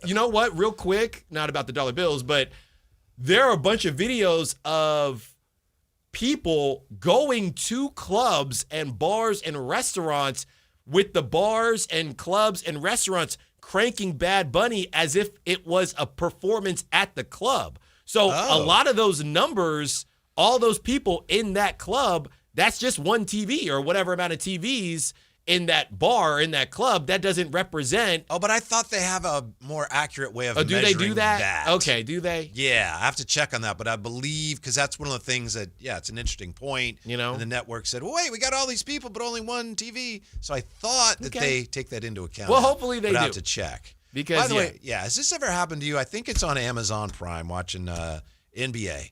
And I'll be watching. This has happened twice now. First time I thought I did something. Second time I was like, I didn't do nothing. So watching NBA on Amazon Prime. Then they have a promo, and it's a rather extended promo for some movie that's an original Prime. Okay. And then it ends, and then I get on the screen, it says, to return to the game, go to your, what is it? You got to go to some screen. Yeah. Like the game home browser. Yeah, the game, which I've been watching, doesn't come on. I got to go out of it and find. Yeah. Have you ever had that? Not for Prime. Oh, I've had it twice. It makes me furious. No, not for Prime. And of course, like an idiot, I'm screaming at the TV. I'm already watching the game. Right. But where were you then? Where did it drop you? If you're not, I'm at home, and then I know that. You're asking, but yeah, and then the promo ends, and it's like, to return to viewing the game. That's weird. That would annoy me. It's happened twice. No, that would annoy me. I haven't had that, but.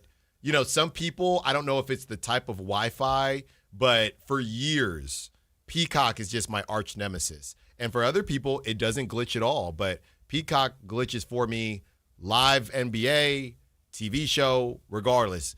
And some people say they have no problems with Peacock. I don't have problems with Peacock except for this. I watch on Mondays, and it's like, and my wife and I had a disagreement about, we have Peacock? No, we don't. Yes, we do. Yes, we do. I'm watching. But on Tuesdays, yes, we have Peacock, but you need a separate tier of Peacock to watch the basketball. Yes. Mondays, it's okay. You can watch basketball. On Peacock. Yeah, but Tuesday's a Peacock package. Like, yeah, it's a separate tier. So tonight is the separate tier. Yeah. It's a nightmare. Just give me, or cord cutters. Yes. And the worst thing is where they, on Peacock or Amazon, or once they get you in, they don't want you switching channels. So when you watch games, you got to, and it's like, it takes you 20 minutes to get out of Amazon Prime to get into the other thing, and then another 20 minutes to get back in. It's like, yeah, we don't want you leaving. Oh, they have the technology. Yeah. They could combine it to where you could have the 4 screens, Netflix on top.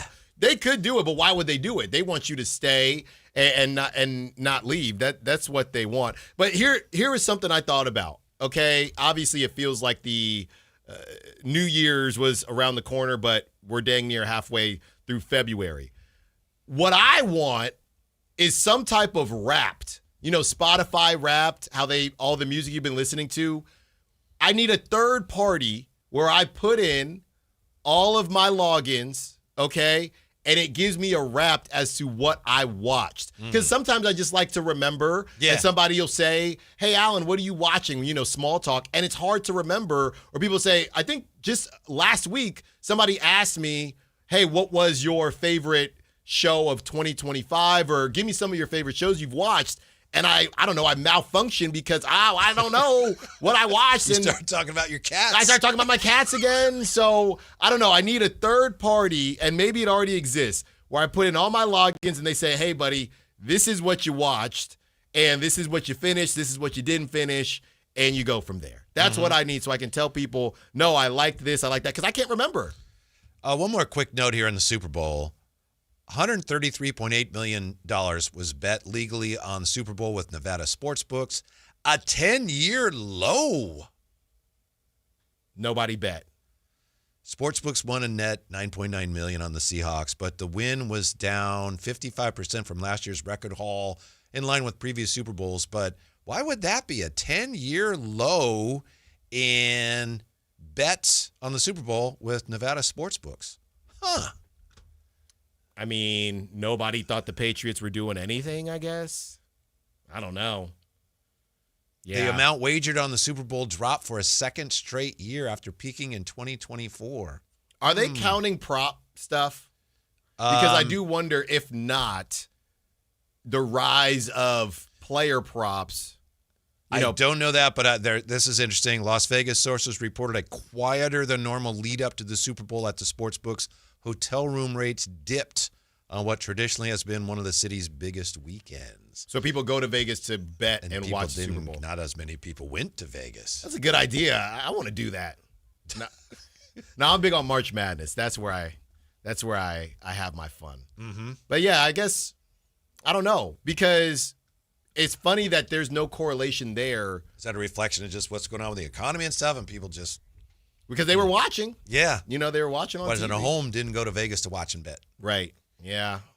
And Vegas is expensive. Did Schmallen Miles go to Vegas, or he didn't have to? He kept it local. Did he? Yeah, he kept it local. How'd he do? He did well. Like I said, DeMario Douglas, we love you. That's who we love, Yeah. That's nice that you keep in touch with him. Yeah, he's going through some things, but he'll be all right. Sounds like he's going to be all right. Yeah, exactly. Yeah. We'll come back and try to make sense of the Mark Cuban wants to buy the Mavs again report next on Sactown Sports.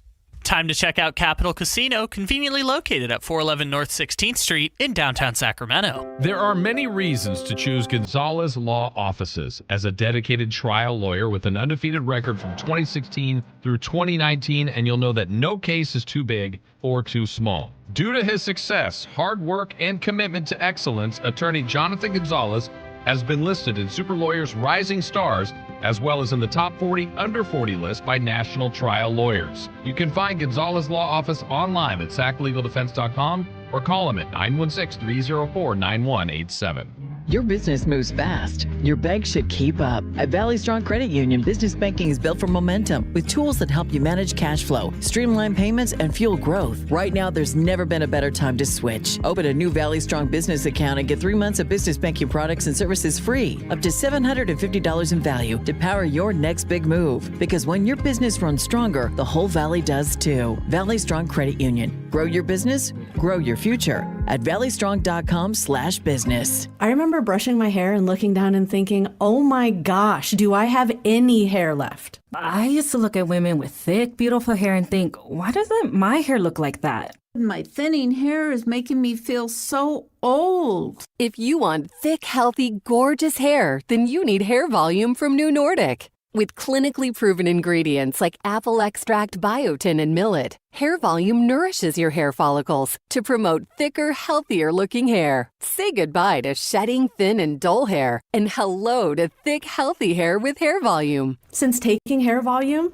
the shedding has all but stopped. Now, instead of being jealous of other women's hair, I have friends who are jealous of mine. My hairdresser couldn't believe the difference in my hair. Now she's using Hair Volume too. Available as a tablet or delicious gummy, Hair Volume is available online at Amazon and NewNordicUSA.com, or find Hair Volume in the hair care aisle at your local CVS. Okay, guys, who is done with their Valentine's Day shopping?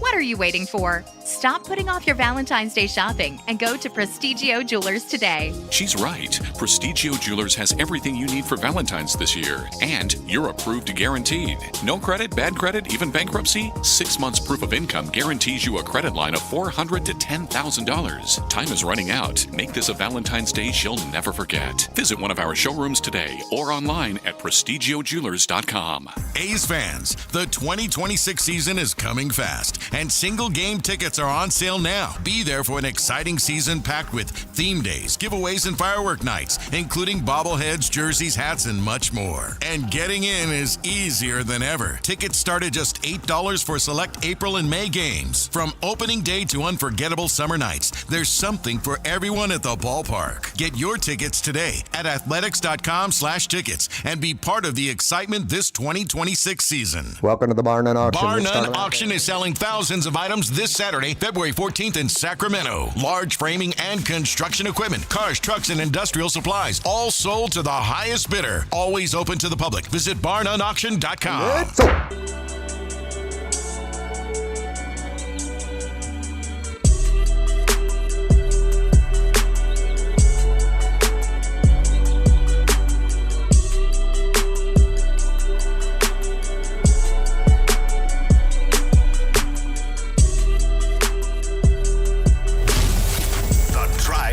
With Kevin Gleason and Alan Stiles on Sactown Sports 1140. Well, let's see how some of the players who figure to be high draft picks are faring as we speak. Right now, Miami is leading North Carolina 63-60. About 3.5 minutes to go in that one. Caleb Wilson, 12 points in 24 minutes, 4 of 8 floor, 0 for 1 on three-pointers. And so he's got 5 rebounds, 3 blocks. So not a big offensive night, but he isn't shooting the ball that often. In Miami on the verge of an upset over North Carolina. How's your boy DeBonsa doing? I know who your guy is on BYU. It's, what's his name, Saunders, yeah. I saw them against Kansas. Well, there he goes again. And I thought, I bet you Alan Stiles loves him. And I was right. He's got a little wiggle to him. I know you're tight. He's got a little wiggle to him. Okay, He's got no wiggle. He's got a jump shot. Yeah, and I like it. I got to see how tall he is. But, yeah, last I checked, DeBansa. See, this is what I'm talking about. DeBansa, there's an and one. Uh-huh. He's hyped up with his teammates. Mm-hmm. You know, after they beat North Carolina, or no, that was Caleb Wilson. But just what he's been doing and just seeing that, I'm not seeing that from Darren Peterson, and I'm not saying not to take him because of it. But even, bringing up Caleb Wilson as well. That was a rivalry game. They're all in doing the post-game presser. These guys are sitting there with their team, you know, being a part of the camaraderie, and Darren is not. And I don't know. You're right. I don't know that it should bother you or not. But you want to take Richie Saunders over Darren Peterson? Who am I to tell Where's you? Richie at right now? Oh, he's on fire tonight. He's got 12 points. 5 of 12, 0 for 4 beyond the arc. He'll warm up. What about Debanza? Debanza is 12 for 16. He's got 30 points. He's only got 3 rebounds, but 6 assists. Yeah. For A.J. Debanza. I'm telling you, man. This is not. BYU up 11 over Baylor with about 6+ left in the second half. This is not a game. I mean, Darren Peterson, maybe he's just not, like I said, maybe he's just not tripping if he goes 1, 2, or 3. He'd rather just go one of those rather than mess up something, right? I don't know.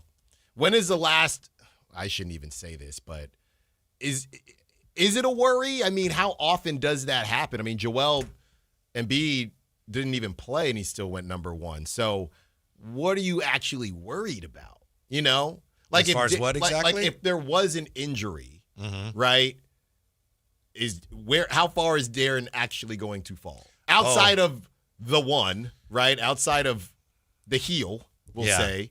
Yeah, it depends on the injury. I know the Kings, the year they took Bagley, they were really high on Michael Porter Jr., but he barely played that season because he had a back injury. Right. And he played, I think, in the tournament. I think he played like right at the end of the regular season or the conference tournament, then in the tournament, and he wasn't great, and he had the back injury, and a lot of teams passed on him, and Denver got him 14th, something like that. And he didn't play the first year, but for them, it's like, that was great. Right. And there was some buzz about him being a top pick for sure. Yeah. So I think that's a good one. But that's a back injury, so I can understand why teams, especially the Kings, we got the second pick and we're terrible. Let's pick a guy with a bad back and hope he gets better. Yeah, right. You can't do that. My point is, I don't know. It feels like Darren Peterson, the fear that he has is maybe, it's easier for me to say it's not my money, but, you know, the fear that he has maybe is coming from the camp. There's a reason we haven't seen anybody do this like this before. I have to think if there's really issues with his basketball character, which is separate from the type of person he is, but if there's really issues with that, I don't think they're going to surprise people.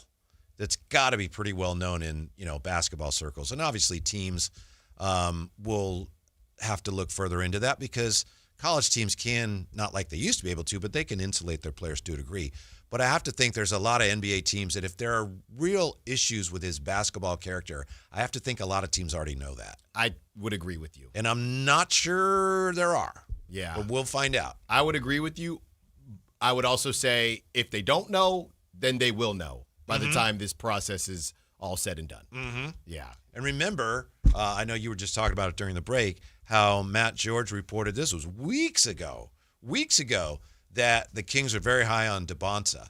And I think Darren Peterson's star has risen a little bit since then. So that might not even still be true. Right. I don't have a hard time believing that it would be, but it might not be. No. I think, to me, for the types of players that they are, I would be you better think Darren Peterson is that special because you do have, I don't know what to do with Cam Boozer, but you do have, and I'm doing the thing now because I just watched them beat Duke, but you do have Debanza and you do have Caleb Wilson who more so fit where the league What's the problem with Boozer? Not enough wiggle. Richie Saunders has wiggle and Cam Boozer doesn't. No, Richie Saunders can shoot. I was having some fun. But that's why I said during the break, I think Cam Boozer would be perfect for the Pacers, who they got. They already have Halliburton. They already have Siakam. They don't really need Cam Boozer to put up 30 a night, right? They could maybe play it more safe in the position that they're in, whereas the Kings and whoever else, or the Wizards, still don't have their guy. They can't really afford to do that. So it's less about Cam Boozer and more about situation. I don't know that he's a home run. I think he's a solid double. He could be a home run, but I'd rather take a daddy hack, as we said back in the day. He's really good. He is really good. But you have to go for somebody you think could be a dude. And I don't know that Cam is that based on the Kings situation. Maybe the Wizards feel like they have that with Sarr, and obviously now they have Trae Young and Anthony Davis, so maybe they go for Cam Boozer. Yeah, Cam wouldn't be my first choice if I were the Kings, but I wouldn't feel bad about getting him third. And I mean, just look at the potential fit with Keegan. Keegan could play small forward again. Yeah. That would be a good fit in that sense. Yeah. Like I said, I'm prisoner of the moment right now, and Caleb Wilson looking good. Caleb Wilson looking like, for the Kings, I might have to just take the flyer. Just because of the athleticism, that's what you hear about Boozer. A lot of scouts and observers just feel like, well, like you said, it doesn't have the wiggle. That's right. Not enough. Not enough wiggle. But is it enough wiggle for certain teams? DeBus has a lot of wiggle. No, he got a lot. You're out here quoting Kyle Draper last night, talk about wiggling his jiggle when he was talking about Derek Queen. I did not hear that, and I'm glad I did not hear that. He said it like in the second quarter. I didn't catch that either. No, I was watching the game. We got to ask him about it. What do you think of this? Mark Cuban, according to a report, Mark Cuban with another investor, an unidentified investor group, they're looking to buy back the Dallas Mavericks. Have you heard about this? I just want to one day be so rich I'm just bored. Mm-hmm. Hey, I'll give up my ownership, then I'll buy it back. Miriam Adelson and her family have given zero indication that they want or plan to sell the team. Some people are looking at it this way. We know that the NBA may decide this summer to expand. We know that there was some talk that the Adelson family might want to move the Mavs to Vegas. So people are wondering if, all right, Cuban gets the Mavs back, and then the Adelsons, they take over the expansion team in Vegas. All in the family. Maybe. Who then would pay? I mean, there's an expansion fee they'd have to pay. So I don't know. Something to keep an eye on. It's very weird and cryptic. Because, again, the Dallas owners have not said they want to sell. We don't know who the buyer is, the consortium that will work with Cuban, but just something to keep an eye on. It sounds also like Mark Cuban really wants the team back. Well, yeah, and, I don't know how well documented it was as to why he decided to sell. He still owns 27% of the team currently. Yeah, but this goes to the Luka piece, and, hey, if you trade him, the tinfoil hat kind of conspiracy theory, hey, if you trade Luka, we'll give you the first pick, and then from there, we'll move to Vegas. This is basically Mark Cuban saving the Mavericks in Dallas, so then they can just do the expansion team in Vegas, which I don't know how that would work, Whitey, because from everything I've read, Seattle is the first in line to get their team back. So I don't know where Vegas fits in there. Mm-hmm. Because you're not going to do two on the West Coast unless you just say Vegas is going to play Eastern Conference teams, and I don't think they do that. You'd have to move somebody. Minnesota or Memphis. Get them out. Slide them to the east. By the way, I just wanted to share this from the 916. This was a while ago. The facts are that the Kings' toxicity to players in the league started after 2006. The playoff era came to a close due to the core aging out, the firing of Adelman, the Maloof's money troubles, and subsequent efforts to relocate the team and horrible decisions in the front office and the roster. While Ron Adive's purchase of the team in 2013 kept the team in Sacramento, it ushered in a new era of incompetence. Why is there not a need to say that on the air? You're talking about all the problems. How can you honestly ignore that? One can only infer that you are afraid or unable to say it. It has happened before. Well, apparently we're neither afraid or unable to say it because we just said it. So thank you for listening. Yeah. I mean, that's just something, I've talked about this before, and it just comes down to I don't necessarily know what fans want because, I don't come to, and again, we have a partnership with the Kings. The Kings do not pay us as hosts in any capacity. Wait, they don't? They don't pay you? Maybe not. I got to get on your plan. I got to get on your plan. No, I'm with you. But you're right. But the idea that you need us to say, bleep this situation, I just don't know what you believe it would solve, right? There are people that have said that, okay? And nothing has changed. So obviously, that is not going to do anything besides probably take money out of my pocket, because when it comes down to what we do say, we are saying the quiet part out loud and we understand where the team needs to go. But the idea of becoming disrespectful with it just so somebody can say that we stood on business when nothing is going to change seems counterproductive. Yeah, very well said. And that's why we're all counting on Scott Perry. Yeah. And we're counting on him to be accurate when he says, no, I'm doing what I want to do. That's fine.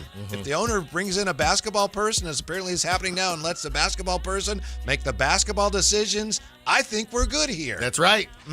That's right. And we're about to be. Yeah. Once we get, what's his name? Saunders. Don't even say that, not even as a joke, because it'll Saunders, happen. Neoclitus. Yeah. He's not even there expect to be anymore. drafted. Thank you, Ramsey. Thank you for being with us. Stick around because we got Westwood One Sports next on Sactown Sports. See you tomorrow.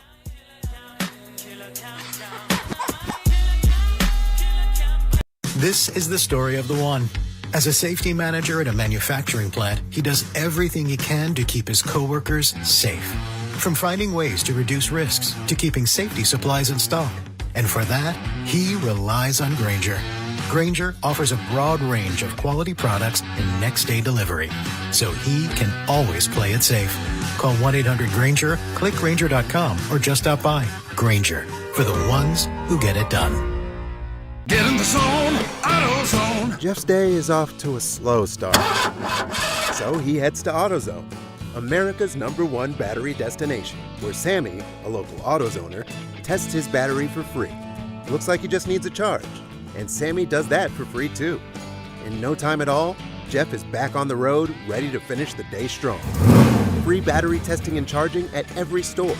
No hassles, just help. Get in the zone, AutoZone. Restrictions apply. Finding great candidates to hire can be like, well, trying to find a needle in a haystack, but not with ZipRecruiter. Its powerful technology actively finds and invites qualified candidates to apply to your job. So while other companies might deliver a lot of hay, ZipRecruiter finds you the needle in the haystack. See why 4 out of 5 employers who post a job on ZipRecruiter get a quality candidate within the first day. Try ZipRecruiter for free at ZipRecruiter.com/free. That's ZipRecruiter.com/free. ZipRecruiter. Why'd I go to the doctor? Working on the farm, my heart kept skipping a beat.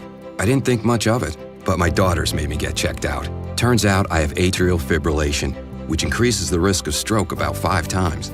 Symptoms like irregular heartbeat, heart racing, chest pain, shortness of breath, fatigue, or lightheadedness can come and go. But if it's AFib, the risk of stroke remains. If you have symptoms, contact a doctor. I'm so glad I did. Visit notimetowait.com. Sponsored by Bristol-Myers Squibb and Pfizer. LifeLock, how can I help? The IRS said I filed my return, but I haven't. 1 in 4 tax-paying Americans has paid the price of identity fraud. What do I do? My refund, though. I'm freaking out. Don't worry, I can fix this. LifeLock fixes identity theft guaranteed and gets your money back with up to $3 million in coverage. I'm so relieved. No problem. I'll be with you every step of the way. 1 in 4 was a fraud-paying American. Not anymore. Save up to 40% your first year with promo code NEWS at LifeLock.com. Terms apply. This is the story of the one. As an HVAC technician, he and his digital multimeter are in high demand. So when a noisy office HVAC turns out to be a failing blower motor, he doesn't break a sweat. With Grainger's easy-to-use website and product information, he selects the product he needs to keep everything humming right along. Call 1-800-GRAINGER, click Grainger.com, or just stop by. Grainger, for the ones who get it done. Winter is in full swing, and Aleve is here to keep you moving. When the cold weather sets in, everyday aches and pains can linger, but Aleve's got your back. With up to 12 hours of body pain relief per dose, Aleve keeps you going with long-lasting body pain relief to get you through whatever the season brings. Chilly days or cozy nights, Aleve gives you that long-lasting body pain relief you can count on this winter. Try Aleve. Use as directed for minor aches and pains. Okay, real talk. Valentine's Day is almost here and time is running out. But you're covered at Gazzetta Jewelers. Personalized service, incredible craftsmanship, and people who help you get it right. From classic diamonds to one-of-a-kind custom pieces. Find something she'll never forget. Shop in-store or fast and easy at GazettaJewelers.com. This Valentine's Day, don't forget your sweetheart. Gazzetta Jewelers. Because love deserves the effort. GazettaJewelers.com. Welcome to the Bar None Auction. Bar None Auction is selling thousands of items this Saturday, February 14th in Sacramento. Large framing and construction equipment, cars, trucks, and industrial supplies, all sold to the highest bidder. Always open to the public. Visit BarNoneAuction.com. KHD-KHD1 Sacramento, KYMX HD3 Sacramento. From the Power Business Technology Toshiba Studios. This is Sactown Sports 1140. The day shuts down. The games light up. This is BetMGM Tonight on Westwood One Sports. Hey, welcome on back to BetMGM Tonight, Westwood One Sports. We bid adieu to Brad Evans. I'm Pat Boyle, solo hour here on BetMGM Tonight. And we are brought to you by BetMGM. Make it legendary. Download the app today. Please gamble responsibly. You can watch the show live on YouTube. Search BetMGM Tonight and hit that subscribe button. I'll see tomorrow at the gym how many middle-aged women from my workout class who said they were going to watch the show. We'll see how many of them followed up on that. You can also watch the show live on Twitter. I'll explain more about what the hell I just said in a little bit. You can watch the show live on Twitter at BetMGM Tonight. You can listen to the show on the Westwood One Sports app, the Odyssey app, Sirius XM Channel 375, and hundreds of local affiliates throughout North America. Phone number to join the show. We got a couple of callers that want to weigh in. We'll get to those phone calls here in just a few minutes at 310-840-4910, 310-840-4910. But we started the show with the Kansas come-from-behind win last night, knocking off number one Arizona, giving the Wildcats their first loss of the season. And, you know, all of our reactions to the game itself and what it means, you can go back on the Odyssey app. You can download the BetMGM Tonight podcast and get any of that. For me, again, I think it's unfortunate that the bigger headline and the bigger discussion is because of the guy that didn't play in the game. And that's Darren Peterson. And if you're just, maybe only starting to get into the college basketball season now and you've heard the name, but you haven't heard much. Let me put it as simply as I can here. Here are the odds to be the number one pick in the NBA draft in the summer. Darren Peterson, when I last saw him before this game yesterday, was more than minus 400. So he has become a heavy favorite to be the number one pick in the draft. And that includes A.J. DeBonsa, who's awesome at BYU. That includes Cameron Boozer from Duke, who's most likely going to win the Wooden Award for the most fantastic player in college basketball. His odds to win that are like minus 2,000, I think. Like, he's running away with the award. But that's because Darren Peterson's only played in basically half the games. But this guy is like clearly becoming the number one pick in the NBA draft. And I got to be honest, I think he's ruining college basketball. I think Darren Peterson is the worst thing in what has become a great season of college basketball. Darren Peterson, star freshman for Kansas. Here's his numbers so far on the season. He's averaging 20.5 points per game, just over 4 rebounds per game, under 2 assists per game. He's shooting 49% from the field. He can shoot the 3 ball, and he's shooting at 42%. He makes about 3 of them a game. So he's perfectly fit for the NBA. That's why he's probably going to be the number one pick. 79% free throw shooter. He's 6'6", 200 pounds. Like, he can play basically. He can run the point when Kansas wants him to, but he's perfectly a shooting guard or a small forward, the 2 or the 3 in the NBA with his size and his fit and his athletic prowess is off the freaking charts. Like, the kid, he's just a beast, man. He looks like he was made in a lab.